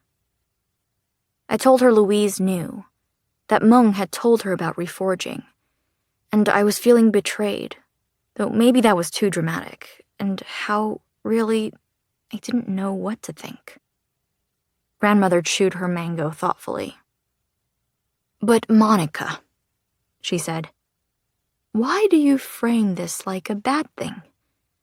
To have somebody you can share all this with, isn't that a great fortune? That I had Mung to share my childhood with made all the difference." "Then why don't you reforge her pencil?" I braved, "to see what she has to share with you." She pushed the remaining mango to my side of the plate. "I will," she said unsteadily. And then her voice became sly, a return to form so strong it made me realize how much she had faded this summer, how much more she used to tease. "How about a trade?" "A trade?" I asked warily. It was too close to what Louise had said, and it's rarely a good thing for me when grandmother gets into one of her trickster moods. "Yes, I will reforge Mung's pencil once you invite Louise over." I sputtered and could not think of a single reason to turn her down. After all, they were both things I wanted. I agreed. Then there was another glint in her eye, and I was sure she was about to say something super embarrassing, like how she was excited to meet her future granddaughter-in-law. She said, "If Mung told Louise about reforging, she must have seen something remarkable in her. I'm looking forward to meeting her." After that, I was smiling too much, and grandmother rolled her eyes, gathered our forks onto the empty plate, and left. So now I'm caught between feelings. I keep looking at my calendar and at the Princeton academic calendar, replaying our conversations, wondering how I can ask her to visit, wondering if I've been making life harder for myself this whole time because I've been too unwilling to share my feelings with the people around me, and what it might feel like to be pried open, to have my heart in the hands of another. Chapter 12. From the Reforged Pencil of Wang Yun. There are things they say you'll never forget, even with a disease like mine. The motions you went through the most can become ingrained. It is a terrifying thought that once all my other memories are gone, I might still reforge a pencil, another person's memories playing out before me long after my own have left. I'll have to ask Toru to keep all pencils away from me, the way others must hide their knives. I could never forget how to reforge, not after all the years we spent working for Mr. Gao. Mother insisted he not know that you and I could reforge. She told him she was the only one, so he would not assume it was genetic. But when there were too many messages, she recruited us.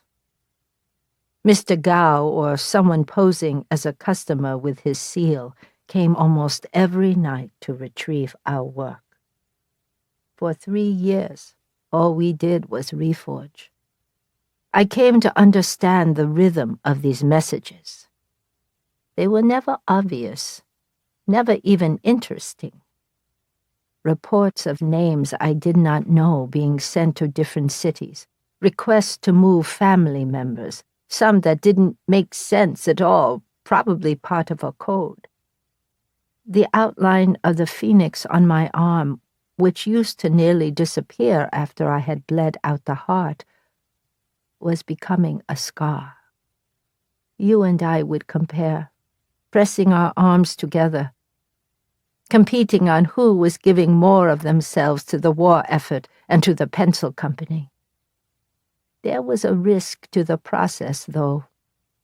Our mothers, or maybe their mother before them, had designed the Phoenix Pencil Company pencils not only for their quality in writing, but also so they were safe and easy to reforge. Mr. Gao paid for pencils he sent into the field, but the soldiers often wrote with whatever they had nearby.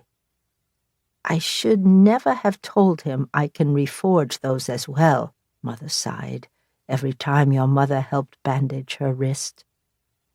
She never let either of us touch the pencils that were not from the company. Their hearts were impure, she would say. She reforged those herself. One time, it left her incapacitated for a week. She remained in bed, shivering, despite both you and me bringing all of our blankets to drape over her. We slept in the same bed to keep each other warm. Your mother redressed her arm every night, bandaging over cuts that refused to heal. Even my grandmother went into her room to check on her. That was the week I reforged most of the messages. When I finished all our pencils, I tried to sneak one from the impure pile. Your mother clamped my wrist. I had not even known she was there. She knew me too well. Before I could argue, she swept them into a bag, knotted it, and brought it with her to the back of the complex, back to the room she shared with my mother. The next time Mr. Gao came, Mother managed to sit upright at the front of the store. She handed him each paper I had reforged, and more. She had somehow completed all the others. I will never forget that image, even now. Mother barely able to remain sitting, her left arm limp, her right trembling as she passed everything over, a pencil clattering to the floor, nobody picking it up. Mr. Gao, tall and strong and young, flipping through the pages while Mother fell apart in front of him. He must have pitied us, for when next he came, he brought a small bag of white rice, a luxury during that time. Ah Shin portioned most of it out to Mother, who was still recovering. Mother scraped it into my bowl, saying the young were more in need of good food.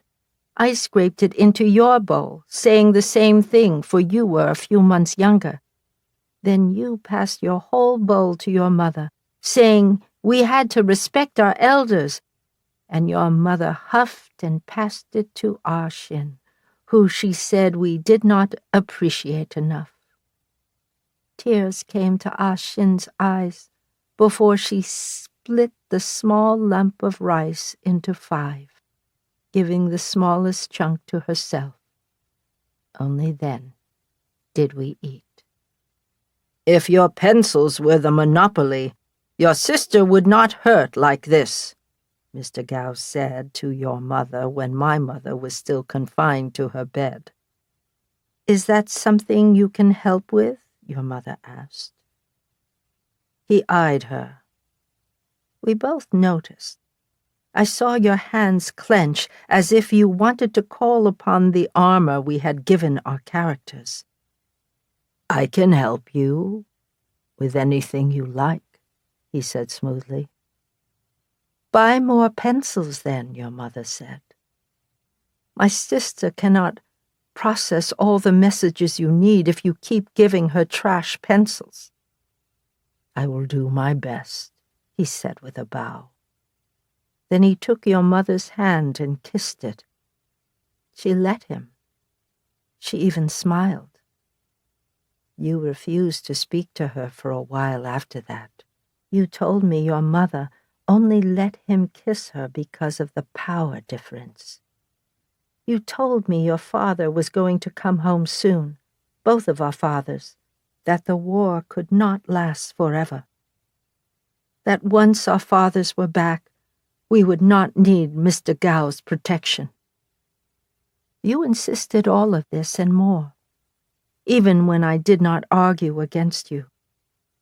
Each time he came and made your mother laugh, you shot me a dark look, as if daring me to say something.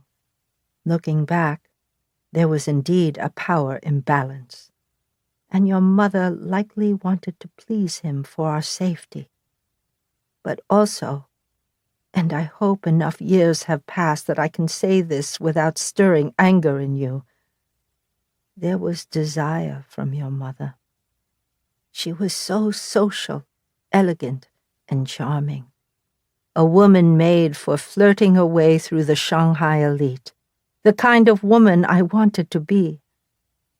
And Mr. Gao could be handsome when his mood was light, when your mother made him smile. Instead, she was trapped inside with only us for company, your father missing, and no way to socialize without risking someone discovering that our fathers fought against our occupiers in provinces far away. Mr. Gao kept his promise and bought more of our pencils that eventually made their way back to us to be reforged. Compared to our neighbors, we became very well off. Though Mother hid our money, and we lived the same as always, to not attract attention. Whenever Mr. Gao brought over a small bag of white rice, he would stay for dinner and sit beside your mother, who would touch his shoulder lightly whenever she rose from the table. He even gave my grandmother a short-wave radio to receive the news. She stopped complaining about his visits after that. Meanwhile, the world was changing all around us, but we were too focused on reforging to grasp everything that was happening. What should have been a remarkable event, the British, American, and French renouncing their rights to Shanghai, where they had partied and gambled and prospered for 101 years, became another piece of background noise. The Westerners had finally been expelled, as my father and the nationalists wanted all along, except it was the Japanese who had done it, and whose occupation remained ever-present. When we were 17, we received word that your father had died in a battle defending a railroad down south in Hunan, so far away from us. Mother told me to give you space to process. By then I understood that your father and my father had joined different factions of the Chinese army. My father fought with the nationalists. More than anything, he wanted a strong China. The nationalists were the stronger party at the time, with a pipeline from the military academy straight into their ranks. Your father joined the communists, who were propped up by the USSR. He also wanted a strong China, as your mother said, but believed we should follow the model of the Bolsheviks, the common people first. The two parties had once fought each other over China's future. Now they were united against Japan. "Are you all right?" I whispered, ignoring Mother's request. You nodded. I really didn't know him. Even before the war, he wasn't around much. My mother, though... Your mother continued her tasks, maintained her usual demeanor for the few customers who came to the store. For the first time, though, I saw her stumble over her words, select the wrong sample pencil hearts, speak brusquely instead of with her usual soft charm. It was as if I was watching her fade before my eyes. The next time Mr. Gao came for dinner, your mother burst into tears. My mother reached for her, but she had already latched on to him, crying into his chest as he wrapped his arms around her. Mother ushered us to our room. Even my grandmother left the table, clicking her tongue, but leaving them alone all the same. Mother joined us in our room that night, sharing my small bed. You rolled yourself up into your blanket, your back to us, as close to the wall as you could get, as if you wanted to become a part of it. Mr. Gao stayed the night. Mostly I remember the next morning, when your mother hugged you and promised she would never leave you, scattered your head with kisses, and gripped the back of your shirt so tight the wrinkles stayed long after she released you. There was a light in her eyes I had not seen in years. You and I did not fully comprehend the danger of our work then.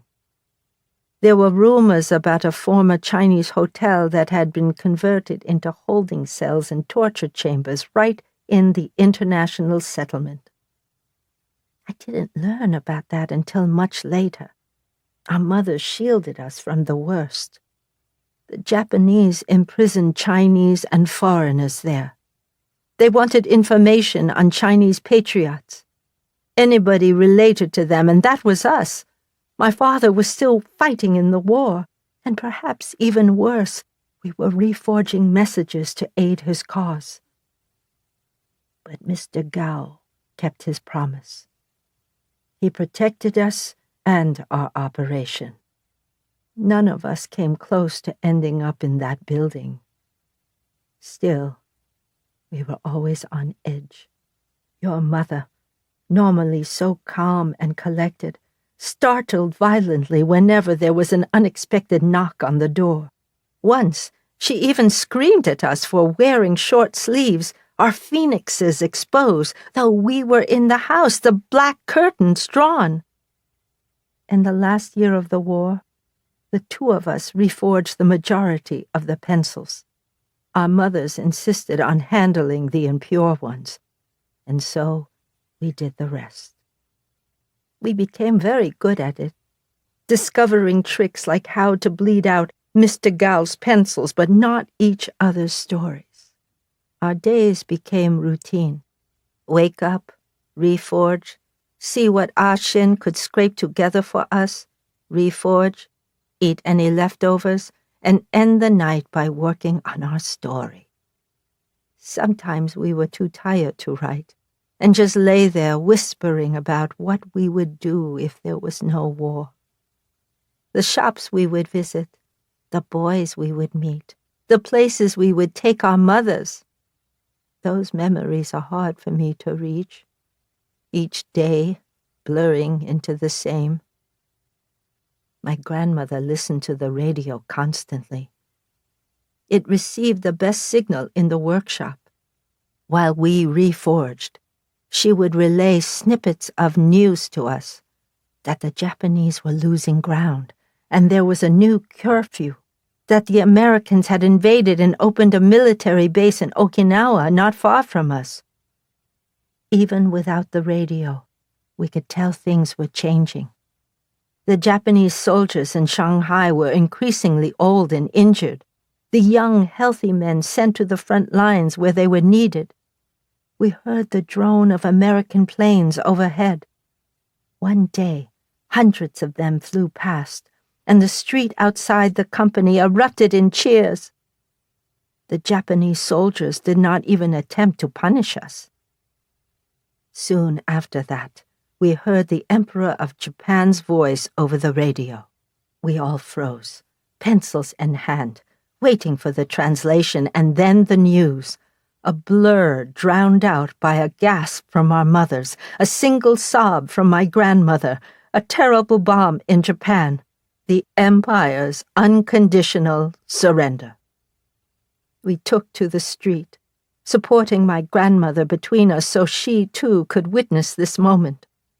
Hastily made bamboo victory banners thrust in the air, more and more firecrackers launched with every step we took. When we passed the racetrack, the speakers were broadcasting the Emperor's surrender, crowds cheering with each replay. And when the Americans rolled in on their tanks, my goodness, how they were applauded, their white teeth shining, soldiers handing out chocolate and gum to children with barely any clothing. Some of the Americans hoisted a rickshaw puller into his own rickshaw, then pulled him around, delighting in their strength to spare, hooting at their vitality, their ability to end a world war. At home, we were finally able to draw back our heavy black curtains. They had remained closed to prevent bombers from seeing the light in our homes. Sunlight fell into the pencil company for the first time in years, illuminating the swirling dust, graphite mixed with isolation. The nationalists were to return to power, and the members of the puppet government were fleeing. Mr. Gao came by with a huge bag of white rice, only to be topped by Ah Shin, who returned with meat and vegetables taken straight from the homes of those who had fled. We ran to our old school. Many of our classmates were there. We laughed and hugged and dreamed of what might come next. We were 18 years old. The last 8 years of our lives had been spent in constant fear of the Japanese, and the past 4 under actual occupation. "Do you think you'll leave Shanghai?" I asked. "No," you said. "Shanghai is my home now." We spent the afternoon with our former classmates, learning who had fled, who had stayed, and who had cooperated with the puppet government only to be punished now. It made me appreciate what our mothers had accomplished. Our family and the company were intact. It had been so long since we had seen the boys in our school. All of them had grown tall, if skinny from lack of nutrition. They laughed loudly and attempted to charm you. One of them asked you out that very day. I was jealous at first. I was always jealous of you. You must know that. But that feeling quickly gave way to mirth. I saw you redden as the boy stared at you so eagerly, watched you glance away, glance at me, then focus only on the ground. "She'll go on a date with you if you buy a pencil," I said. I took an unsharpened one from my bag. I had nothing in mind at that point, only an urge to tease him and to embarrass you, and to bring back the story of a business transaction I was sure your mother would enjoy. "How much?" he asked. I made up a number. It had been so long since I had sold a single pencil. He offered a packet of just pilfered white rice instead. It was a great deal. "I never agreed to this," you cut in as the boy took the pencil with a smile. "Come by the pencil company tomorrow," I said. "She'll be ready." And then I ran, you trailing close behind, yelling my name until I stopped halfway home, both of us breathless and doubled over. I could tell you were about to start in on me, so I grabbed your shoulders and shook. "Look," I demanded. "It was just you and me in an alleyway in Shanghai, our home, on a beautiful day without war." The air was delicious, and I took huge gulps of it. "Live," I said, then laughed. "It's finally time to live." Somehow that got through your war-hardened exterior, and you smiled, shaking your head. "What will I even wear?" you asked. I grabbed your hand, and we ran the rest of the way together. At home, our mothers watched us search through their closet for something suitable. They were in a good mood. Your mother reclined on her bed, passing a cigarette to my mother, who sat on the same bed, legs crossed, leaning back. For once they were relaxing instead of reforging. "Now that Meng is dating, should we tell her?" your mother asked mine. a spark in her eyes. Mother tapped her foot, pondering the question. "You two can't possibly have more secrets," I said, holding one of your mother's dresses up to you. The dresses had not left the closet since the settlement was occupied. Now they could live a new life. "Of course we can," your mother scoffed. "But how to say it?" Mother asked. "Not the way our mother told us, that's for sure," your mother said. "I was traumatized after that talk." "What are you two going on about?" you demanded. Even you were growing impatient. "Well, when you're with a boy," your mother began. "Maybe I don't want to hear this," you said quickly. "You might find yourself reforging," your mother finished. We both perked up. The search for an outfit forgotten. "So make sure your arm is clear before you meet with this boy," Mother said. She tapped at her own bare arm, at her phoenix. It had darkened during the war. "He won't notice it. Your dresses all have long sleeves." It's not about what he sees. It's that we can't go losing any reforgings. "But why would I be reforging?" you asked. "And how do you lose a reforging?" I added. "It's," Mother began. "It's another way of reforging that you might stumble upon. A way that is much less painful than bleeding. Pleasurable, even." "Well, then, why didn't you teach us that way?" I demanded. They both shifted. "You'll understand one day," Mother said lamely. "You're not going to tell us what it is?" you asked, as incredulous as I was. "Just make sure your arm is clear before you see him," your mother said. She got up from her bed and pulled out another dress that was buried deep in the closet. "I think this one would look perfect on you." They clammed up after that, revealing nothing about this other way of reforging, no matter how many questions we asked. Our only solace was that we were each as clueless as the other. Of course, now we both know what they were talking about. I want Monica to be able to reforge this way, to know only pleasure, not pain. And so, I have the unenviable task our mothers once had. Though I like to think I'm bolder than they were, and that I'll feel comfortable coming right out and saying it.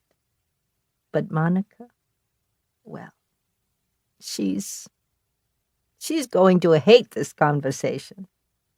I can already see the red in her face. My little tomato. Chapter 13.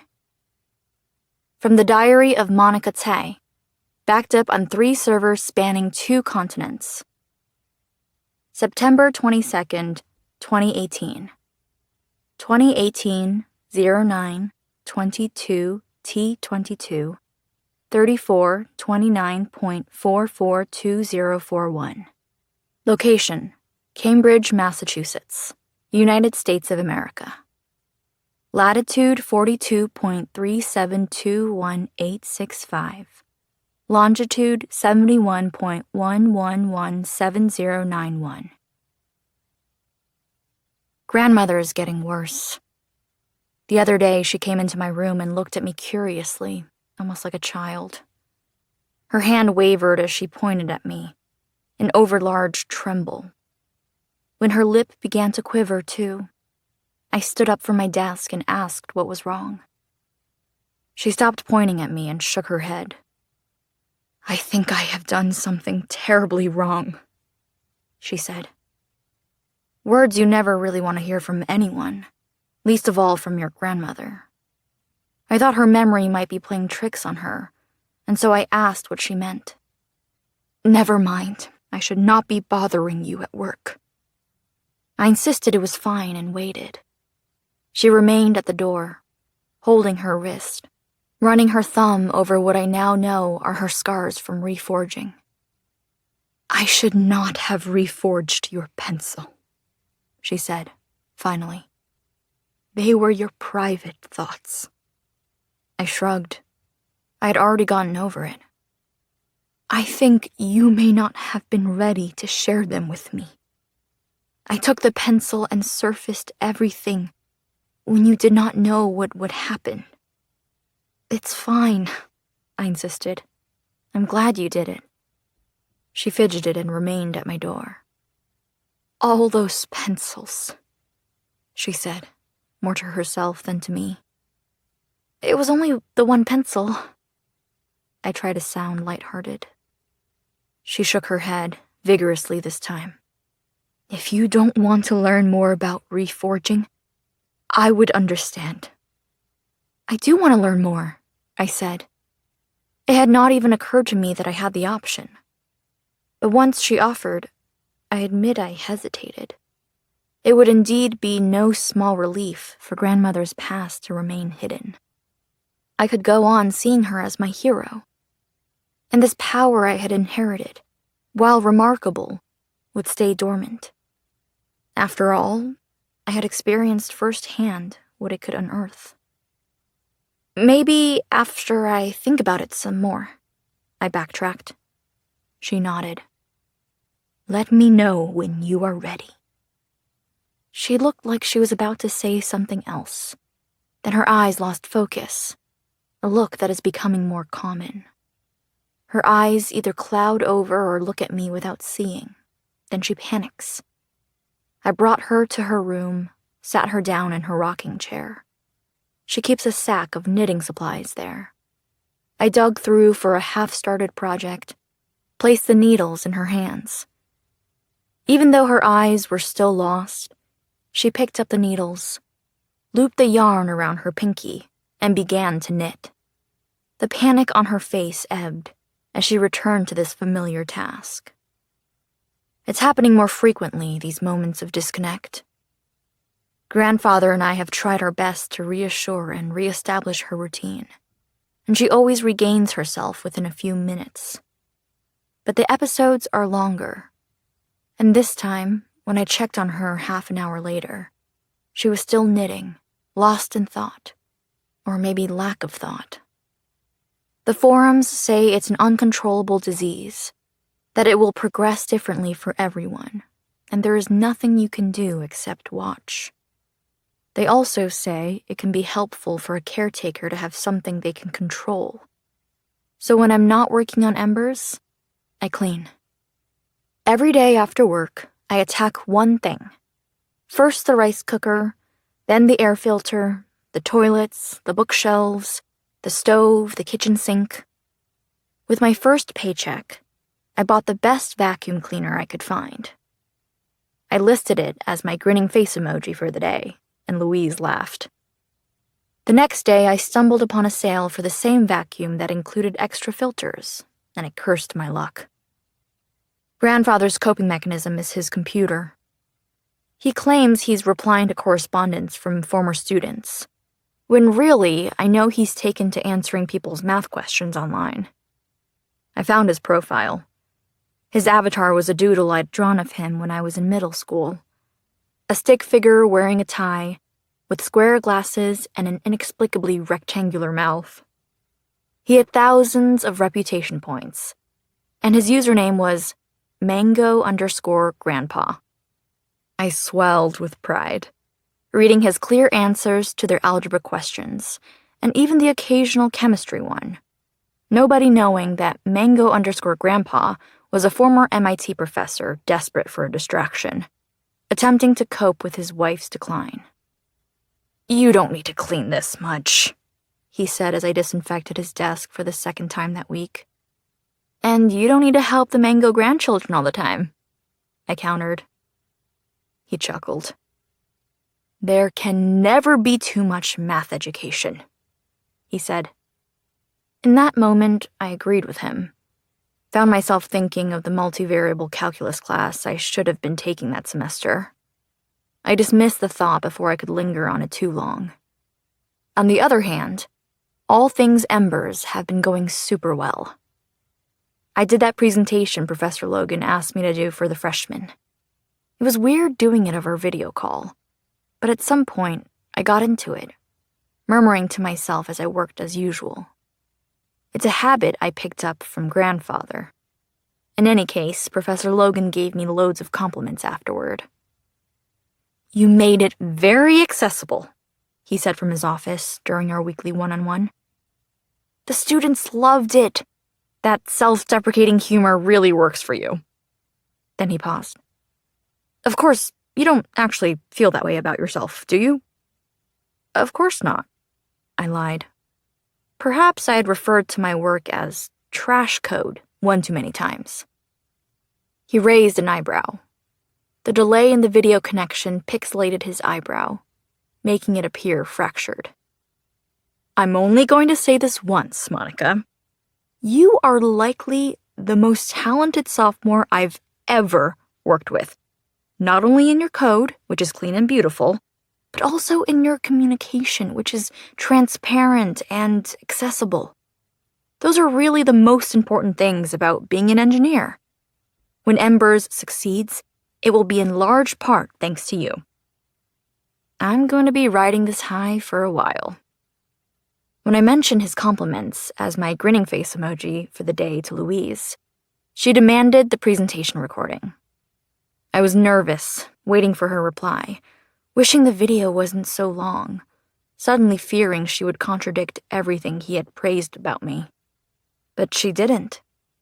As soon as 27 minutes passed, she replied, Wow, that was really great! Even I understood. And a few seconds later, and damn, you're cute. I melted into my bed and couldn't move for a while.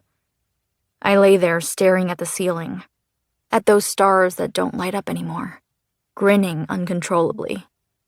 First Professor Logan's compliments, then this. It was too much. I felt like an electron when it's given too much energy, and all it can do is vibrate over to the next orbital. And somehow the only thing I could think to send back was, and you're late with your email about your major. Which totally killed the vibe, but she took it in stride. LOL, I know. I'm terrible with deadlines. Give me a few more days. Her email came 3 days later. She BCC'd me on her message to her advisor, as she promised. Ugh, stayed up all night working on it. And it was still late. But let me know what you think. I had been in the zone, debugging something in the Embers logs. And even though I needed to complete my work before the logs rotated, I was so curious, I ended up just SCPing the logs to my own machine so I could look at them later. Her thesis proposal was good, well laid out and convincing, with strategically placed graphics and pictures from Shanghai. She's a talented photographer, and I told her so. Aw, thanks. It turned out her project was not archival exactly. It had a digital spin to it, and there was a field for it out there called, what do you know, digital archiving. But she went a little further, cited other works, and said the version she wanted to focus on was called, and I got chills when I read it, memory work. I didn't really understand what it meant from her proposal. Her advisor likely knew definitions I didn't. So I looked up some of the works she had cited. Even those had a number of technical terms. She texted again. Well? I prepared a list of questions and texted her, warning that I was about to call. Finally! The phone did not even finish its first ring before she picked up. Was it okay? She asked, breathless. It looks great. I didn't understand a lot of it. Oh no. But it's not my background. I only know about computers. You know more than computers. Not really. I held up my first question. Suddenly, I felt like a journalist, and so I played into it, lowering my voice and articulating clearly. Memory work. That's a very striking term. Isn't it? There was a smile in her voice. Archiving has been a thing for ages now, digital archiving too, but memory work takes a different approach. By trying to be more ethical? It was what one of the sources had claimed, though I couldn't discern what made it any better. Maybe. The idea is that one person's memory is never the whole source of truth. Everyone interprets what happens around them based on their own circumstances. Historians and archivists are most at fault here since they get to decide what lives on and what doesn't. And this also goes through the filter of their own experiences. So if you're in archiving, you have to acknowledge the importance of your role and the impact you have for future generations referring to your work. Let's say you're an archivist for Cambridge, she continued without pause. I wondered if this was what I sounded like when I was explaining Embers to her. And let's say there's a march demanding better roads for bikers. There are some articles about it and some photos, which you save to the archives. Because they are there, Cambridge suddenly has this history of having fought for biker rights. And that helps shape the community. There's proof this has been done before, a rung on the ladder. So let's build the next rung and have an even bigger march. Bike lanes show up, and the city invests in a widespread bike share system. Now you're a city known for biking, and it's a source of pride. Everyone in Cambridge has different experiences, but in some way, you're all shaped by its good biking system. Biking's not that great in Cambridge, I muttered. She ignored me. But now let's say you find out about this elderly couple who was bought out of their home in favor of installing a hub for electric bikes. The couple doesn't speak English, and so they were never able to advocate for themselves. How do you reconcile that with the narrative of Cambridge as a great city for biking? Did you have to make it an elderly couple with bad English? I asked miserably. Sorry, she said gently. But this is where memory work fits in. Now let's say you decide you need to advocate for people like this elderly couple. You want to go back and look at this narrative from a different lens, from the perspective of a less privileged group. The great biking city narrative already exists, though. And so you have to operate on the memory which the city already has of itself. If you don't surface their voices, you're giving tacit approval for displacing the elderly in favor of bikes. It's about no longer excluding those who are always excluded. Not only that, it's about actively working against it. So that the next time you're archiving something, you automatically look for the narrative of the older population and work that into your community's collective memory. I closed my eyes. I pictured her with Meng, the picture that started it all, the one that triggered the Embers alert and brought her and Meng into our lives. Shanghai's skyline in the background. Someone Meng found remarkable. But you're not looking at biking in Cambridge, are you? I said. I know nothing about biking in Cambridge, she agreed. You're looking at Shanghai, at Meng's generation, at my grandmother's generation. Women who survived both wars, she confirmed. Especially the ones who made their way here, whose stories were never added to the nation's memory, not to China's or Taiwan's or America's. My grandmother, then. There aren't many who are still alive, and people really care about recovering those stories.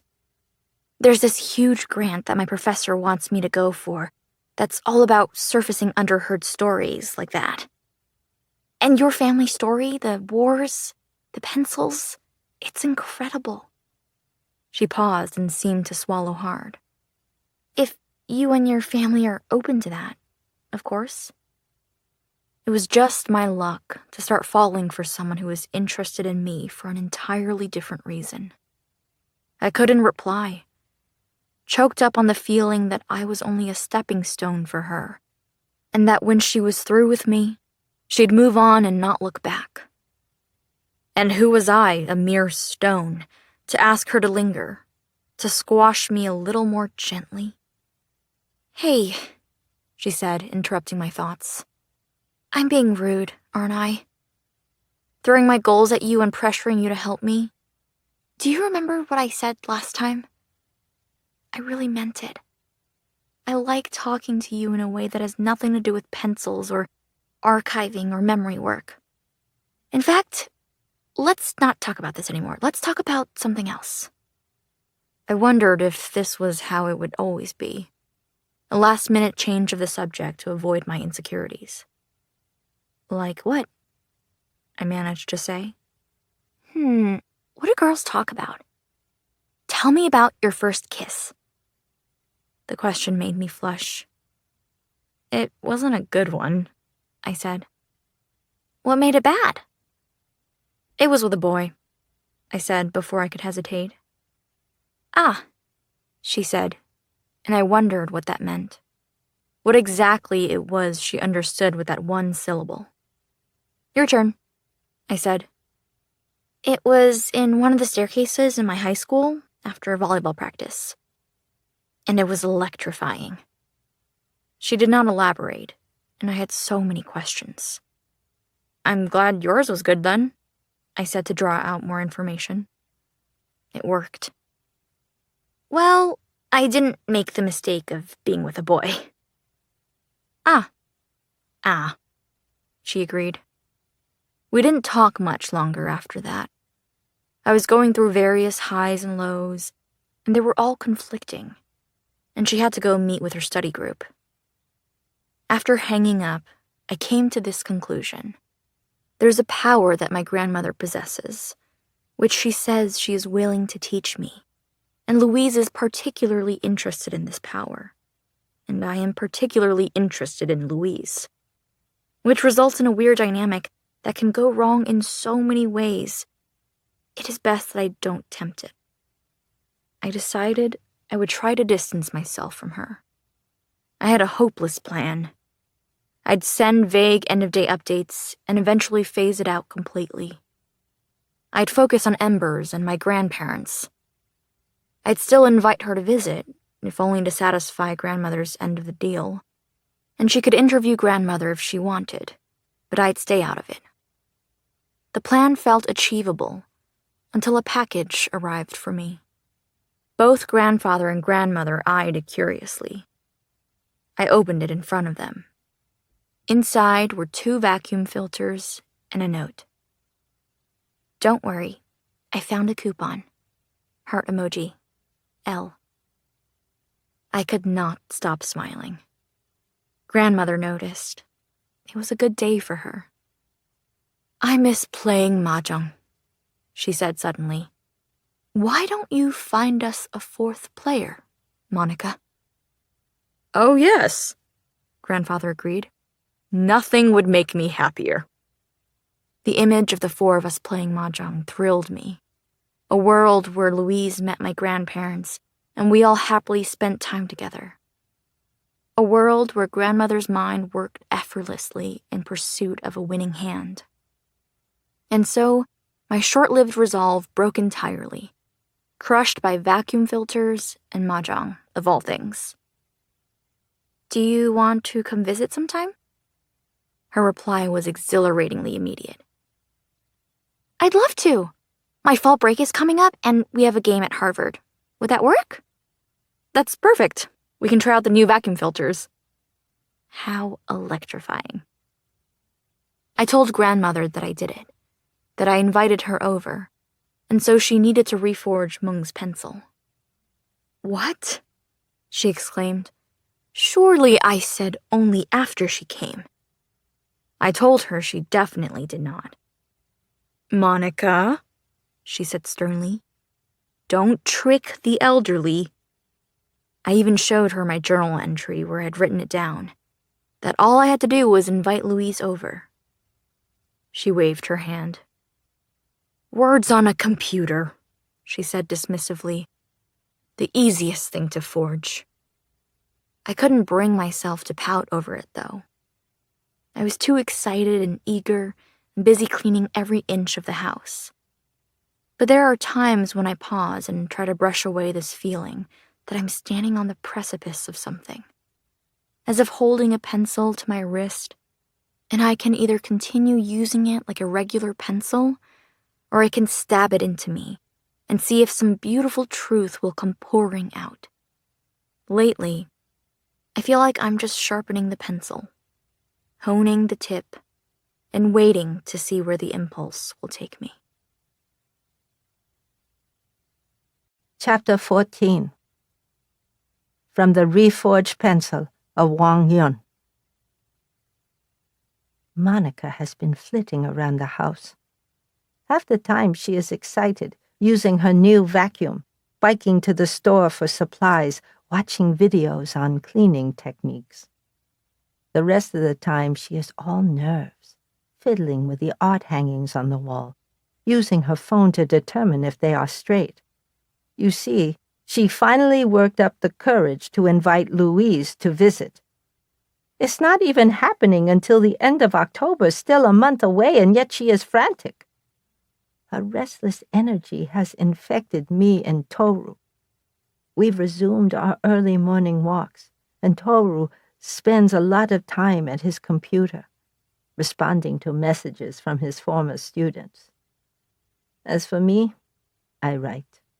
Sometimes I get lost while I'm writing and end up wandering the house and find myself back in my rocking chair, knitting needles in hand. There are some things I can't remember at all. I don't know if this is because of the disease or if I would have forgotten them anyway.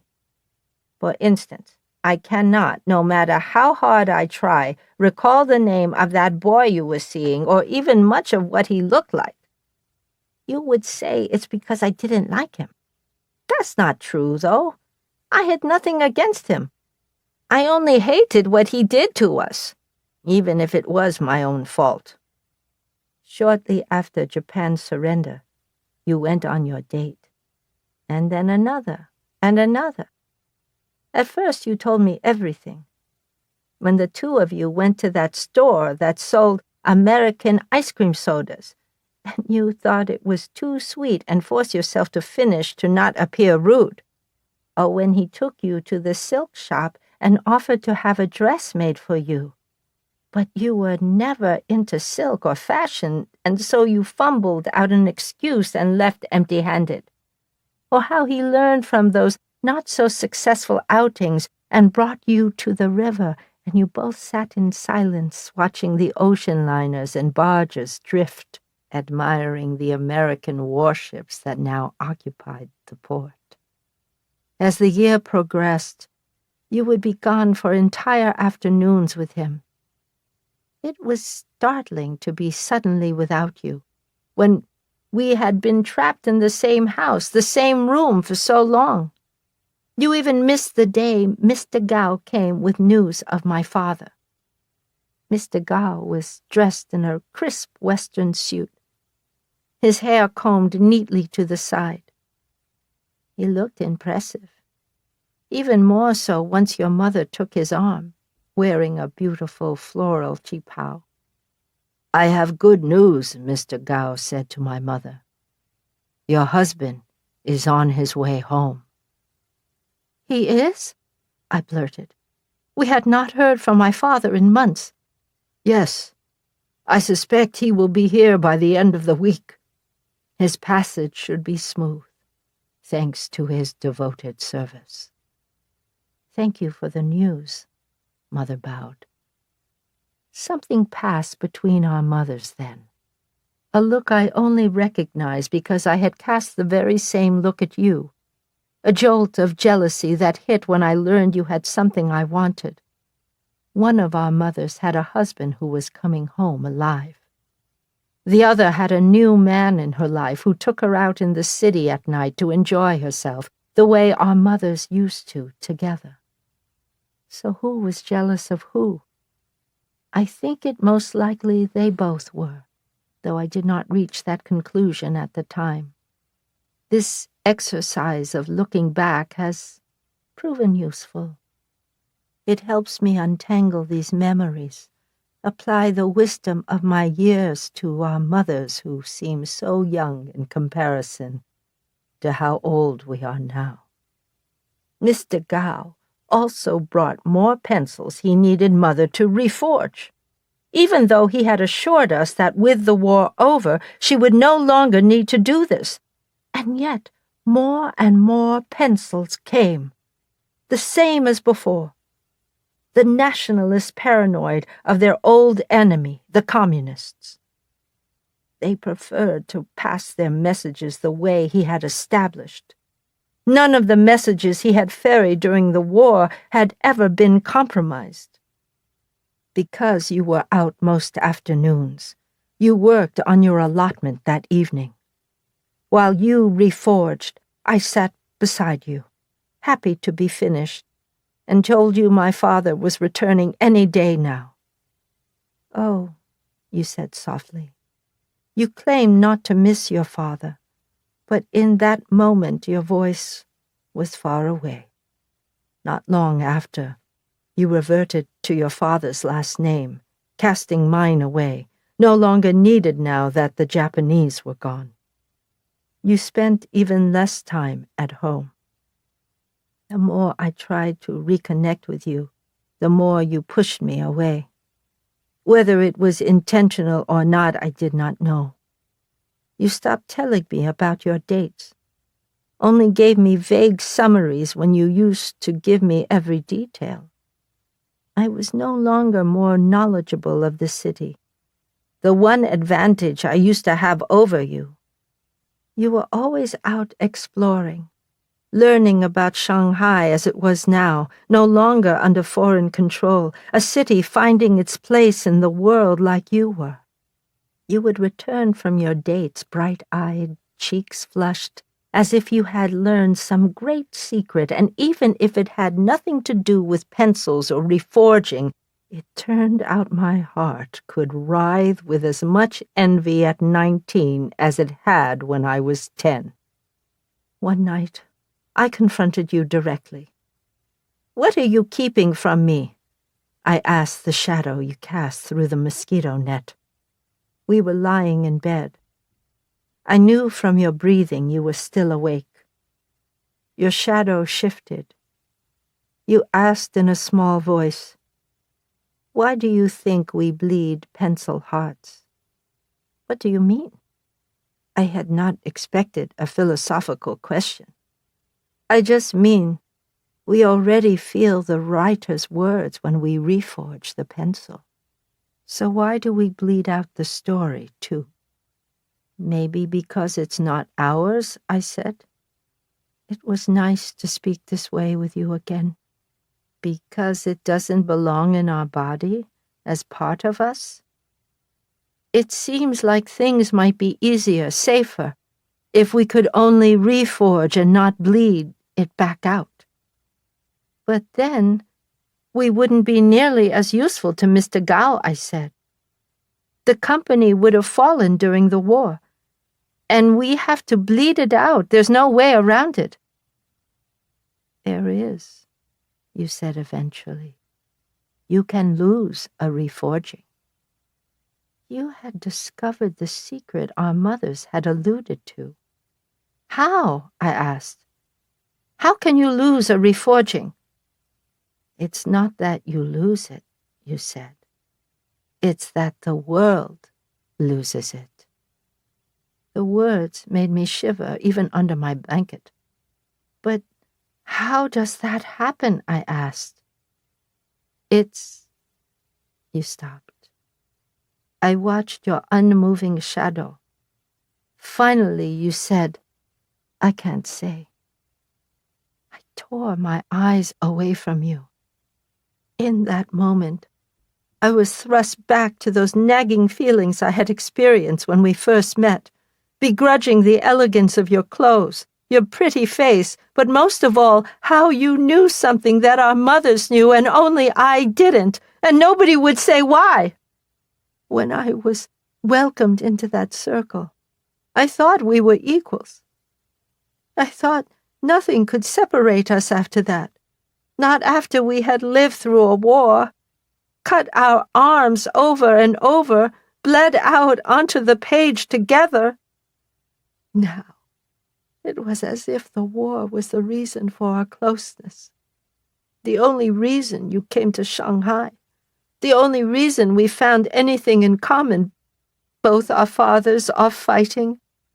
And now that it was over, our natural differences reemerged, and the resentment that came so easily to me blossomed once again. Why not? I asked, not daring to raise my voice for fear of what it might betray. You took another long pause before replying. Because it's something between me and him. I flipped over in bed, turning away from you. I closed my eyes, willed myself to sleep. You called my name. I ignored you. I slept fitfully, waking every few hours, convinced you were no longer in the room, that I was alone. In the morning, we ate breakfast together while our mothers chatted. We had a rare day off. Mother was heading out to buy supplies in preparation for my father's return, and your mother was going to the department store with Mr. Gao. They asked about our plans. We are going to a movie, you said, picking at your congee grain by grain. Oh, lovely, your mother said. Yun kept talking about wanting to see that new one, the American one. I'm not going, I said. She's going with her boy. Oh, your mother said, looking between us. Then what will you do, Yun? Stay home and reforge, I suppose, I said. Before they could cut in with some compromise or attempt at solace, I shoveled the rest of my breakfast into my mouth and went to the front of the store, intent on drowning my self-pity in pencil work. When I reached the front, your boy was already there waiting to pick you up, standing outside the locked door. I let him in. I know I'm early, he said. I can wait here if Meng isn't ready. The first thing I noticed about him was the pencil tucked behind his ear. It was the one I had given him, back when I still thought it a fun way to tease you. How is that pencil treating you? I asked, an idea slowly forming. It's wonderful, he said, lifting it from behind his ear. Let me see how it's doing. He handed it over without a second thought. I brought it to the counter where your mother normally worked. I took out a notebook and made a show of drawing lines of various darkness. I flicked it a few times, held it up to the light, then stooped below the counter and came back up with your mother's glasses, as if to examine it more closely.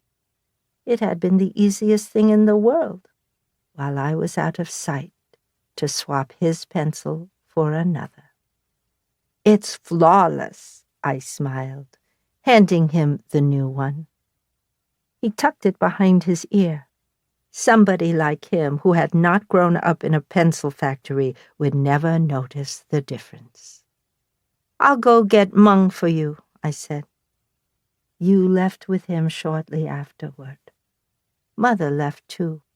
Then Mr. Gao came for your mother, and finally, I was alone.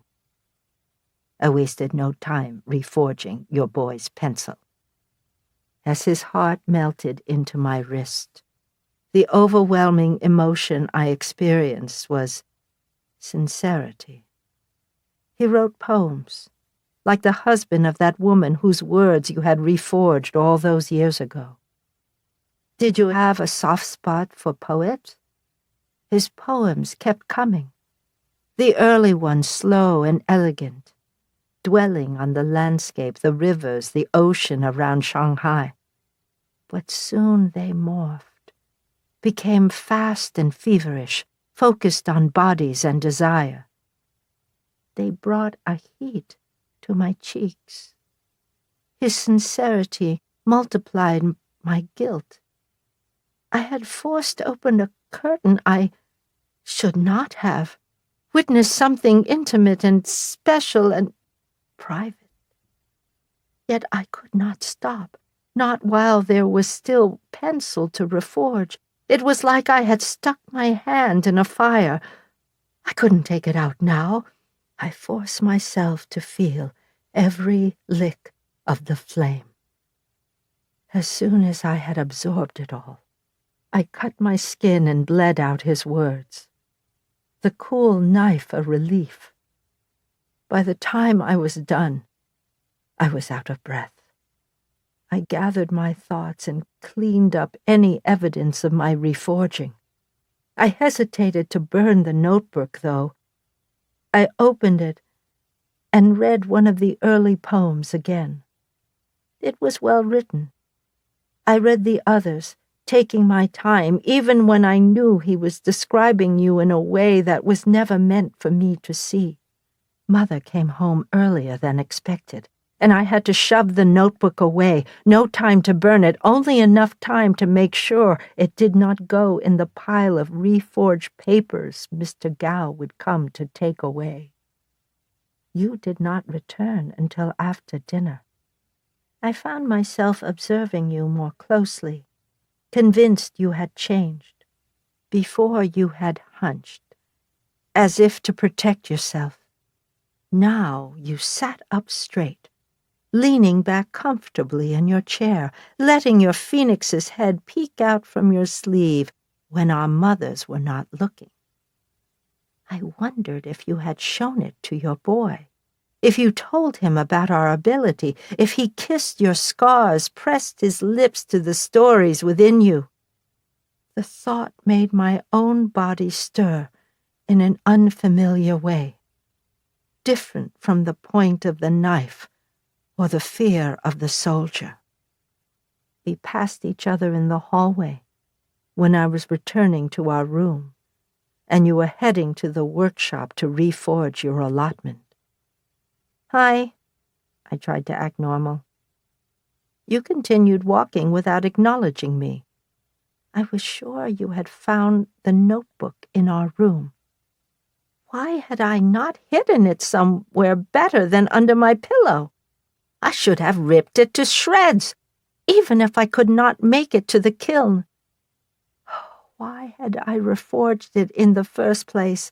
Why had I tricked your boy? Why could I not stop lying and deceiving? Your shoulder brushed mine, and your hand slipped what could only be a pencil into mine.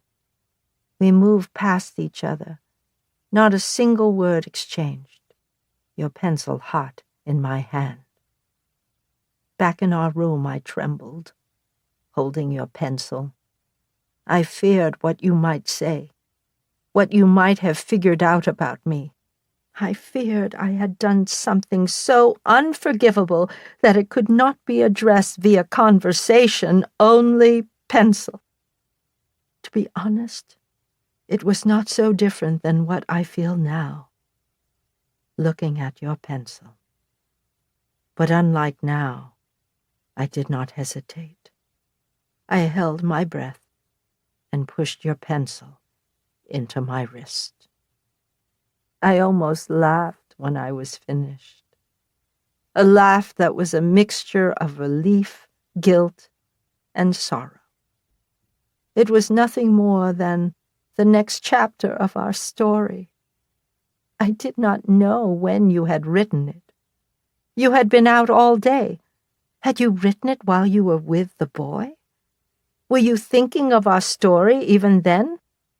It was a brilliant chapter, filled with our usual espionage and the dash of fun that had become prevalent since the war's end. Our characters use their new ability to armor themselves to great effect.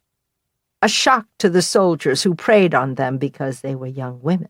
And as they worked on their plan to infiltrate some important government official's house disguised as housekeepers, they passed each other messages through pencils. They pretended not to know each other, walked right past each other, and slipped the other a note without a word. I went to the workshop.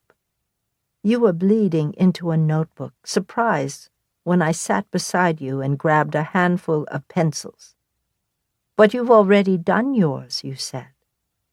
I pushed a heart into my wrist anyway. I didn't apologize to you. Not then. But as we quietly sat reforging, I once again felt close to you. Not in the same way as before. It would never be the same. It was the first time I understood that I did not need to know everything about you, that it would be better, in fact, if I did not, and that not all stories are meant to be shared. The beauty was in the ones that we shared willingly, and those were to be cherished. Neither of us knew then that another war was right around the corner, or that we'd soon be separated. In many ways, that was the last peaceful moment we spent together. Chapter 15. From the Diary of Monica Tai, backed up on 3 servers spanning 2 continents. October 10th, 2018. 2018 10 10 T20 11:53.740456.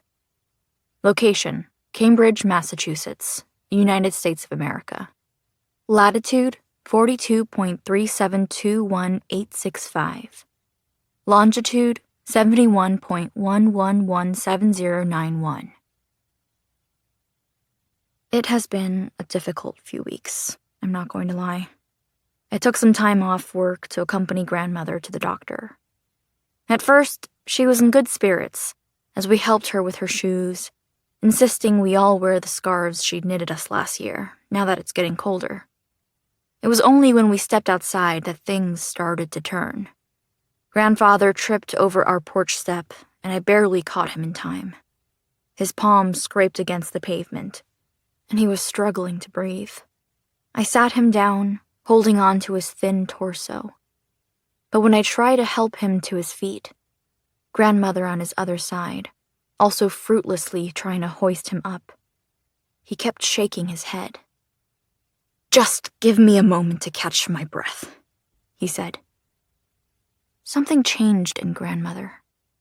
She began to panic over him, speaking rapidly, except the words coming out of her mouth were neither English nor Mandarin nor Shanghainese. I clung to a hope they were Japanese or Taiwanese, languages she might have picked up years ago, though deep down I knew that they were gibberish, as she patted grandfather's coat down and pleaded with him. Grandfather nodded placatingly. It clearly was not his first time hearing her speak this way. I ran back into the house for something to clean his hand. When I reached the bathroom, I gripped the sink, and all I could do was stand there telling myself to stay calm. Grandfather was allowed to falter. He was not young. Yet until right then, I had not even considered it a possibility. He was the stable one, the one with a successful career that allowed us to never worry about money, the one who delayed his retirement after my mother and father left, the one who was supposed to be around to help with grandmother as she faded. I shrank into myself, wanting nothing more than to remain in place, to freeze time before things got any worse. But we had a doctor appointment to get to. I reminded myself that grandfather was barely hurt, and grandmother would snap out of it soon. When I returned, grandfather was standing again. I helped him clean his scraped hand, Grandmother was still panicking. We reassured her that we were just going to see the doctor for a routine visit, and that we would be home soon. Her Chinese returned. I almost wished it hadn't, because she begged and begged. "Don't take me away from home." "You love Dr. Wu," Grandfather said in his most soothing voice. "You offered to send Monica to her office to fix her computer, remember? And she asked you all about Monica, and the two of you talked forever, and you didn't even notice all the tests she was doing on you. Afterward, you said you couldn't wait to see her again. And she is a very busy person. It is difficult to reschedule an appointment with... I don't know who you're talking about." Grandmother was trembling, holding her head in her hands, trying to turn back toward the house. I held her arm, enough to keep her in place. With my free hand, I called a rideshare since we had missed the bus. I attempted to reason with her, but I was even less successful than Grandfather. In the end, she fell against him and pounded weakly at his chest, crying. "They'll find us, even here. Toru." Grandfather held her until she went limp in his arms. I stood there, useless, not knowing how to help and too scared to even try. To our relief, by the time the rideshare pulled up, Grandmother had worn herself out. At the clinic, Dr. Wu greeted Grandmother enthusiastically and received wide, uncertain eyes in response. The doctor ran her tests and talked mostly with me. She tried to engage Grandfather too, but he was too spent. The tie he always wore was a little crooked, his bandaged hand resting in his lap. When we left, Dr. Wu pulled me aside while Grandmother and Grandfather walked ahead. "Hey," she said. She was like me, Asian American, maybe even with a grandmother who lived with the same disease, and who had inspired her to go into this field. The similarities made me shy away from her, not wanting her to map onto me so cleanly, to be able to perceive me so clearly. She handed me a pamphlet of resources for caretakers. "Make sure you take care of yourself, too," she said. I mumbled a thanks before leaving as quickly as I could. The journey home was smooth, and the bus lulled both Grandmother and Grandfather to sleep. I had to pat them awake when we reached our stop. The bus driver lowered the landing so they could get off without having to take such a large step. The bus was running late, and a younger man holding onto a strap hanger let out a huge sigh as we went through the slow process, Grandmother and Grandfather carefully stepping down. I wanted to yell at him to please be patient with us, that we were trying our best, to stuff his sigh back in his mouth so he'd choke on it. Instead, I said nothing, hurried off the bus, down the sidewalk, and back into the house. Louise texted me at the end of the day, asking for my smiling face emoji and disappointed face emoji. I told her it had been hard, and she offered to call. I did not have the energy. I buried myself in embers. As my world fell apart around me, I wrote my code. If I could enforce enough logic there, maybe the rest would follow suit. I coded until midnight. When I left my room to use the bathroom, I saw Grandfather at his computer, answering another math question, and another, and another. There are still some days when Grandmother is mostly fine. Typically, when she has a bad episode, we don't have to leave the house for any reason, so she passes them in relative comfort. I almost wish there was a recognizable pattern to it, even if that meant a steady decline. Some mornings I wake up and stare at my ceiling, fearing which grandmother she will be that day. And then I feel guilty because every moment I'm in bed is another when only Grandfather is looking after her. And so I haul myself out of bed and face the day. "It sounds like things are rough up there. If it's too much trouble, I don't have to visit.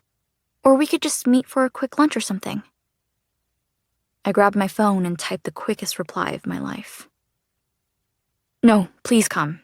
I really want to see you. I'll be there." I began counting down the days. A few nights later, when usually only I am awake, I heard grandfather's voice coming from the spare bedroom. When I went to check on him, I recognized his tone, the mix of English and Chinese, and knew the only person he could be speaking to was my father. "You're selfish," grandfather hissed. I flinched away from the door. He never spoke like that to me, only to my father. And even then, as far as I was aware, he had not spoken to my father in years, had only done so through me or grandmother. "What can be taking so long? You're delaying on purpose. I know you. Making Monica do what you should be doing." His voice broke when he said my name. "She should be in college learning, making friends, and falling in love. Instead, she's here because you are not, and I can't do this by myself." He paused to catch his breath. "I can't do this by myself," he repeated, as if realizing the truth of his words. I leaned against the wall and slid down until I was sitting, holding my knees to my chest. I did not even have my phone with me. I just waited there in the dark, listening to grandfather reply in monosyllables and grunts to whatever my father was saying. They ended their call. It was a while before grandfather came out. He saw me immediately, even in the dark, as if he was looking for me. "I can ask Louise not to come," I said. I stared straight ahead as I spoke. "I can also just work part-time." "No." He looked like he was trying to sit down, so I stood up. He placed a hand on my shoulder. "I want to meet her," he said, then squeezed my shoulder. "And no part-time. You'll never properly learn computer science that way." I rolled my eyes and sniffed. "Tell me about your latest algorithm?" he asked, his voice small. We stood together in the dark hallway. "I had to implement a pipeline for a library's archive today," I said. "That's a lot of data," he said. "How did you store it?" "Gzipped, timestamps for file names." "And how will you query it?" We passed each other questions and answers in the dark, each offering the other a little ledge of a foothold, something to keep the other moving forward. Soon after, the new medication that Dr. Wu prescribed started having an effect. Grandmother was more present, less paranoid, and even began writing again. "How do you record the stories of someone who's losing their memory?" I asked Louise. I wondered how coherent whatever grandmother was writing could be. "I'm not sure," she admitted, very carefully. I tapped at my computer. I had spent so long searching for Meng, but I had never thought to search for grandmother. I tried all the tricks I had learned, and the results came up similarly blank. It was as if the world had accepted she was fading and was prepared to let her fully disappear. For the first time since I connected with Louise, I dove directly into the Ember's data. There's a lot more now, not only social media posts. We've been building up its knowledge base as we prepare the program to better understand journal entries. Professor Logan has assembled a moderation team of minimum wage undergrad students. They don't have access to the journal entries themselves, but they can approve connection topics. Yes, connect mothers returning to the workforce. No, do not connect those scheming violent insurrectionists. Professor Logan's latest pitch had been in San Francisco, and we'd recently received an influx of users from California, really the first to use Embers as a journal. Unfortunately, there had been a lot of false positives, so he had me work on ingesting local newspaper articles and historical archives and such. The data was meant to inform Embers about the region so it could better determine a unique connection point between users. I decided to do something I had never done before. I fed all of my previous journal entries into the system. I made sure it wouldn't reach out to random test users and tell them about me, but it would parse my entries and try to find connections for me among its data. I didn't think it would actually surface anything, just that my journal entries would be realistic test data. After running for 8 minutes, I know, we need to optimize, Embers returned a single result from the archives of one of the local newspapers. The fire appears to have been a grease fire, though officials were unable to find an occupant of the house. The fire spread unusually quickly due to the amount of flammable material near the kitchen, including paper, cardboard boxes, and, most peculiarly, pencils. Most of the wood of the pencils burned, leaving strips of lead at times, piles of ashes others. Neighbors varied widely in their statements on who lived in the house. Some said it was unoccupied, while others insisted a large family lived there, and one even thought it was a restaurant. I almost dismissed the article as another false positive. But then Embers showed my journal entry that matched. It was the conversation between me and grandmother, when she said she had lost most of her pencils in a fire in California. I nearly slammed my laptop shut. How had I forgotten? Was memory that fallible?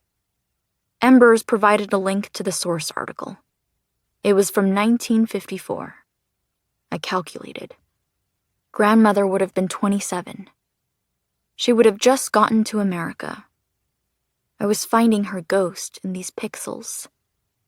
The article included an exact address, which I searched. It did not take long to find a city record for the property. It included a name, a Chinese one, definitely not grandmother's. I searched the name separately. This was the kind of thing grandmother wouldn't understand, and neither would Louise. Even if pencils had great power, they could not compare to the power, the widespread usage, the sheer amount of data of the computer. The name was that of a military man, high-ranking in the nationalist forces. I did not know much about the nationalists, other than that they were a political party in Taiwan. Did he know grandmother? There wasn't much detail about him available, in English at least. Though he was not well known, the division of the government he served in was, and so I searched for that. The results returned with too many articles, all on the same topic. An extensive intelligence network designed to purge dissidents. I skimmed the articles and quickly shut Embers down, purged the data I had fed it, and closed my laptop. I was left with the laptop fan slowly whirring, and the eventual silence of my bedroom. I could hear, beyond my closed door, the Taiwan news grandfather always watched, passionate voices debating one matter or another, grandfather yelling his opinion, while grandmother stayed out of it, cooking or knitting in the background. There are a lot of things I don't know about history, about politics, especially when my public school only covered American history for the most part. I knew America had a strong anti-communist movement, that there had been spies, and it seemed like Taiwan had spies too. But it all felt so foreign to me, so different from the Taiwan I knew, where I went every other summer to visit family in their air-conditioned skyscrapers. Even grandmother felt it was safe for me to explore the city on my own. Take the subway and buses, decide for myself that yes, I did want to drink 3 bubble teas in one afternoon and be too full to eat dinner, and venture out to the night market for a midnight snack. I couldn't reconcile the Taiwan I knew with the Taiwan that Embers was trying to show me. A history of martial law and terror, its citizens disappeared or mysteriously killed for protesting, or simply for attending one wrong gathering. And of course, I could not reconcile the grandmother I knew with someone who might have had any part in that history. For the first time, I thought, why not let her be forgotten as she wants to be? But I had promised Louise I would ask about grandmother's story. I waited for one of her good days. Louise is interested in archival. I had to use the English word because I did not know the one in Chinese. We were watching television in the living room, one of the Chinese singing competitions we had recently gotten into. It was a commercial break, and grandfather was in the bathroom. She's interested in preserving stories. I think she'll want to interview you while she's here. Is that all right?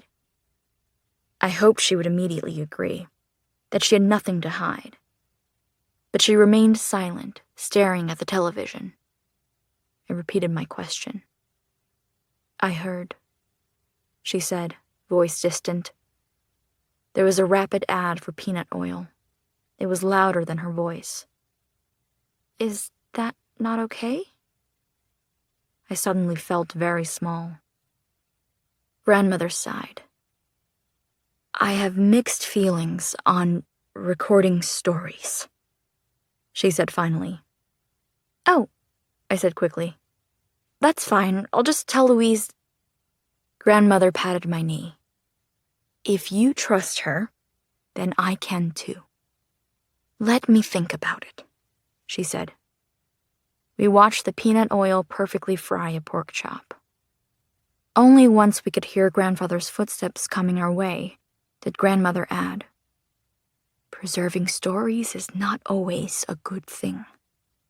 Grandfather sat down, draping the couch throw across the three of us, and we continued watching the show.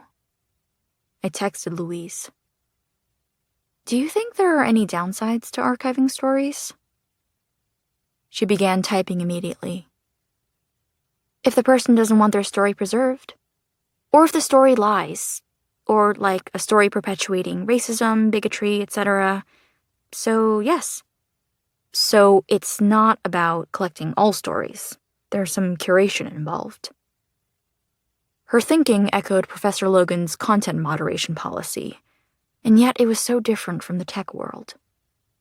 Professor Logan had me reading blog posts, watching talks on best practices in dealing with large amounts of data. The first rule as soon as any data is received is to save it before processing any of it. Even if it's not used, it must be saved in case it's needed in the future.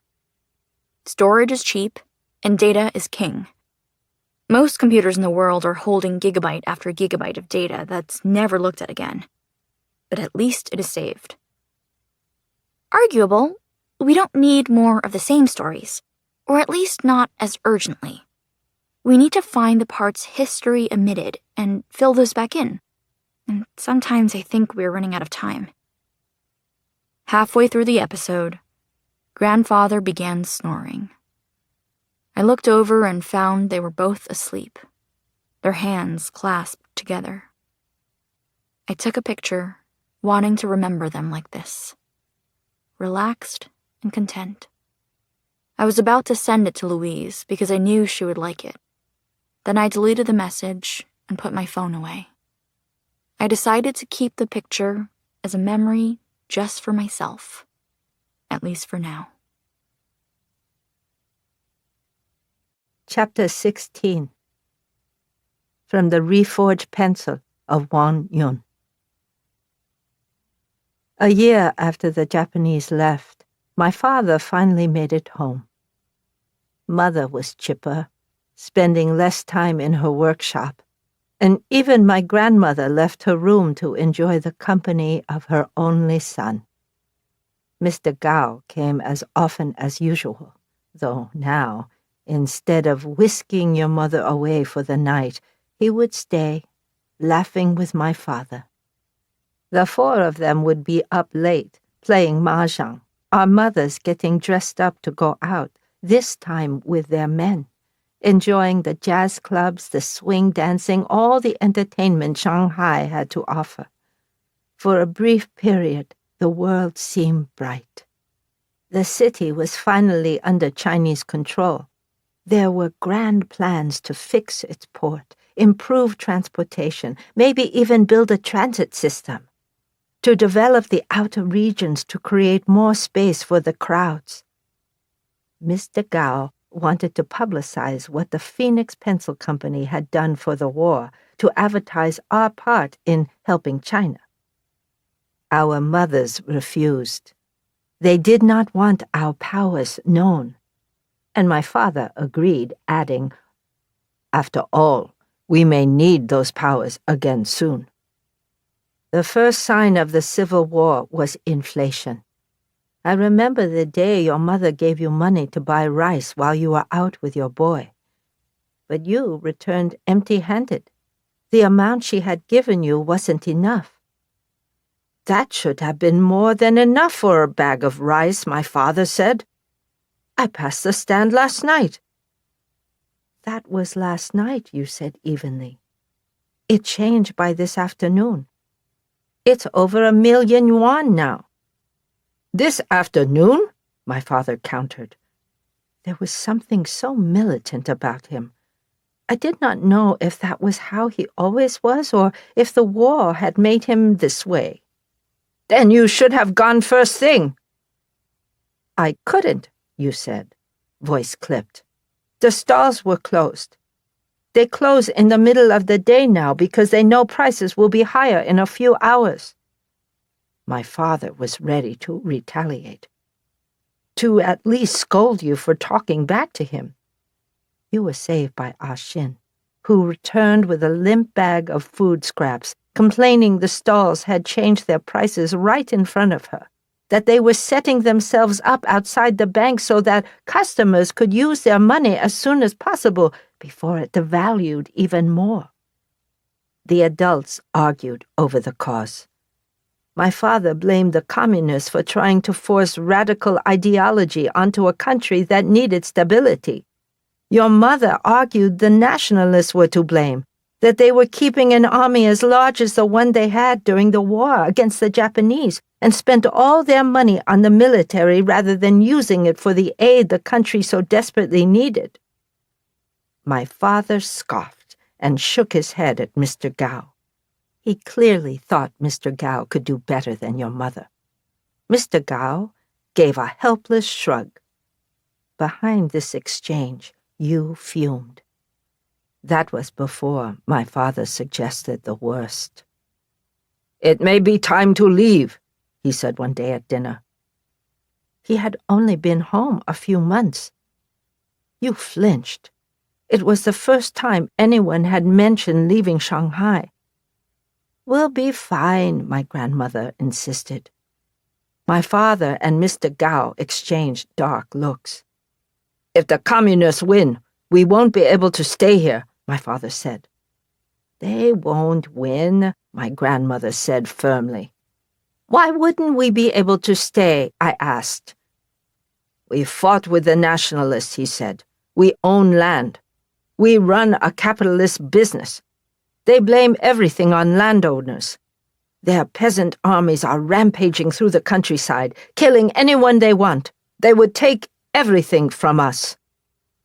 "We don't need everything," you said quietly. My father looked at you, tilting his head. He had never paid much attention to you. "You have never had nothing." His voice was cold. "We worked for the life of comfort you live now." "We could afford to give some of this up," you continued, even as your mother shot you a glare. "And you didn't work for this life. Our mothers did." "Mung!" your mother exclaimed. "I didn't work for this life," his eyes flashed. I shrank into my seat.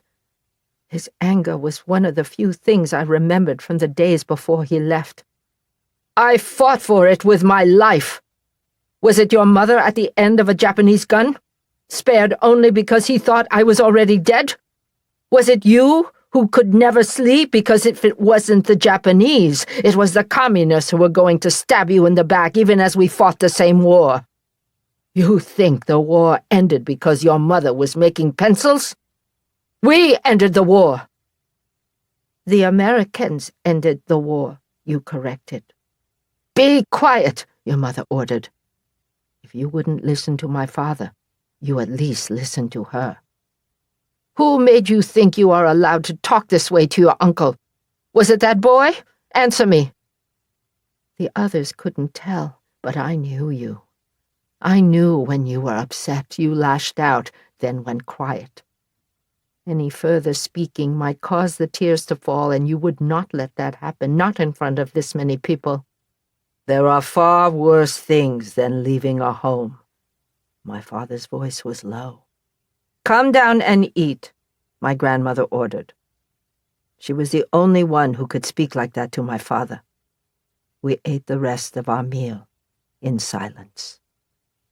At night, you paced our room. "He was going to hit me," you said. "I don't think he was. He was. I could sense it. He would never hit you, but he would hit me without a second thought." I'm sorry. I wasn't only sorry for the way my father had treated you. I was sorry that my father returned and yours didn't.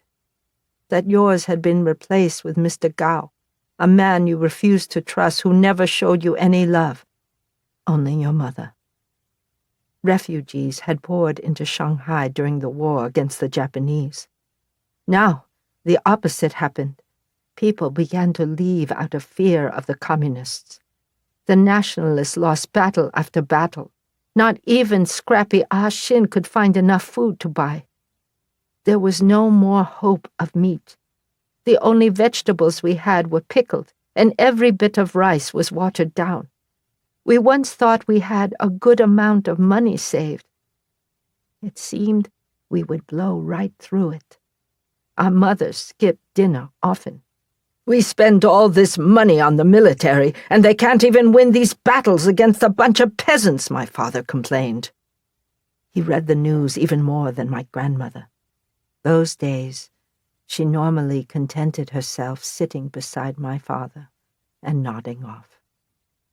"The communists have infinite peasants to throw around as they please," Mr. Gao scoffed. It was a soggy summer day a year into the Civil War, as we ate our dinner of watery gruel that you told us your boy and his family were fleeing to Hong Kong. His father, alarmed by the communist crossing of the Yellow River into central China, had already arranged their travel.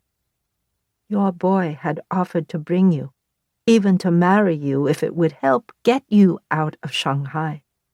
"I'm not going to, of course," you said, as you stared my father down, as if winning this argument with him was more important than your life. For all the resolve you showed our parents, you broke down in our room. You wondered out loud if you were making a mistake, sighed that you would miss him, but it would be too much to marry him, to move to a place like Hong Kong, wouldn't it? No, you would not leave home again, would not leave us, would not upend your life all over again, even if it meant living through another war. No, it was not possible, even if you already missed him. You were depressed for days. It was your turn to write our story. You wrote nothing. Sometimes you made an effort to pick up a pencil, to tap at a newspaper article. Most often you were distracted by the contents of the articles. Tales of savings suddenly meaning nothing.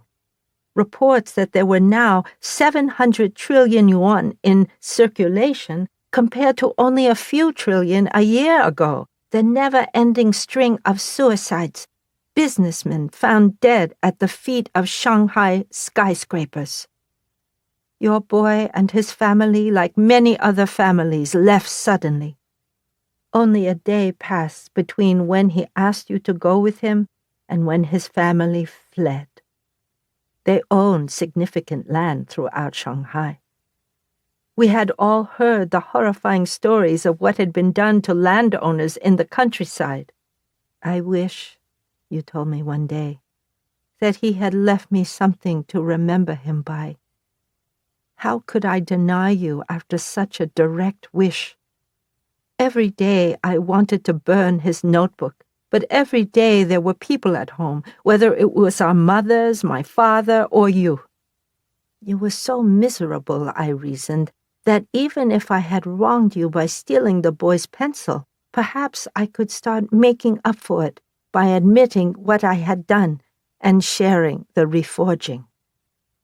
And so, I willingly gave the notebook to you. You read it slowly while I waited on my bed, wishing I could disappear from the room. "How did you get this?" you asked, your voice betraying nothing. I explained the trick. "I wish I hadn't done it," I said honestly. "I was so angry. I felt so left out, like you had abandoned me for this boy you barely knew. But after I reforged it, I understood. It was between you and him, and I shouldn't have tried to meddle. I did it because I loved you, really." You closed the notebook, gripping it tightly, his words gone through my body into your hands. "You know what your most outstanding trait is," you said, your voice eerily even. Then your eyes, dark and unreadable, locked on mine, like it was only ever you and me. Your ability to lie. You walked out of our bedroom, slamming the door shut behind you. I curled up into my bed, hugging my pillow. I told myself I deserved it. Even so, I cried. I could have lived through any war as long as you were there with me. But for you to bury a knife so deeply into my heart with your words, that was unbearable. 2 major events prevented you from cutting me off completely. The first, at the start of the new year, my grandmother died. She did so peacefully, in her sleep. It was a small blessing, really, that she died before the Civil War took a turn for the worse.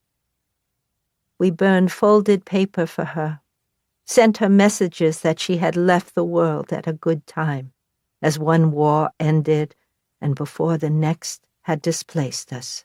It was the 5 of us, me and my parents, you and your mother, all circled around the little metal cylinder where our fire roared.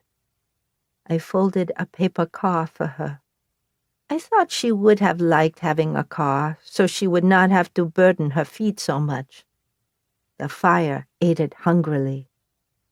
"She likes it," my father said, placing a hand on my shoulder. Mother tossed a whole pencil into the flame. The flame chewed through it slowly. I wondered what she had written with it, what sorts of things she wanted to say to the mother-in-law who had been a controlling force all her married life. But that was a secret the pencil carried into the flame.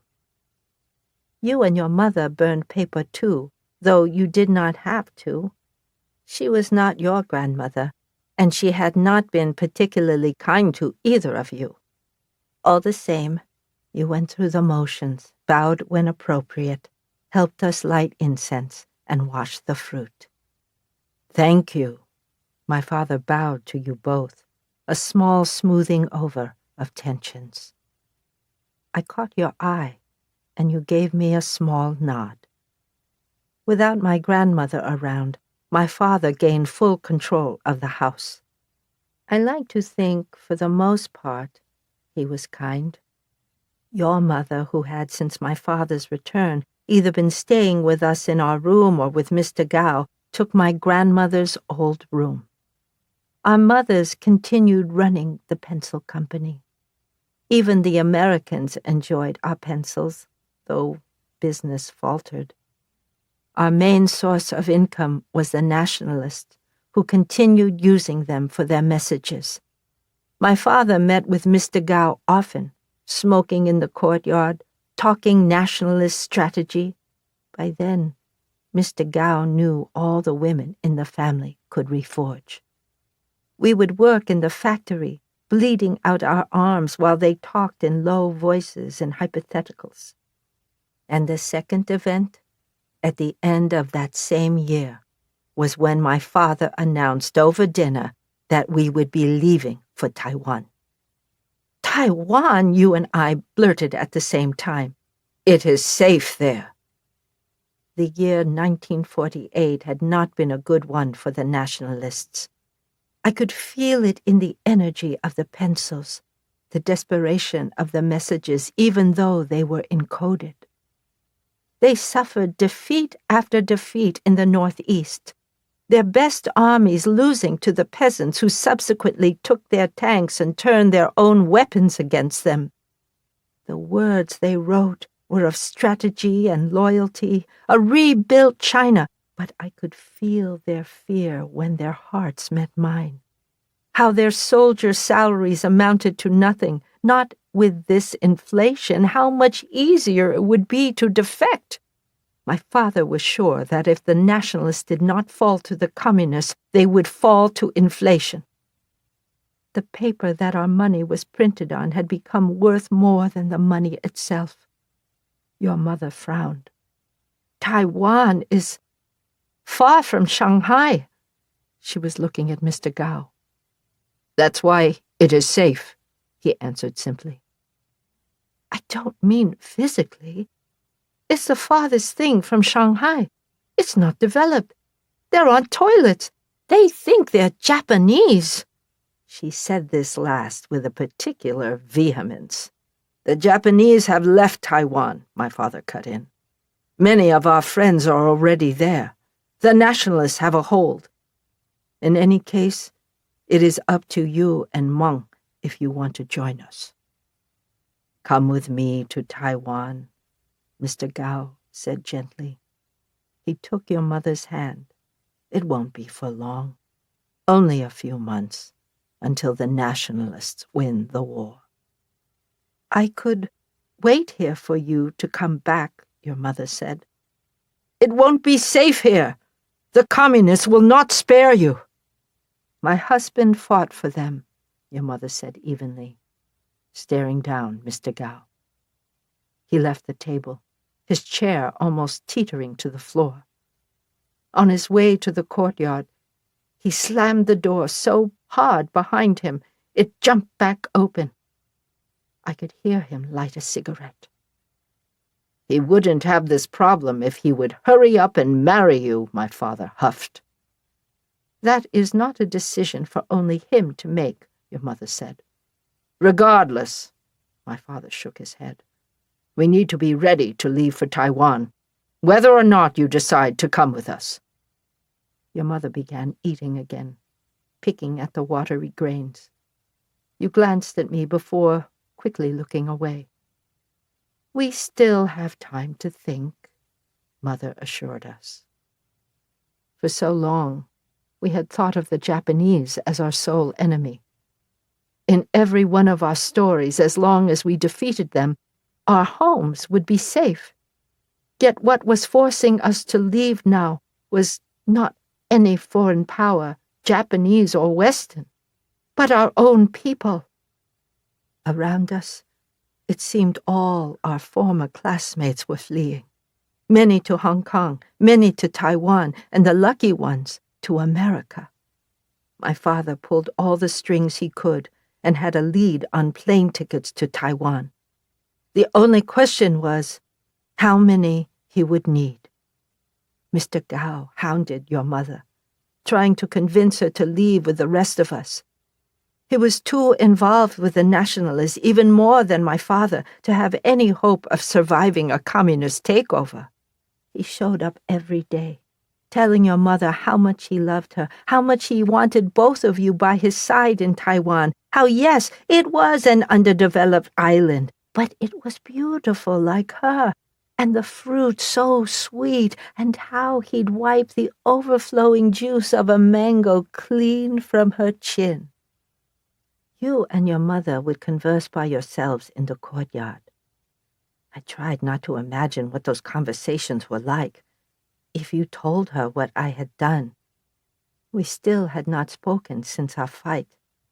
At night, you would remain in the workshop for as long as possible, only returning to our room when you could go straight to bed. I imagined your mother asking you seriously if there was any part of you that wanted to go to Taiwan with us, if you would at least want to be with me. After all, weren't we close? Weren't we like sisters? Weren't we inseparable? More than any city, hadn't we buried our roots in each other? And you would reply, maybe that was the case once, but not anymore. I will not go with her, no. I will stay in Shanghai. And so, not even a week after my father's initial announcement, your mother and Mr. Gao separated.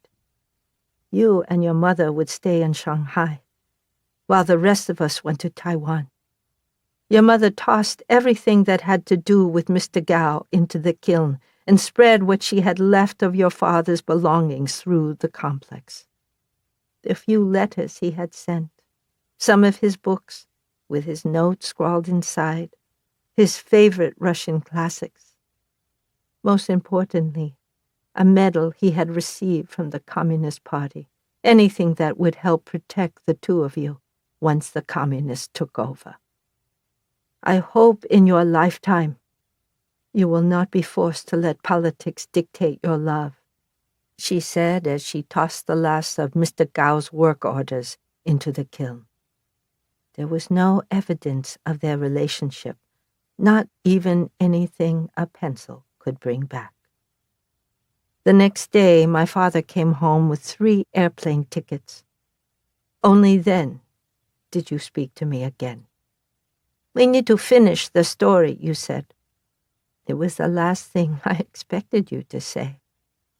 I had assumed our story abandoned. Okay, I agreed, and followed you into our room. We couldn't agree on what had happened last, and there was no paper trail to refer to. You were convinced your character had reforged some critical piece of evidence that revealed my character was walking right into a trap. I accepted your version even though I did not think my character would be so dumb. Rather than one of us writing a chapter, then passing the pencil to the other to reforge, we wrote the last chapter together. I wrote while you dictated. We got caught up in the act, forgetting our feud, forgetting the war and all its politics we did not understand. Your character raced through Shanghai, leaving graphite-stained claw marks on buildings, pushing through crowds and rickshaws, trying to reach me before it was too late. My character was starting to understand that things were not quite what they seemed. She was stalling for time with a soldier who had stopped her, and she managed to slip away from him but straight into the lair of his boss. At the last possible minute, your character made it to the lair and screamed her name. My character armored up. By then, she could call the graphite around her hand in the blink of an eye, and she caught the blade of a bayonet as it swung down at her. The blade clashed with her armored hand, metal against graphite. For a moment, it looked like my character's arm would give out, but then, slowly, the blade began to bend, at the same time as my character's mouth bent into a smile. There, you said. That's how it should end. Really? I did not feel it wrapped up the loose ends we had left behind. Yes, it should end with a smile. Because that's what this story has done for us. It doesn't feel complete, though, I said. Well, that's because you're coming back, right? I should have gotten on my knees and apologized then. Should have begged for you to come with me. Even now, I don't know what would have happened if we had never fought. Would you have left Shanghai? You didn't want to leave another home, I knew that. But would our connection have been strong enough to convince you otherwise, to let you avoid the years of famine and persecution China was about to go through? Instead, I nodded. Yes, of course I'll come back. We left the rest unsaid. The next day, we stood outside the pencil company for the last time. I'll see you in a few months, I told you as you and your mother came to see us off. You gave me the pencil, the one that contained our story. Our mothers embraced, also exchanging a pencil. My father went into the courtyard where he bowed before my grandmother's favorite bush, which was beginning to flower. Then we gathered our belongings. I turned away from you, following my parents. It was my last time in Shanghai, and the last time I saw you. Chapter 17. From the Diary of Monica Tsai, backed up on 3 servers spanning 2 continents. October 28th, 2018. 2018, 10, 28T, 2333, 40.720614. Location: Cambridge, Massachusetts, United States of America. Latitude: 42.3721865. Longitude: 71.1117091. This whole semester has passed so slowly until today. When Louise arrived at the train station like a burst of color and jumbled my thoughts more than ever. Maybe I'll save this entry as a particular challenge for Embers, to see if it, with its state-of-the-art natural language processing, can even sort me out. Because I am so confused. She was easy to spot among the crowd. A head above most people, her smile already wide. She had cut her hair even shorter than the last time we met. I counted the number of steps it took her to reach me. We should probably hug, I was thinking, even as she wrapped her arms around me and squeezed tight. "Wow, what service!" she exclaimed. "Picking me up from the station?" My grandparents would have kicked me out if I didn't. We sat down at one of the rickety tables where I had French fries laid out. She dropped her duffel bag on the ground. I handed her a bus pass. She took it and flipped it between her fingers. "Is this your grandfather?" I told her how grandfather had insisted she use his discounted pass. She studied the picture. "He looks like a nobleman. Full, pure white hair, neat tie, very dashing. It's my honor to impersonate him." She devoured the fries. As we took the bus home, I pointed out the various sights. My high school, the tennis court where grandmother taught me how to bike, the corner where I last saw the busker dressed as a bear playing the keyboard. Louise's game is tomorrow, and she's staying with us for 2 nights. When I tried to tell my grandparents that she said she had friends whose couches she could sleep on, they became furious and insisted she use her empty bedroom. It was the room we saved for my father, those in-between years when he'd return for a few weeks. "This is it," I said after walking the block from the bus stop to the home where I had grown up. It was smaller than the houses in Cherry Hill, and, like many in the Boston area, much older. I found myself nervous, wondering what she would think of it. I could hardly believe she was here. "Amazing!" She looked up at the house. "This is always what I imagined New England to be like." She bounded up the porch steps, and I unlocked the door for her. "Oh!" grandmother exclaimed when we came into the kitchen. The overhead fan was whirring and the pork sizzling. "So tall!" "Hi, 蔡奶奶," Louise said happily. She towered over grandmother. Her Chinese was better than mine, smooth and accentless, at least to my ears. "Thank you so much for having me." "Of course. Have you eaten?" "Monica bought me some fries." Sit down. Monica, come help me." "Toru, Toru! Grandfather had not heard the doorbell, but he did hear grandmother's call. The television switched off and he hobbled into the kitchen. Oh! He straightened. So tall. Hi, Cai Yeye. Louise grinned, with a small bow. Thank you so much for letting me stay here. It's the least we can do. And for letting me use your senior card. Of course. Monica always complains that it's not the right thing to do. It is good you see the value in these sorts of decisions. I do. While taking over stir-frying from grandmother, I protested that public transportation was underfunded. We already pay more for those cards than we get out of them, grandfather huffed. In Taiwan, the government would be paying me to take the train. And when I turn 100, they'd hand me money. Here, though... No need to rant about Taiwan right now, Toru, grandmother interrupted. Please, sit down, Louise. Can I help? She asked. I could set the table, wash some dishes. No, grandmother cried as if Louise had insulted her. Toru, take her suitcase to her room. I'll take it. Give it to me, I need the exercise. So do I. I've got a big game tomorrow. They continued to argue their way up to my father's room. Grandmother returned to my side, turning off the heat and ladling out the rice cakes.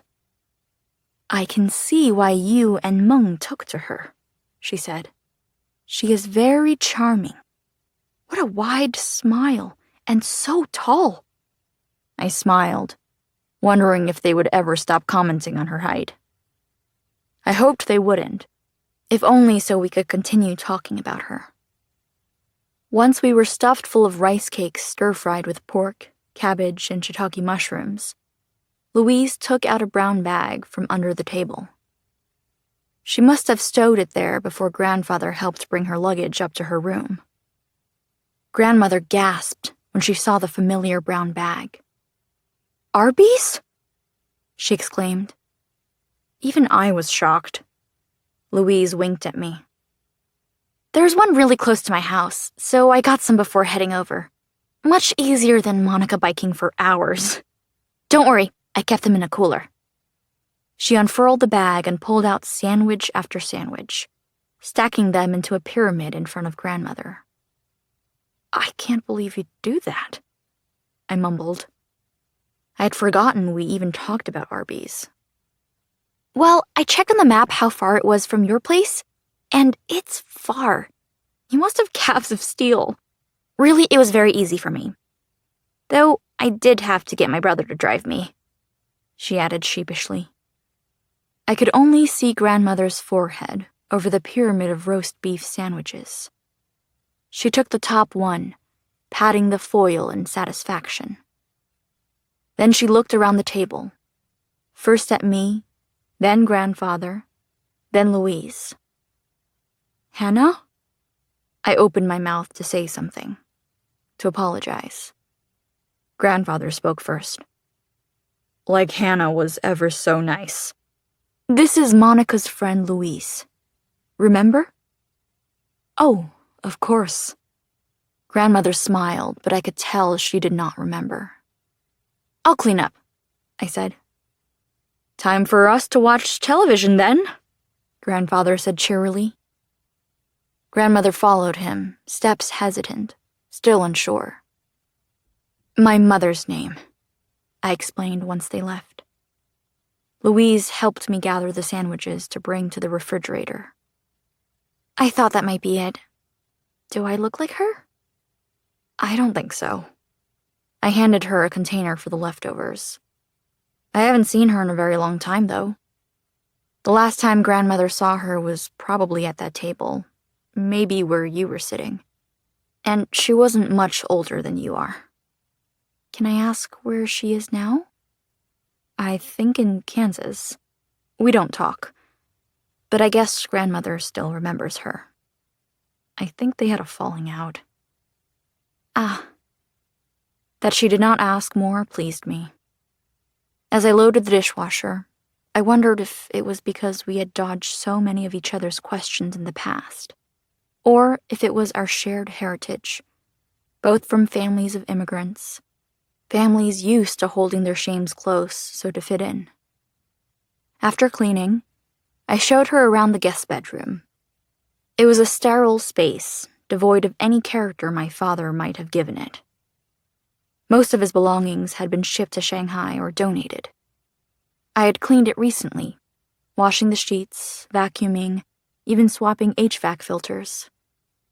She fell onto the bed, spreading her arms. I asked if she wanted to rest. She shot back up and insisted we go do something. I was delighted, as I had a whole list of things planned out. I had been thinking a lot about her thesis proposal and digital archiving. Thought she'd probably love the Cambridge Public Library. Or we could cross the river into Boston and check out one of the many museums there. As I pieced together my plan, though, I realized there was only one place that felt right. I said we would bike there. "Of course you want a bike," she said as she followed me outside. I paid for her bike share rental on my app before she even finished reading the instructions on how the system worked. That was the best part, her face when she realized. "You don't want to start this war with me," she warned. I reminded her of the Froyo incident and biked away before she could escalate. She followed me through Cambridge. Luckily, it's the time of year when the weather here is amazing. No longer humid from summer, the bitter cold still weeks away, like the city was showing off. The leaves were just beginning to turn, deep yellows and oranges against the freshly painted green of the bike lane. We even got to see some turkeys halting traffic. It was never better to be a biker. For the first time since I came home, I could pretend my life was on track. Like I was a student back for fall break, blazing along the same well-worn path as everyone else, maybe even a better one, because she was there with me. Her flannel billowed behind her, a trail of cozy colors that warmed me whenever I looked at her. She would squeal each time she saw a dog in a sweater, and her bike would teeter dangerously. I smiled down at my handlebars, just really, truly grateful. "Where are we?" she asked skeptically when I stopped at the building where Grandfather used to teach. I could understand her skepticism.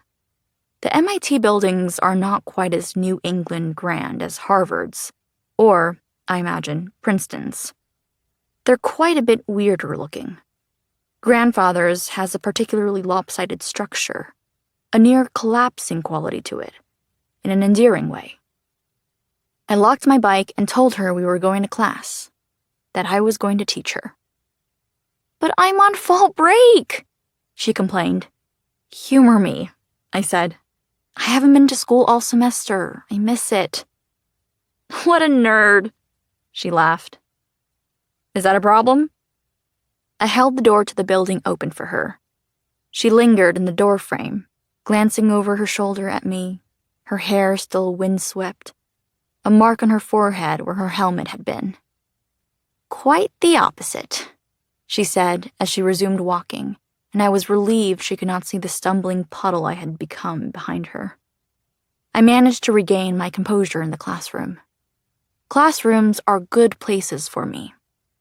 It felt so good to be back in one, to hear the projector groan alive, the mechanical lowering of the screen, to plug in my laptop and project my desktop background of my neighbor's orange cat onto the wall. Louise squealed when she saw the cat, which I was admittedly relieved about, for I had feared she might only be a dog person. And then she chuckled. "What?" I asked self-consciously. "It's nothing." But she was still smiling, attempting to cover it. I looked down to see if there was something on my shirt. I begged her to tell me. "I just think it's cute that you're petting the cat's head with your cursor." I stopped and immediately pulled up my terminal window to cover the cat. Petting her had become muscle memory. I avoided Louise's eyes, try to salvage my dignity. "What are you going to teach me, Professor?" She looked all too eager at her seat, hands clasped together, smiling wider than ever. The classroom was clearly a comfortable place for her, too. I took a breath, inhaling all the power the space would give me. My hands easily took their place on the keyboard. I told her I would be teaching Git rebasing. Her eyes fogged over. "You'll like it," I promised. "Do you remember what Git is?" "From your video for the freshmen?" She leaned back in her chair. "It's for version control, right? Like, every time you make a change to your code, you mark it with a Git commit.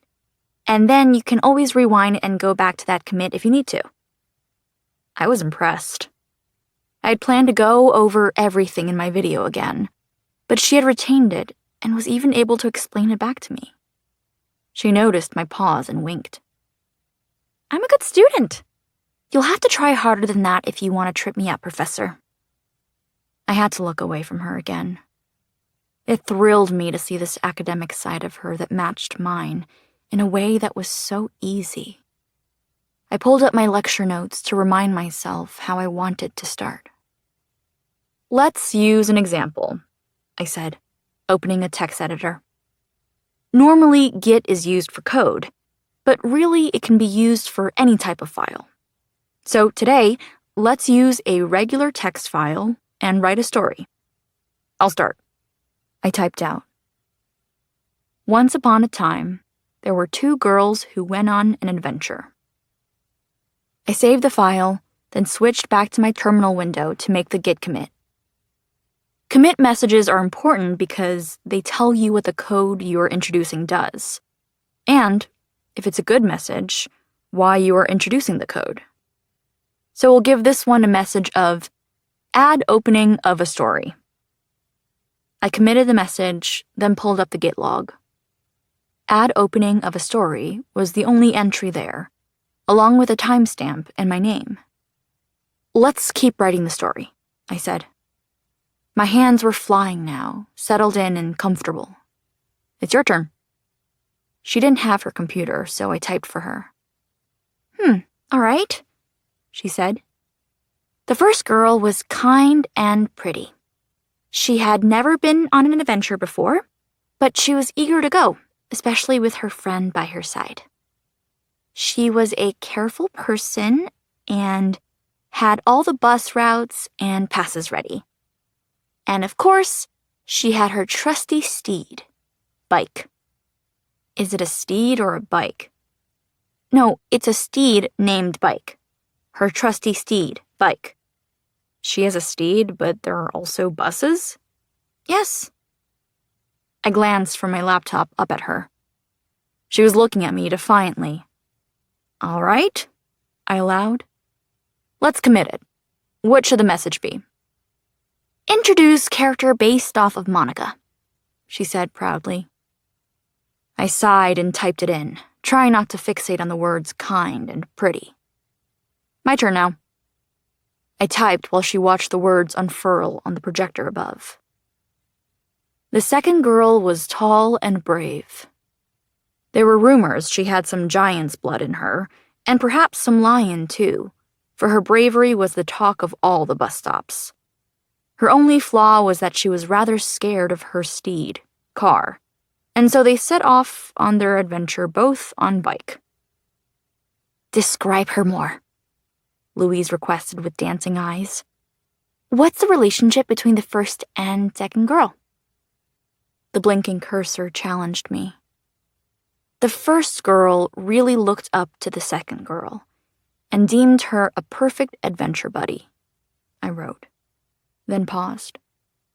My fingers began to stick to the keyboard. Typing was always easier than talking, so I continued. She thought if they went on an adventure together, she'd work up the courage to tell her how much she liked her new haircut. I couldn't look at her, but heard her laugh, a beautiful sound that made my hands tingle. I gave it a commit message of introduce second character and establish relationship. She did not need prompting to continue the story. They were on a quest to find the cutest dog in the land of Cambridge. It would have floppy ears and be very derpy and would be wearing a fall-themed bandana. She paused. Introduce character goals. I continued. Bike creaked under their weight. After all, the second girl was part giant, and Bike was only used to carrying one rider. They had seen many dogs, but none with quite the right bandana or the proper amount of ear floppage. They were running low on rations, and the first girl feared their adventure might not end in success. I added a commit message of, "Things get dire." "Where are we going with this?" she asked, crossing her arms. "What's this rebasing thing you mentioned? Or are you just trying to show off your typing speed?" It wasn't my intention, though I was pleased she noticed. I've always thought my typing speed quite formidable. "Finish the story," I said. "Fine." Just when all hope appeared lost, Chad showed up.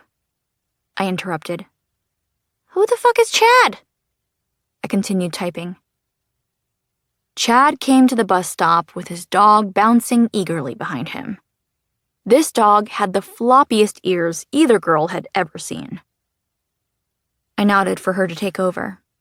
She took a moment to think. The dog's tongue lolled out, and each of its paws had a little white sock. Best of all, Chad's dog wore a black bandana decorated with pumpkins. The two girls looked at each other and smiled. They had completed their quest of finding the cutest dog in Cambridge. "That's a good ending," I smiled. "Commit message?" "Complete the quest against all odds." I pulled up the Git log again. Add opening of a story. Introduce character based off of Monica. Introduce second character and establish relationship. Introduce character goals. Things get dire. Complete the quest against all odds. I asked her what she thought. "It's decent, but you can't just Deus Ex Machina Chad in." I agreed. Let's give him a proper introduction. So, who is Chad? I scrolled back in the text editor to after the girl's introduction. "The second girl had a neighbor named Chad," she said. "He was awkward and didn't really talk to anyone. He was quite shy,